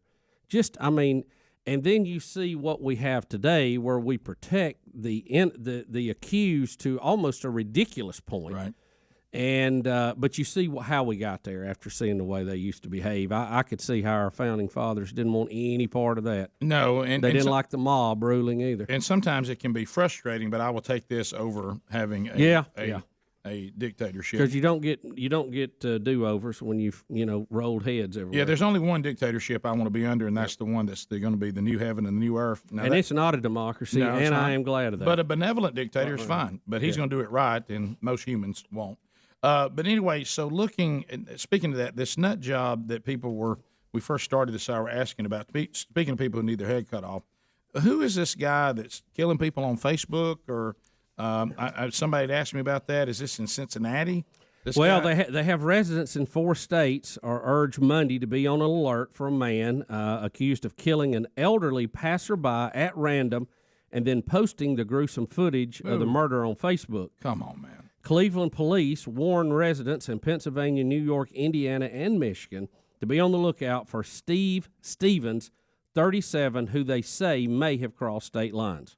Okay, and it's in Cleveland. The caller a minute ago said Cincinnati, but it's actually Cleveland. So this guy is, this really, if you think about social media, we've had twisted killers. Oh yeah, ever since the fall, So nowadays, twisted killers can even be more twisted and use social media to show their twistedness. Get a worldwide audience. Yeah, and now here's somebody killing people using social media. Yeah, it appeared. He's not killing them with social media. He's killing them on social media. It appears that he got out of his car and targeted a man who was 74 who was holding a plastic shopping bag. And most of you've seen the stories over the weekend. It's very unbelievable. Took 3 hours to get it off of social media, by the way. And 3 hours you could watch somebody kill somebody. Yeah. And it's just crazy. Now the guy also claims he's killed 15 or 16 other people too. So I think 13. Yeah. So he just said, I decided not to put those out there, but know that this is number 13 for me. Yeah, they're trying to 14, whatever. They're trying to see if that's accurate, if because they don't have proof of that. But it's pretty bad. It's Wow. not good. And he said that for some reason he's shouting some woman's name and saying that she's the reason this is happening to you, like some woman has treated him poorly and made him a killer. Mm-hmm. But he also said in his post that what do you say? He's been a beast, or he's been something for a long time, a monster or something. Right. Well, there's no doubt about that. Yeah. But they say he shouts some woman's name before he shoots this man and says, I didn't see it. So. She's the reason you're getting killed. Yeah, that's what it said. Right. Yeah. And then he even showed you him warming up to go, showing his target practice. Yeah. It's an evil person. Easter weekend, I hope everybody had a good Easter. It was it's a great day. It was wonderful weekend, and we kind of went in the mode that it was going to be a pretty light weekend, which was good, and it was, and got a lot of rest, which was fantastic. Spent some time together with just kind of the immediate family there in the house, and had a great time Sunday in worship and great food when we got home that Mom prepared. And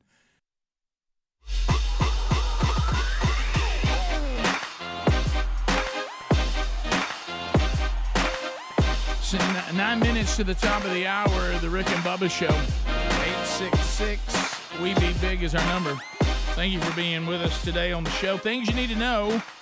From themanchurch.com tomorrow night, beautiful Avon, Indiana. Harmony Baptist Church. Mark Garnett will be teaching at the Next Man Church. They're in year 2 doing the strategy. So catch that. Coming up on Sunday night, August 28th, Rich Wingo will be at his home church, First Baptist Church, Tuscaloosa. They're in the second curriculum, and this is their Next Man Church. So that's going on this weekend. If you want to find a man church near you, just go to themanchurch.com under upcoming events. And then I mentioned that this week that Sherry and I have agreed to be part of a conference coming up called Sustaining Hope, Grief Recognized. This is a conference for people that have been through the trauma of losing a loved one, and you're going through the grief process, and you need to hear some things that maybe could help you. Sherry and I will be joining Pastor Mike Brunson and Scott Dawson, and at this conference. It's going to be at my home church, Valleydale Church. That's on September the 24th. I did get an email a minute ago for somebody said that their wife and he are coming, and he was using the date September 26th. That's not the date. The date is actually September the 24th. Oh, they're going to miss it. Well, it probably has that on their ticket. But and those tickets are moving. The seating is limited, and you can find that at rickandbubba.com under upcoming events. All right, so I want to pass along something. Speaking of that, so Sherry and I were talking yesterday. Sherry, you remember I told y'all this before, that when Sherry and I started, Sherry is a person that when she was in school, she paid attention. She read quite a bit. She took really good notes, and she made good grades. She was that person that, she's in the room, she's focused, she's excited about learning, okay, and loves to learn, and she's a learner. And I, of course, on the other hand, the classroom format was a disaster for me. I was a bit of a class clown. I didn't learn real well in that environment, and I have I just, and that format's tough on me, okay, and which is fine because of our 6-year age difference. Sherry and I never had the situation where we ended up in a class together, but now that we're married, this keeps happening, and Sherry is saying, "Hey, you're going to have to, I can't believe at 57 years old, about to be 58, you can't behave in a classroom format." She said, are these things that just, it's uncontrollable for you to do? Yeah. And the answer, by the way, is yes. Mm-hmm. Yeah. You know what I mean? I don't know. I guess that if I get put in that situation, it's almost like it's a fallback position to me. I start trying to make her laugh, and she's like, you can't make, we got in trouble on a Zoom class, when we first became teachers of a Sunday school class, and you had to go through the process, which they should do, of vetting you out and talking about how you should lead a class, and so we were there, and I kept, the thing to do, and we've done it with y'all whenever we were in places where we need to be quiet and pay attention. And what you do is you write things either on their notes, little phrases, or you slide things over. And, of course, in the Zoom call, if I notice somebody's got a little bit of something, like their glasses are crooked and whatever, something like that, you slide a little something over there with a picture with crooked glasses and stuff like that. And she gets tickled. She says, see, the problem is you need a straight man that can – look at it, enjoy it, but you make me laugh, and then people think I'm not being serious about what we're doing, and you make me look bad because you sit over there stone-faced like now I'm the one that can't. And I said, well, I can't help it. So you did that to me all our life. So she's like, you're going to have to stop doing this. And so we're now on Wednesday nights, we're in a class again together, and matter of fact, she left last night saying, I'm not sure that we should come back. Because if you can't behave, well, it's just one of those things where if someone's up there talking, and I'm and I feel like this is a classroom and there's a workbook and all that, I guess it triggers me. This term you hear, trigger. Yeah, you hear this word trigger all the time. A lot. Yeah, I didn't know much about that, and so we're sitting there last night, and it's very serious, and it is good, and it's all that, and so. She's sitting there, and the teacher, who's been very kind, and they were making a comment about correcting people about getting focused on what they should be focused on. And she says, well, y'all just have to pardon me, but sometimes I tell them they just need to get their nose out of their navel and you know and deal with this. Wow. And she said, I didn't mean to say. And I look and I whisper. I said, well, it could have been worse. and so when I said that, just loud enough for only Sherry to hear, she gets tickled. Oh no! And so now uncontrollably, and she starts hitting. You know, and I said, well, I mean, it could have been worse. I mean, nose out of your navel. That's I got one involves a head that would have been much worse. Yeah. And so she gets tickled. So then she's like, behave. Well, then they start going. I want you to look at some of these questions, and it says, would some of y'all right now like fill out this part like word name right now a list like some of your weaknesses. And so Sherry really gets concentrating, and she's really over there writing. And she goes. I know what you did. She goes over to look, and all I have written is none. look, and alt. Look, Zero. That'd be zero. And she's like, and again she starts getting tickled and starts looking, and then it says, now go ahead, let's do the other side. List some of the things. List things that you know that you do well. And so she doesn't want to look, but she knows she has to. You know what I mean? And she looks over and I'll just simply write too numerous to count. And then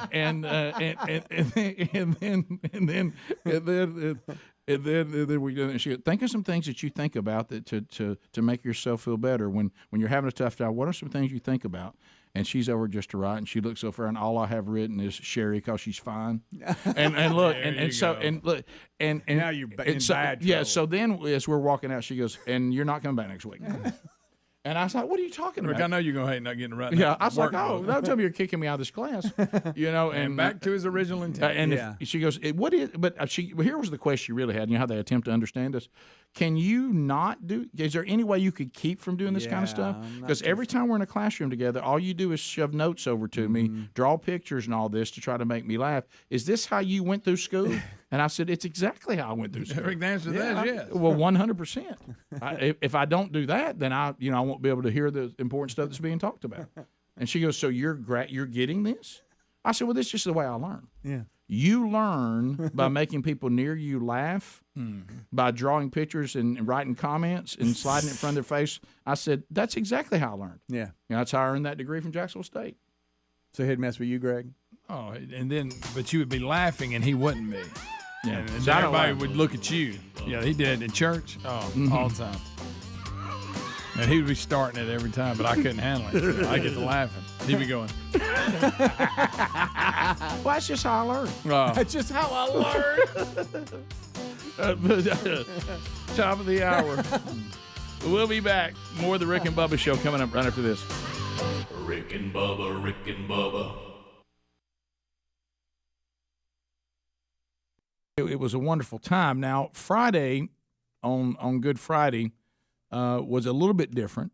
We had an active day Friday.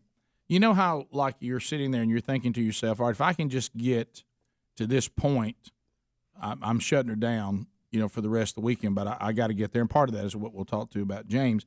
I knew that Friday, we're at this point now, when you have a place to get away in the little family farm that we have, the kids are to the point now where they can, they can get themselves there, they can do all that, but you're really not quite to the point that you're going to say to the teenage boys, well, yeah, y'all just go down there, that's fine. Just, here, you be sure you lock up when you leave. Mm-hmm. You're going to come down there. You're not going to be in every moment of it, but you're going to kind of oversee. Mm-hmm. Just make sure. Fly high cover. So the term was thrown in to one of our oldest, one at home, and the Big Love, who's now 18, which I know that affects all of us in different ways, how old we must feel. He was going to bring some friends down, male and female, and they were going to ride some four-wheelers, and I had a neighbor on the street that they'd gotten a new four-wheeler, and, hey, Mr. Burgess, when we go down there and I'm going to ride it, and you bring it on down, that's great. And so I was, going to go down and do my thing, just kind of oversee everything, make sure everything's, like we like it. And my wife said, you know what, I think I'm going to come down there too. We can spend some time down there. My wife is a firebug. And I've talked about this over the years. She likes fire. She loves fire, which is why she married me, I guess. But she loves to build a fire. She loves to mess with the fire.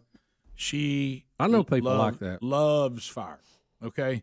Well, they wanted to do kind of a fire in the fire pit when the sun went down. Okay, and then all this. So she shows up down there about probably 2.5 to 3 hours before the sun's even go down. Mm-hmm.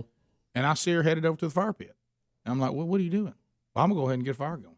I'm like, why would you build a fire right now? Well, I want to get it going, and then you get the embers. I understand that. You get the embers, and then I got some of this stuff we need to burn off that's out here. It's junk anyway, and then I'm going to have the embers, and then the fire's constantly going. And then when it gets dark, there's no building of fires. It's getting dark. It's already roaring. I said, you just want to go play with fire, don't you? Well, I said, look, it's fine. Just say you're here, and all you can think about is getting over building a fire, and you want to go build it. I can relate to that. I can too. I understand. And of course now I had illusions of grandeur that I was going to fish a lot, and I found out that you're not going to fish a lot if you keep having to tend to things. You're not going to fish much. Hard to do that. You know what I mean? And so you're going to have that. So we get over there, and of course I brought something that if you're going to do a fire at night, I had, when Sherry's on this women's tour, the Women of Joy tour, we needed some more of her books for her to send out to all the different locations so they can have a table there. So when you go get the books out of the warehouse, they bring it out on this really cool Bubba. I thought about you and you guys that love the equipment. They've got a new little forklift that is, they make them better and better. It's small, but but it's small meaning it's easy. They literally now can just take it and all the different movements that's allowed and just literally reach out there and set them in the back of your truck, and you never even have to, Oh, that's neat. So I've got a wooden crate back there after I've put all the books where they need to, and I'm like, we're going to burn that. I start to say they burn good. Yeah, they burn good. Yes, they do. Yes, they do. So I go, when she comes over there, I'd already been down there before her, clean everything up, getting everything out, getting gas in all the vehicles and all that. And she says, well, you've put a big old crate in here. I said, yeah, because that thing's going to burn. I said, if you want to do kind of a bonfire or whatever, that baby, that'll deliver. Well, she said, well, that looks ugly. I said, well, we're just going to have a big fire. I got an old broken chair, wooden chair laying in there. Oh, yeah, you got to have some of that. Stuff, and gathered up some wood. And she says, well, that's going to be a lot of fire. And I said, well, I know. Don't we want a lot of fire? So anyway, then now I leave, my beautiful firebug at the fire pit. And now I'm going into, because I said I need to get over here and give an announcement on the do's and the don'ts, dealing with four-wheelers and all that, then before we turn them loose. So I leave, our fire pit is like, you have the barn sitting as you first come through the gate. There's the barn. Well, the fire pit's way over by the pond, probably 200-300 yards away over there next to the pond. So it's not like they're close. You look over and the people are tiny over by the fire from where everything kind of derives from, where we're going to eat. And I'm going to do spiral dogs and all that, because people chant spiral dogs. And so we, and then, you had your first timers, never had a spiral dog, watch them enjoy it for the first time. It brings a lot of joy. So I'm not really paying attention to the firebug. When I left, the firebug is starting fire. Okay, it got a little wind. It's not horrible. You know what I mean? But it's gusty. There's a little wind that's cranking up every now and then. And I remember speaking to that for just a minute. You know what I mean? Wind and fire. You gotta be careful. So the strangest part about it is that she could not get our attention because I had left her with no vehicle, no anything. She's just out there by her fire. Oh, she's the firebug. She's the firebug. And so I remember at one time seeing her run by, you know what I mean? And going into the barn, which I thought, wow, she came from a long way. That was quite a little sprint. Yeah. You know what I mean? And then, I'm literally talking to teenagers and do this. Yes, sir. Well, do you know how to ride? It's all the gears are up.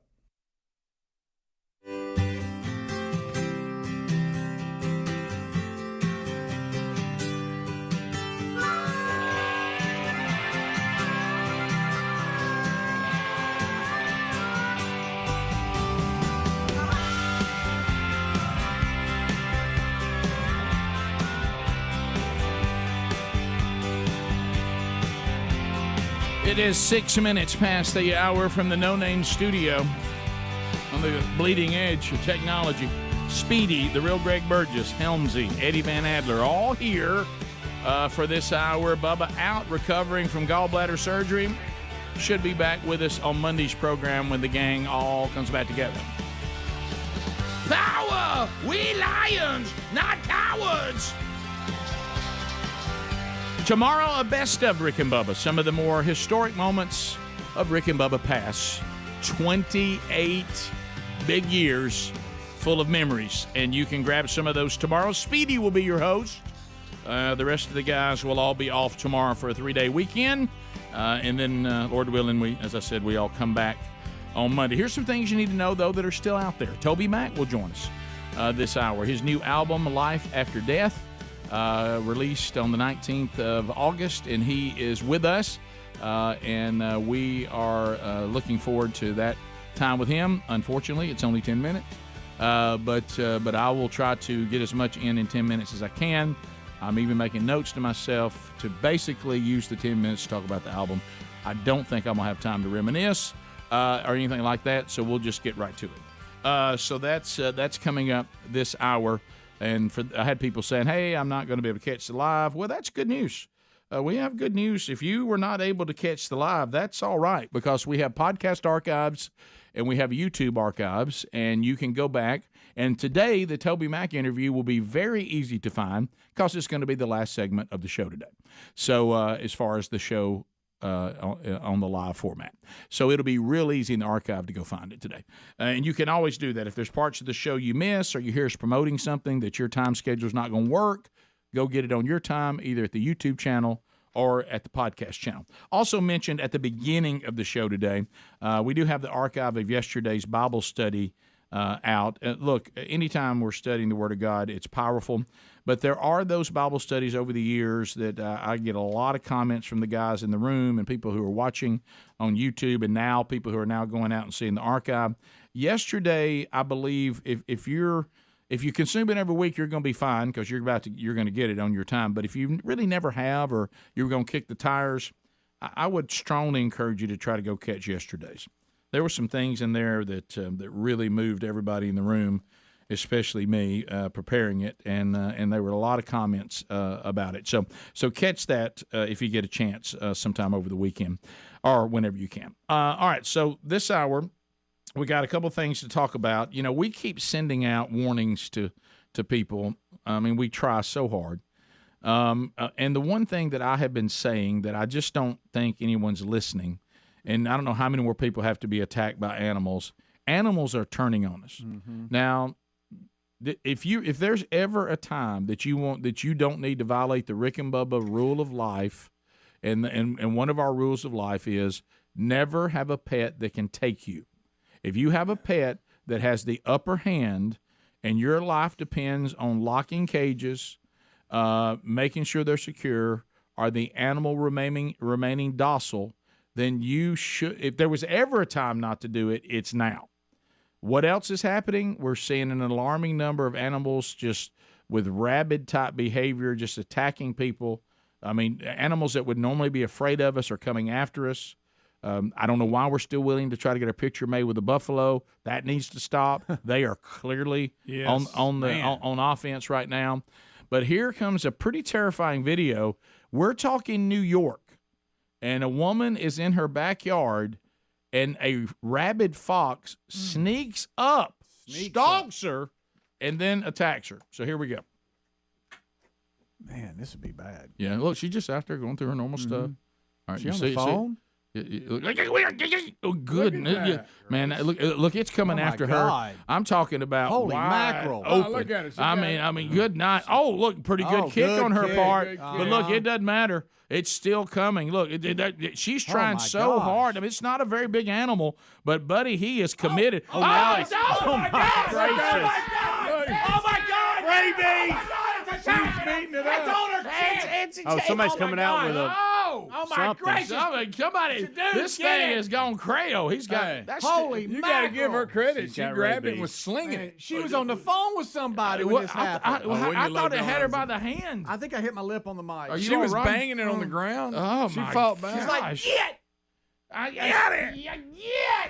Somebody help That's hand-to-hand combat. She needs a shot. That's crazy. I can't find a video with audio. I so wish that I could find it. So that's just security camera? It's just security camera. But here's an angle of it really is sneaking up on her, y'all. Look, it's stalking her. Who's videoing this? Here it's a security camera, Speedy. Well, we just said that. But that's a good zoom. Did you see how it went? Oh my goodness.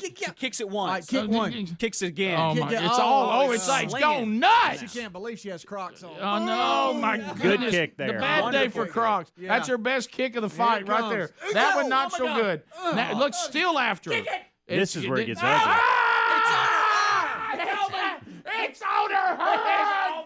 It's murder. She's slinging it. It's murder. Oh, here comes. And this guy wishes he ran faster. Stick guy. Boom. Stick guy's got to do better. Yeah. Listen, that one looked like on a Christmas Vacation when that squirrel's on Chevy Chase's back and he's running. That's when it was on her. Hey, listen, when that thing, she didn't realize how high it could jump. When it jumped and got on her hand. Gosh. Good night. Wow. She fought it. We tried to warn y'all. Which Get movie it is off it of me. that Chris Farley has something on him? He's like, Well, that's it's all it's on my him. gosh. Which one is that? I don't know. Will Ferrell, didn't he have a raccoon on him? Our squirrel. Our Was it a raccoon. squirrel? Raccoon. No, you're right. And elf. Elf. It was a raccoon. Yeah, it's a raccoon. Y'all don't Yeah, know. maybe that's it. Man, that's Y'all, when it gets on her and it's biting her like a little sweater. Yeah, and it won't- she's trying to and she's sling trying it. to get it off. Why is it her sweater? It may be her stomach. Or does he have an appendage?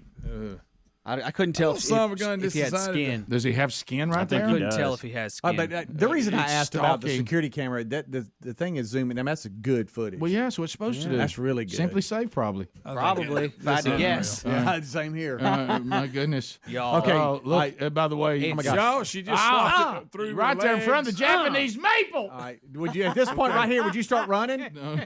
I mean, she can't run. It's going to attack No, her. if you run, You got to fight it. Then the instinct kicks in. Right there. it's It's on on her her skin. skin. It's on her It's on her skin. I think it's got her head. Oh, gracious. Slung it off. That hurt too. All right, if that guy didn't run over it, is it coming back here? Oh my gosh. That's Well, she another. is No, I kicking think her it. kick did it. It was a shoeless kick. I didn't think see that croc kick to the side Look of at the that. head right there. I think that's what gets him Guys, to when leave. it's on her arm and Yeah. she's slinging it around. She's Wa- spinning in watch the- circles while it grabs on her hand. Okay. One time Watch she this went kick through right her- there. See, that's right in the head. Yes. I think that's why it leaves. And then he also, they're so smart, you could see, oh, now I'm outnumbered. All right, I'm out of here. Is that what it Now you're said? talking for the fox. Now I'm outnumbered. Now I'm out of here. Is that how foxes? That's how foxes speak. That's how that. I thought it was like this. Now we know. Now we know. What now we know what the fox says. That's right. I'm telling y'all. Yeah, everybody just keep on not listening. And then he was like, I'll be back. Now, you know what? Now she got to do that rabies stuff. Oh, yeah. She's got shots in the Clearly got stomach. rabies. Shots in the stomach. If a wild canine is going to get after me, I'd rather be the fox, though. Oh, as yeah. opposed to a 'Cause coyote it's small, or a yeah. wolf. Yeah, but man, let me tell you some other things coming after. I didn't like that time that it leaped and got up high enough that it was about midway up her body with one leap. I didn't like that. Give me that leg. So tenacious. Oh yeah. Well, it's Look, rabid. look, on that one time she did it between her legs like a basketball player. Yeah, that's a good kick, but then the head kick is actually even better. What is that? Yeah. Back from us. Oh my goodness! When it jumps right here, oh, it's on her now. That looks like something from a movie. It really does. She can't believe it. Yeah. Look at it. And That's somebody awful. don't forget this. Somebody's still on the phone. Oh yeah. Because once it's all done, she goes. And there it is. "Booyah!" That's the one you Her- needed. watch That your one left. hurt. Watch your left hand. She Hey, goes hey, back to the phone. Goes, "Hi, I'm back. A fox just bit me." How about a little better late than never with his stick? He did nothing. How good was he? Papa Rock. What if you looked and he was hiding behind a bush watching it? She did more with her Crocs than he did with that stick. She really did. That fox was like, I'll be back for some more diabetes and butter, because that's what you taste like. That's terrible. my That's terrible. I was the fox. That wasn't me. That wasn't you. Bubba, Rick and Bubba. Yes, sir. Okay. And I see her go by. You know, one kid comes and say, "Hey, I see some turkeys over." I said, "Yeah, there's a lot of turkeys here." And we're talking about turkeys, and I see her run back by, and I'm like, well, "What is she running about?" And I You look- mean literally running? running. And I should have. You'd have thought would have brought back. Maybe that should have Yeah. alerted you. I thought, man, she's committed to the fire. And then I look under her arm and I see a fire extinguisher. Oh, no. And I'm like, well, she's got a fire extinguisher. And she looks at me. She said, "Do y'all not see me jumping up and down and hollering at y'all?" I'm like, we didn't. Yeah. And she said, the pasture is on fire. And so I'm like, yeah. And so I look up now, the hundreds of yards away, and I see, wow, that's a blaze. We got ourselves quite a little fire there, and hey. The firebug. I guess that crate really did fire right on up, and that's what she said. She said that crate shot off like an inferno, and I said, well, yeah, that would have been really cool at night when we're all standing out there. Yeah, and so. And then you're trying to get everybody's attention because she's like, we may need more help. Water from the pond, fire extinguisher, and all that. And substantial fire. Yeah, well, it was at one time. She said at one time, and she said the part that was so sad, she goes, I'm jumping up and down by the pond. I'm waving my arms. Not one person even notices me. Yeah. She goes, you're out there, they're trying to be sharp. You go on the four-wheeler showing everybody what to do. I see you getting your fishing rods out, loading them in the vehicle. You're going in, like that. And she goes, trying your best to get over and start fishing. And I'm jumping up and down. Literally, if you had seen me when I was trying to get your attention, I was engulfed in flames. And I said, well, I didn't see you. I didn't. How can you not see a fire and your wife jumping up and down? I said, well, you'd have to be looking for that. It's not like you're standing here right beside me. Well, so thankfully, because the pasture is green right now, and we have had, by the time we got over there with everything, I mean, it had gotten out, but it had kind of died down. It hit the green. And well, sometimes that's good for the pasture. Yeah, that's what I told her. I said, now you've made us a good area here to sit when we actually do the fire at night. Yeah. So I literally... Don't mind soot on your shoes.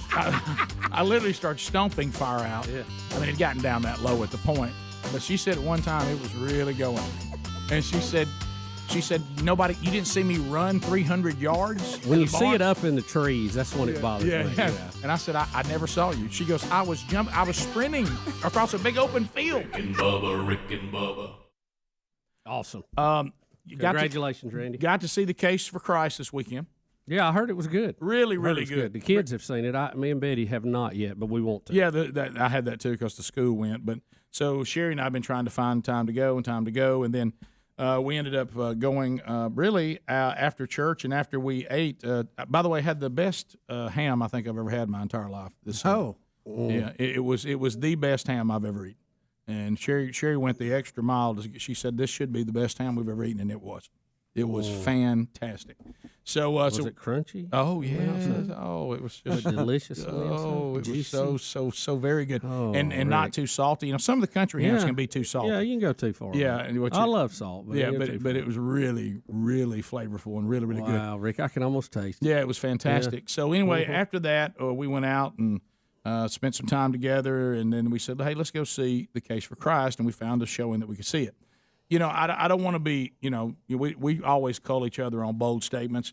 I remember the first time that I was introduced to the book, The Case for Christ. That's a good one. By Lee Strobel. It was kind of, I thought, man, this is a great tool because, and they even mentioned this in the movie. I think sometimes when people try to be sharp, as Greg would say, and they think they're so mod by being agnostic or, they use the word atheist, but undoubtedly they don't know the real definition of it. But that means you can prove there is no God. An agnostic means you just don't believe there is, which requires a tremendous amount of faith as well. But yes, it does. But this takes on the point that the Lee Strobels of the world that thought they were so sharp by not believing any of this. C.S. Lewis didn't believe any of this. Right. I mean, C.S. Lewis went out to try to say that this is not true with the intelligence given to him by God and then, and he used his tools to find out, well, this is about an investigative reporter with the Chicago Tribune that, kind of had a rough family life. Rick, he was a professional at going out and turning these stories over and researching. And so his wife makes a profession of faith. He thinks that's the worst thing that's ever happened, and it's going to ruin their marriage and ruin their relationship. And he goes out to prove to her that what she believes is hogwash. And he focuses on what just happened this past weekend, which is why the release last week. Rick and Bubba. Pass the gravy, please. Rick and Bubba. Ooh, it brings me to my knees. Rick and Bubba. I can't start another. Rick and Bubba. 21 minutes past the hour of the Rick and Bubba Show. 866 we be big as a number. We'll get to some more of your phone calls before we're done. TobyMac coming up this hour as well. And then Dick Morris this weekend will be our guest on Rick and Bubba University, the podcast. All right, so I know that you've been,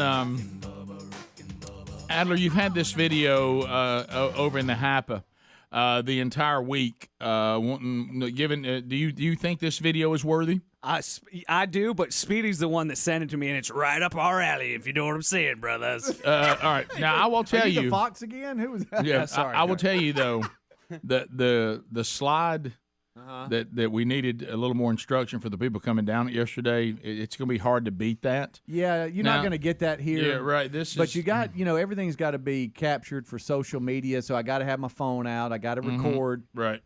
You got you a really nice car here. I don't even know what kind it is. But It's doing donuts. It's peeling out, G6. and you got somebody out in front of it trying to take video of it. So what is all this? Is this some where people gather to street race, or is this Fast and Furious? Is this where they all start hopping up and down? Do we just do donuts? Burnouts and donuts, yeah. This is That's a thing, by the way. Is this something you hipsters They're do? staying in it's what they're doing. It's more of a city thing, yeah. Okay. I think they've had some issues. And- with Well, certain focus cities. on the Big guy time. that is videoing out on the road with them cutting the donuts and everything. Where this guy right there, yellow shirt? Yeah, he falls and loses something. Why so many yellow shirts? I'm not sure. Okay, all right. Gang. Oh my goodness, the guy's doing don't. He pulled his pants off. So He gets run over. Hey, it's bad enough I get run over. But now it's off my drawers. All right, so those of you that can't see this, what's happening is we have this car. Oh, ran over him. Yeah. We have this car. It appears to be okay. I think the guy's trying to Look get. at everybody. He's trying to get video of the actual donuts. He forgot about the car. And the car donuts and knocks him down, jerks his pants down. I guess it gets hung under the car. The tire. The Yeah, tire's spinning. And it Stay in it. They basically spun out on him. Well, they spun out on him, and they pantsed him. I mean, with all the in car. one motion. Yeah. He got pantsed with the vehicle. Yeah, and a pile of people see it. Please look at all the people go to him with their phones. Please look at the people now filming him. This is the world we're living in. Pulled him right up on the tire. Pulled him right up on the tire. By the way, shouldn't everybody be concerned that he's been run over by the car? No one cares. Good news, though, his sock hat stayed on his head. Yeah. I knew you would mention that. Well, Have you ever, he wears grippies. yeah. I didn't think youngsters wore grippies like us anymore. I love grippies. Have y'all ever and they been look good good. at doing donuts in cars? Have you ever? Not as good as I'd like to be. No. I never really had anything more powerful enough to do it. I could dump that clutch on that old Chevy 1971 Custom 10, but it just had one wheel spinning. I've had a few spin outs, but every single one of them were unintentional. Yeah. That was We used to do it in Texas in my dad's buddy, you were 6 years old. in my dad's gold Volvo station wagon, 1987 gold Volvo station that wagon. baby be turning. I don't know how it drove more. Like we abused that thing so bad, and then we came home one day, and my dad was like, "All right, why is there all this dirt and rocks and mud up in the wheel well? Like for real, what are y'all doing with my car?" Oh no, he And saw it. Yeah, and my brother was like, "All right, sorry." How did he take it? It was not good. No. Yeah, and then there was Was that the end? That was at the end of doing donuts in Dad's car. Yeah. Were you the co-pilot? I was always the co-pilot, and I was just like, "Oh, we're gonna get in trouble for this." Oh, were you that little brother guy? Yes, of course. It was very nerve-wracking. So let me ask you this: if your older brother got you in those kind of things, did you get your younger brothers? Did you become that to them? Luckily, there was a 10-year age gap. Okay. So I changed a lot of diapers. I wrestled with a bunch of little kids, but by the time they were old enough to really get in trouble, I was out of the house. So Yeah. if they have any problems, not my fault. Hey, don't blame it on me. So you had already outgrown wanting to be a dog and all that. Yeah. He always goes back to that. Yeah, he always he actually became a dog. It was a different thing. But what about did your next brother down from you, the 10-year gap, Jake, did he do these kind of things to Brady? No, they got along a lot better, I think, than my brother and I. Right. Older brother. Yeah. So okay. So you were like I used to do Greg then. Yes. Your older brother treated you the same way I treat Greg. Yeah, pretty much. It was treated like him. Yeah, it was like growing up in a prison. You don't want to get like You don't want to get cornered in a room that you can't get out of. Constantly looking for weapons, like this mug right here. That could be a weapon. You know, like you're always really wanting Gotta to make be ready. sure. Get Yeah. shanked. And hey, watch yourself in the shower. Let me say that. Hey, Oh, yeah. and look out for a wedgie. He sneaks up behind you. Yes. But Speaking you're of ta- getting pants. Yeah, you're talking about though when we were kids, hey, back in the day. But there really was where we grew up. There really was no such scenario that I recall, because I don't think we had any friends that their parents were anywhere near that kind of money. Yeah. You know, we had that one friend I did that was, we thought, I'm not making this up, that what we thought was the wealthiest friend we had, the dad was a UPS driver. Yeah. And we thought, man, they were the ones that seemed to have all the stuff that none of the rest of us had. Yes. And not that we cared, we just thought, well, everything we need is at the UPS friend's house. Yeah. But and I mean, there was never even thinking you should have it at your house. No. Yeah, I mean, we no, didn't there was care. none of that.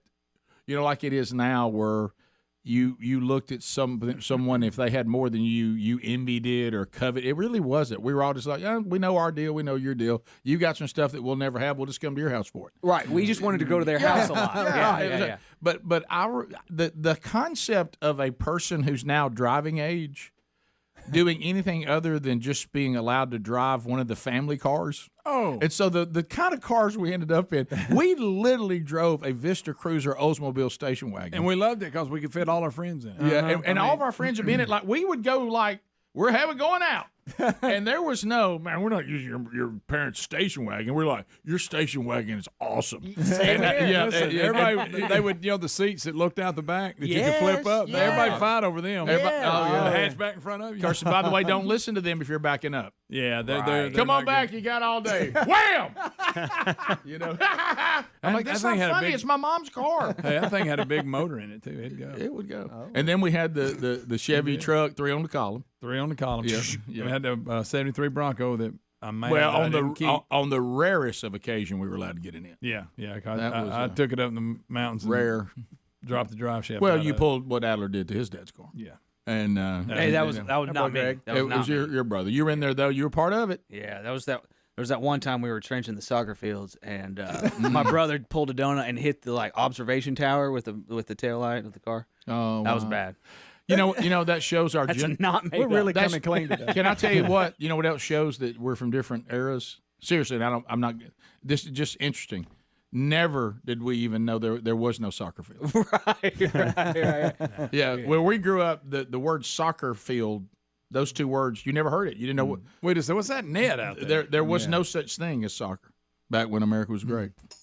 Really wasn't. Yeah. I used my mom's cell phone until I was 19 years old, and no cell phones. And I tried to give my number to a girl, and if I didn't have my mom's phone on me, they'd call that number, and the answering machine was like, "Hey, this is Linda. Leave a message. I'll call you right back." So that'd be the end of that relationship. Yeah. Phone calls are next. 866 We Be Big. We'll be right back.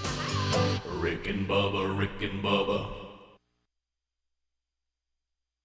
The timing that it was, that if you really want to take Christianity and make it a house of cards and have it fall, prove the resurrection didn't happen. If the resurrection happened, it's true. If it didn't happen, it's not.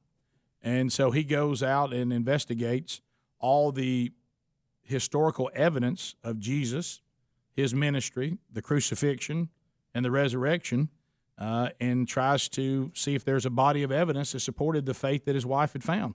Now, she was talking about she just sensed the presence of God and it changed her life. And, there was an incident involving one of his children, I won't give it away, that that first introduced the faith to the family in a way that they'd never had it introduced before. And so I will say this, of all the movies that come out under the Christian title, there's some great ones out there, and there's some really good ones, and we've tried to support the ones we thought were great. There's no doubt about it. And as far as entertainment value and watching them, they're good. But if you're looking at something that is just a tool to say, hey, you don't believe any of this, let's go watch this movie together, I really think it'll resonate with the non-believer maybe better than any I've ever seen. Mm-hmm. As far as that part. Now, as far as there's others that serve a purpose as well, and we've been with those and behind those too. But if you're looking for one that says, I don't really know if I believe this, then go watch it. Or someone who has said that. And for those of us that do believe, it'll motivate you to realize that number one, Sherry and I were talking about this with even things we're dealing with, with people that we love, is that God is patient. Don't give up. I mean, here's a wife thinking my husband is never going to come around. And he goes on this whole investigation. And God, the thing that we, in the Gospel of John talks about this, he will take away your heart of stone and replace it with a heart of flesh. Meaning he'll chip away at that hard heart, and eventually you'll get to a place where you ever decide or not. But the movie is really, really well done. So kudos to all involved. Granddaddy Commie. I don't know if it was the day they founded it or the day he was born or something. Yeah, the Day of the Sun, S-U-N. And everyone was wondering what would North Korea do because they'd been told by Trump and and even China kind of closing in from the other side, let's behave ourselves now. And everybody was waiting all day long. Then finally, there was an attempt to do something, but it didn't work, right? Well, they tried to shoot another ballistic missile off, and it blew up right after it took off. Speedy, you may have video of that. It's out there. And, I'm going to tell you, some rocket scientists didn't come home that night. No, you're right. On the Day of the Sun, you might get away with on an obscure Tuesday. Yeah. But when you disintegrate a missile that you're trying to impress the Americans and the Japanese and the South Koreans and everybody's on edge, and you're gonna launch and defy everybody, and that thing blows up, it doesn't even work. It's embarrassing. He's lost face. That's what's happened. Well, that's the worst. Yeah, you can't. Losing face is the worst. Evil dictators, especially of Asian background, losing face is a big thumbs down. Especially with that haircut. And if you caused him to lose face, guess who's going to be held accountable for it? Well, someone will pay the price for that. Yeah, that person doesn't exist anymore. Yeah, probably 2 or 3. Anybody near that missile campaign. Yeah, they're a goner. So, because that's the good news. He will eventually kill off everybody who knows how to launch that thing, and it's helping him out. Right. Well, don't forget too that we had already they'd already told us through an interpreter, which is what evil dictators do, that they were the most powerful military the world has ever known, and they would crush the head of the United States if we even made one move toward them. Yeah. So. What I like is if you thumb through some of the national newspapers today, they've even got the target list of everything we're going to hit and what's there and why we want it and all that stuff. Yeah. Oh, yeah. Found out, by the way, Day of the Sun, S-U-N. It is the birthday anniversary of Kim Sung. The granddad. Yeah, and it was a holiday since 1968. It was named Day of the Sun in 1997. So is that when he was born or when he is the official official the country? Yeah, it's Kim's birthday. So it was his birthday. Lord. The guy who won the we're commie up here now. Well, I guess he was one after that. Maybe I don't know. Okay, well it didn't. I don't know how many generations. The birthday present for Pawpaw didn't go well. No. My rocket kind of fizzled. Yeah. And so it was nothing worse than that. No. Especially with an evil dictator, because that rocket represents so many things. Also, Rick, a report that has come out today that a former defector from the North is warning Westerners that North Korea has specially trained special forces that will make their way into South Korea and kidnap Westerners if they are attacked.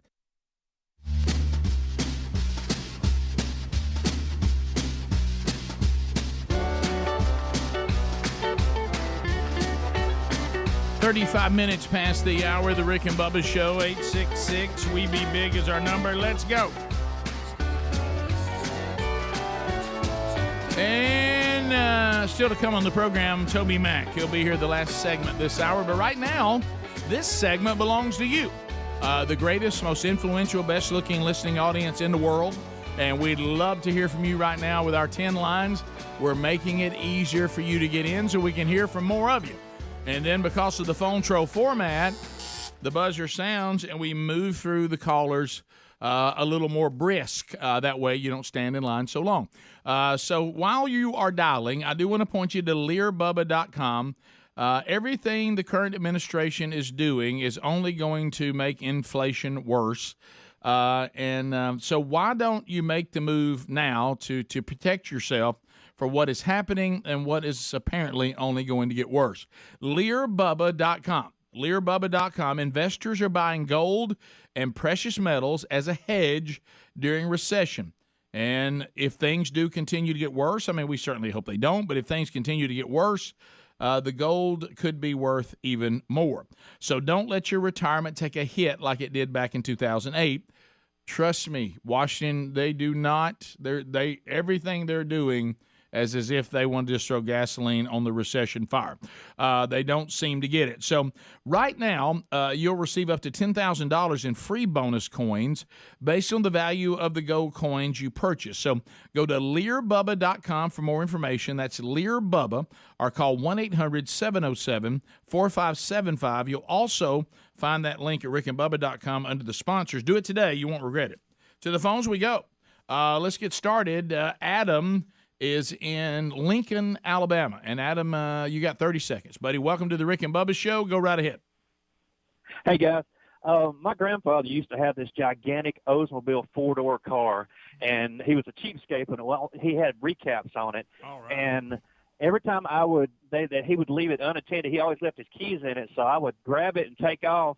And I found out if you power braked it and just held the brake down for a split second, you could lay rubber for at least a mile. And he never could figure out why he was wearing out tires so fast. It was the coolest. I forgot about old retreads, old recap. Let's go to Jake Montgomery, I-92 WLWI. Jake, go ahead. I got a question, but first of all, I got to say, when you plugged Simply Safe while that lady was getting attacked, that sounded like something Greg would do. That kind of shocked me. I ain't gonna lie. Yeah, well, you got to. Well, you know, we're my brothers. My question is, yeah, I know it. But I love him in the kickoff hour, by the way. Like, he'll sit there quiet for so long, and then he'll just come out with something mean and sarcastic and cracks me up. Oh, yeah. I don't know about mean. Yeah, he's very mean. My question, though, is, and I'm sorry if this is too in your business, but do you... Wow, no timeout. Yeah, what a great phone. A great phone. Yeah. Try it again if you get the question. Took a while. Meridian, Mississippi, listening to the Buzz. Courtney, go ahead. Yes, my name's Courtney from Meridian, and I was taking my children to school last week when y'all were talking about the sausage balls. Mm-hmm. And my 4-year-old threw such a fit, I had to go home that night and make sausage balls for him. That's all he talked about all day long. Well, that's the power of radio. I mean, as we were talking about these, there ain't no balls like sausage balls, delicious holiday treat. That's it. And so when we talk about them, and you can almost start thinking, man, you get a hankering. That's why radio works. That's it. John in Fort Payne, Alabama. John, go ahead. What's happening, man? We're good. So you was talking about back in the 80s when America was really good. Yep. I grew up in downtown Fort Payne, trying to hang out with all the kids and everything, and I had a friend that introduced us to soccer one time, about 85. Yeah, we thought it was the stupidest thing. Yeah. If you look back now, all these years later, we grew up more.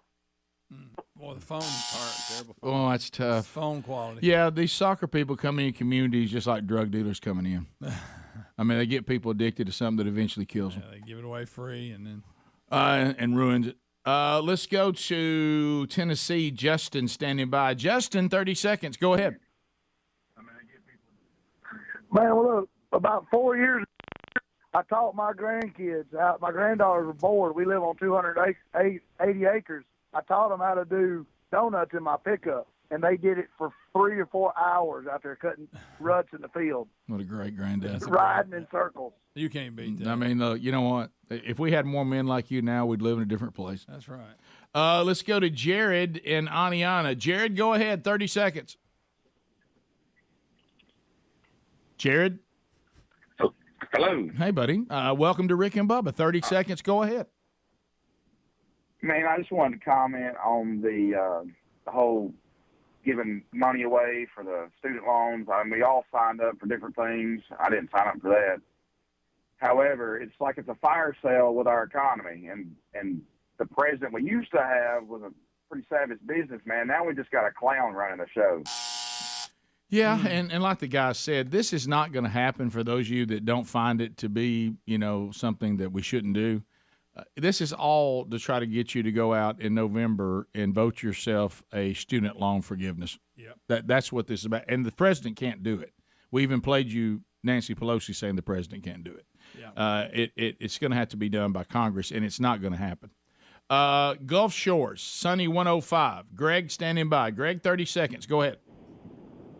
Hello, gentlemen. Hey, buddy. The Whitakers. I want to know who brought it up yesterday, the Whitakers. A caller.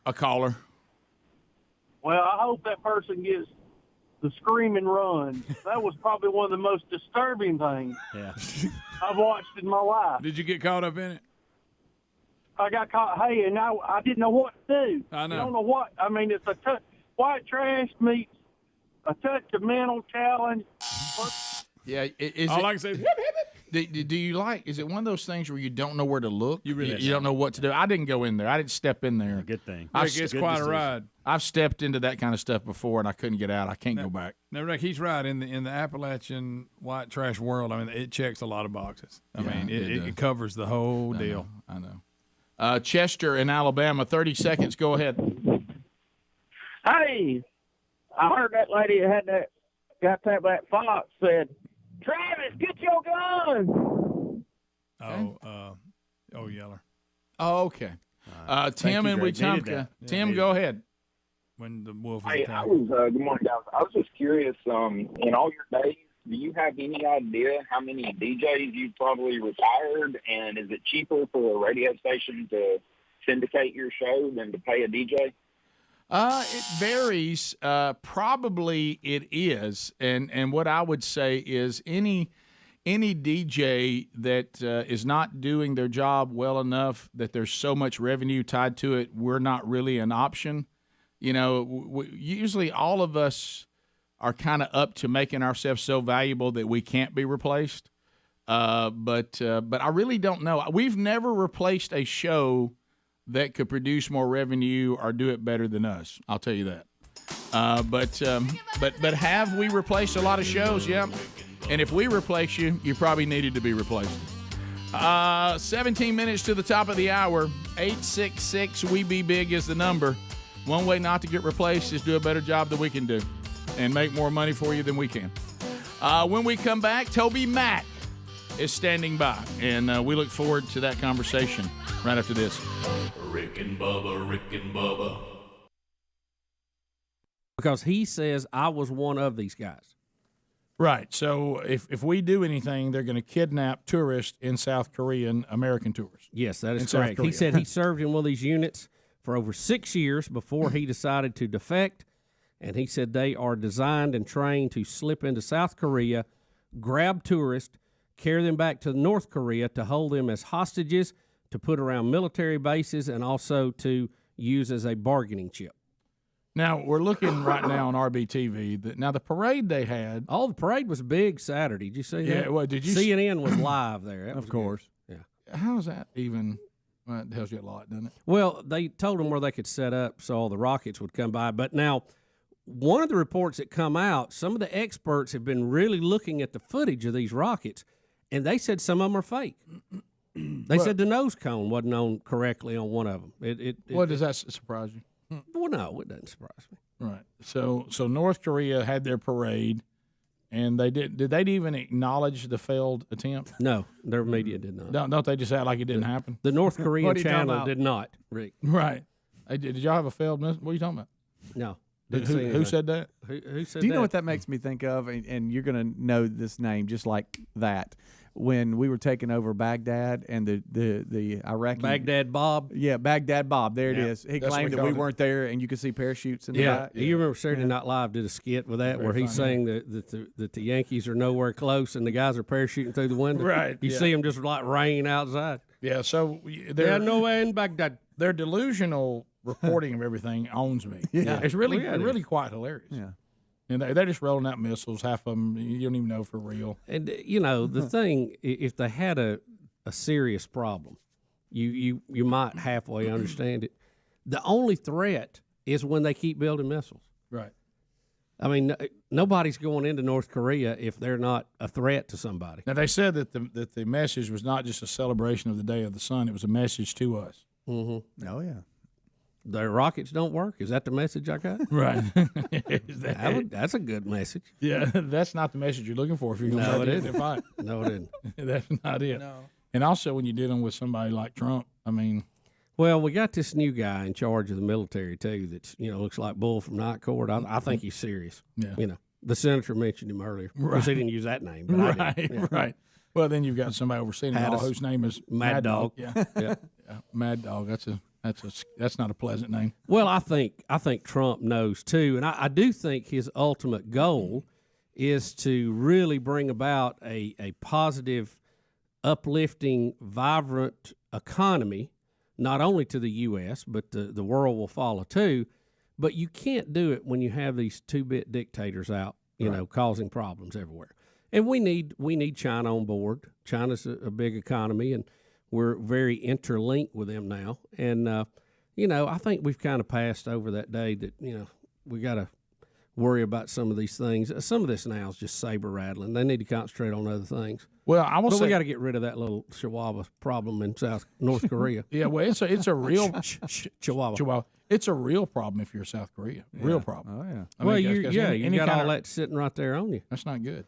And trying to be sharp, and even if they're not even trying to do it, could send one out sideways on you. I mean, you don't know what's going to happen. Well, I think that's what'll eventually get the Chinese's attention. I mean, you can't have a nuclear missile that's spinning out of control coming toward your border. It's one thing for somebody to have it that knows how to use it. It may be worse for somebody to have it that doesn't know how to use it because they don't know where it's going to go. Rick, let's look at this. Of the known nuclear powers in the world today, do we have any of them that constantly get on there and say, I'm going to blow somebody else up? No. Day without him, brother. All right, so we finally have this giraffe being born. I don't know who in the world wants to watch that. I saw it. I don't. I mean, Good night. Look at that. Rick, if you're not a veterinarian, why do you want to see that? But did we miss the date on this thing? Bad. 2 months. Bad. Well, I mean, wasn't it during Christmas everybody was watching it? By 2 months, February. They missed it by a couple months. Yeah. What does it say about our society that 1.2 million people want to watch a giraffe give birth? Why? Why would anybody want to see that? I'm sure. Why Rick, would anybody want to see that? I'll be honest. There's some curiosity there. That's a big drop. Boy, And, it was too. I saw it trying to get up and walk around today. It looks like a spider, man. That thing's all That's legs. a big baby. Yeah, it is. Oh yeah. It's not moving around. 129 pounds. How much? 129 pound Yeah. male calf. It hit the ground. It was up by the end of the day. April dropped it. I didn't see it live. I got to see it like an hour or so after it happened. Time elapse would be much on better. replay. On that. Yeah, at least it was all about April and the drought. Yeah, but I don't know why you want to look at that. No, I mean, it was hard. Unfortunately, I played it back and I saw it drop. Well, when it cut And I was loose, like, when it cut loose, it cut loose. well, you can see Oliver out there looking.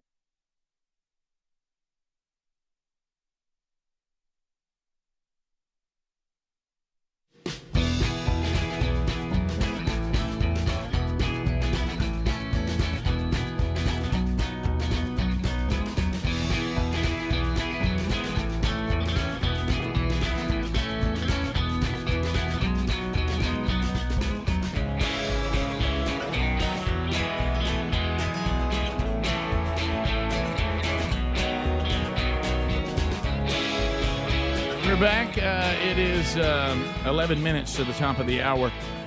Music from TobyMac, the brand new album, Life After Death, just released. And boy, it has got some incredible tracks on it. I've been listening to it quite a bit. And if you haven't gone out and gotten it, it is available wherever you can get music, and there's all sorts of collaborations on this album. First brand new album since The Elements, which came out in 2018. And of course, you look at some of the different artists that appear on here. Zach Williams is on here, Taryn Wells, Sheryl Crow, Sarah Reeves. The list just goes on and on and on. And of course, Toby with some songs, even bringing back the original members from DC Talk on Cut 12, which is Space.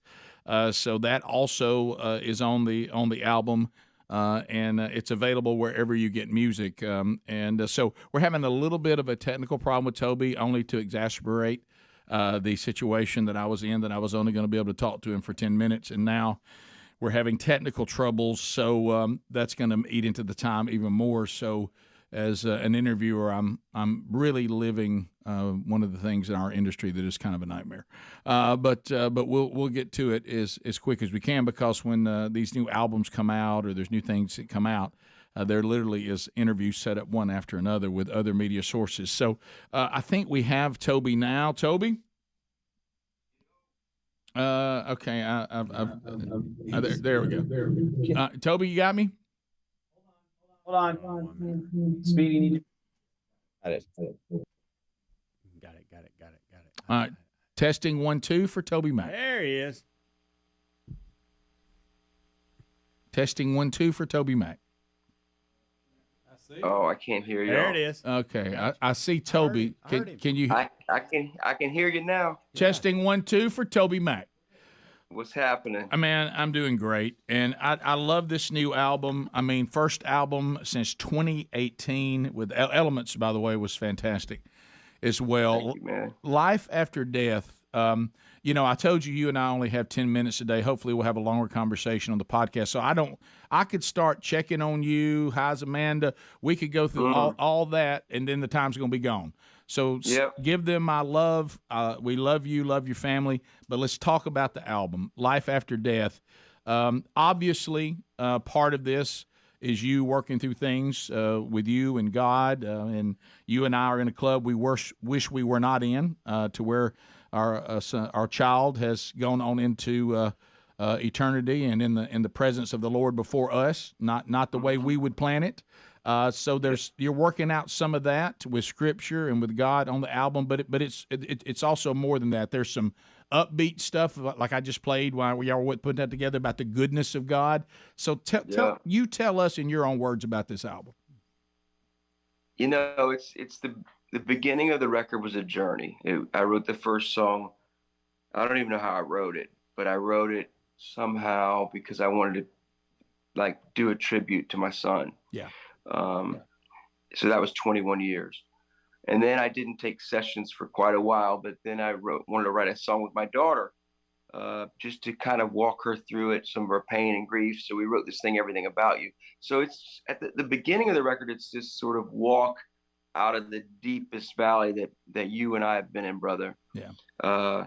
Sort of God showing up in ways that I never imagined, and me getting to know him, sides of him, as I'm sure you can relate to, that I never thought I'd get to know. But then toward the end of the record, I found this scripture that said, God is rolling up his sleeves. And wow, it sank in on me, man. It just started to, I couldn't get those words out of my mind. God is rolling up his sleeves. And I started imagining God rolling up his sleeves, just like on my behalf, to come to help me. And I wrote this song, Help Is on the Way. And then after that, I sort of got a little bit of legs under me, man. And I started, I said, well, I never thought I'd write another up-tempo song. I did that. Now, will I ever write a song that has some joy in it? I couldn't even imagine writing a song that had some joy in it.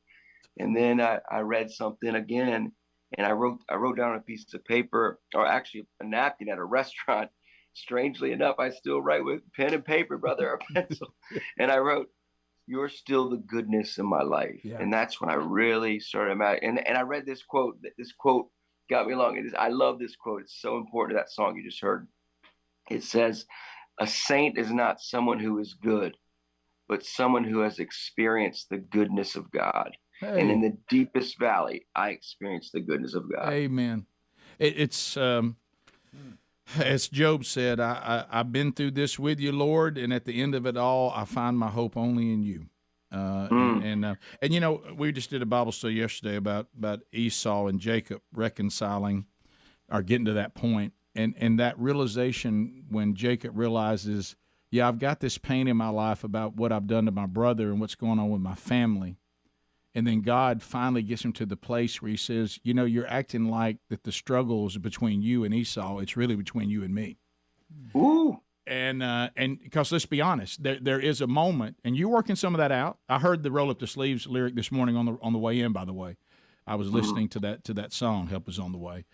And I heard that lyric, and I was like, Toby, that's an interesting lyric, and so I was literally just listening to that. But when you realize that there is a moment, we totally trust him, we know he redeemed us, we know he's right. But there is a moment when these kind of things are allowed that we look to him and say, we're good, but any clarity you could give me on this, I sure would appreciate. Man, you know, and but he's not afraid of those questions, and because he's God, and as you said, there's certain things he does in us in our spiritual growth, and I wish it wasn't this way. That only suffering produces. Yeah.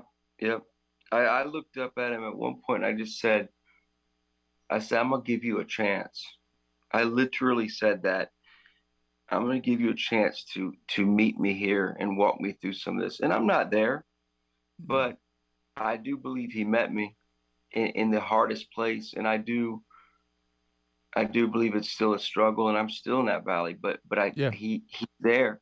And he never promised us we wouldn't. He promised the opposite. He did. He didn't promise he wouldn't face pain. He said the opposite. So, but he said he'll never leave us. Yeah. And that's what I found to be true. And then, but there's other songs on the record I'd want to tell you about. Oh, yeah. That came after the smoke cleared a little. I got the boys from DC Talk back together on a song called Space. That's cool. That was fun. Yeah. That was fun. And I got Zach Williams on a song called Cornerstone. Just went classic on it, man. Old TobyMac going classic on you. That's rare. It was. I listened to that the day too. You know, some people keep saying that Zach and I look alike, and I feel really bad for him. But I listened to that. You know, you're doing a lot of things here. Of course, the track that got out before all this, Promised Land, was Sheryl Crow. Her platform, her celebrity brings a lot of attention to that.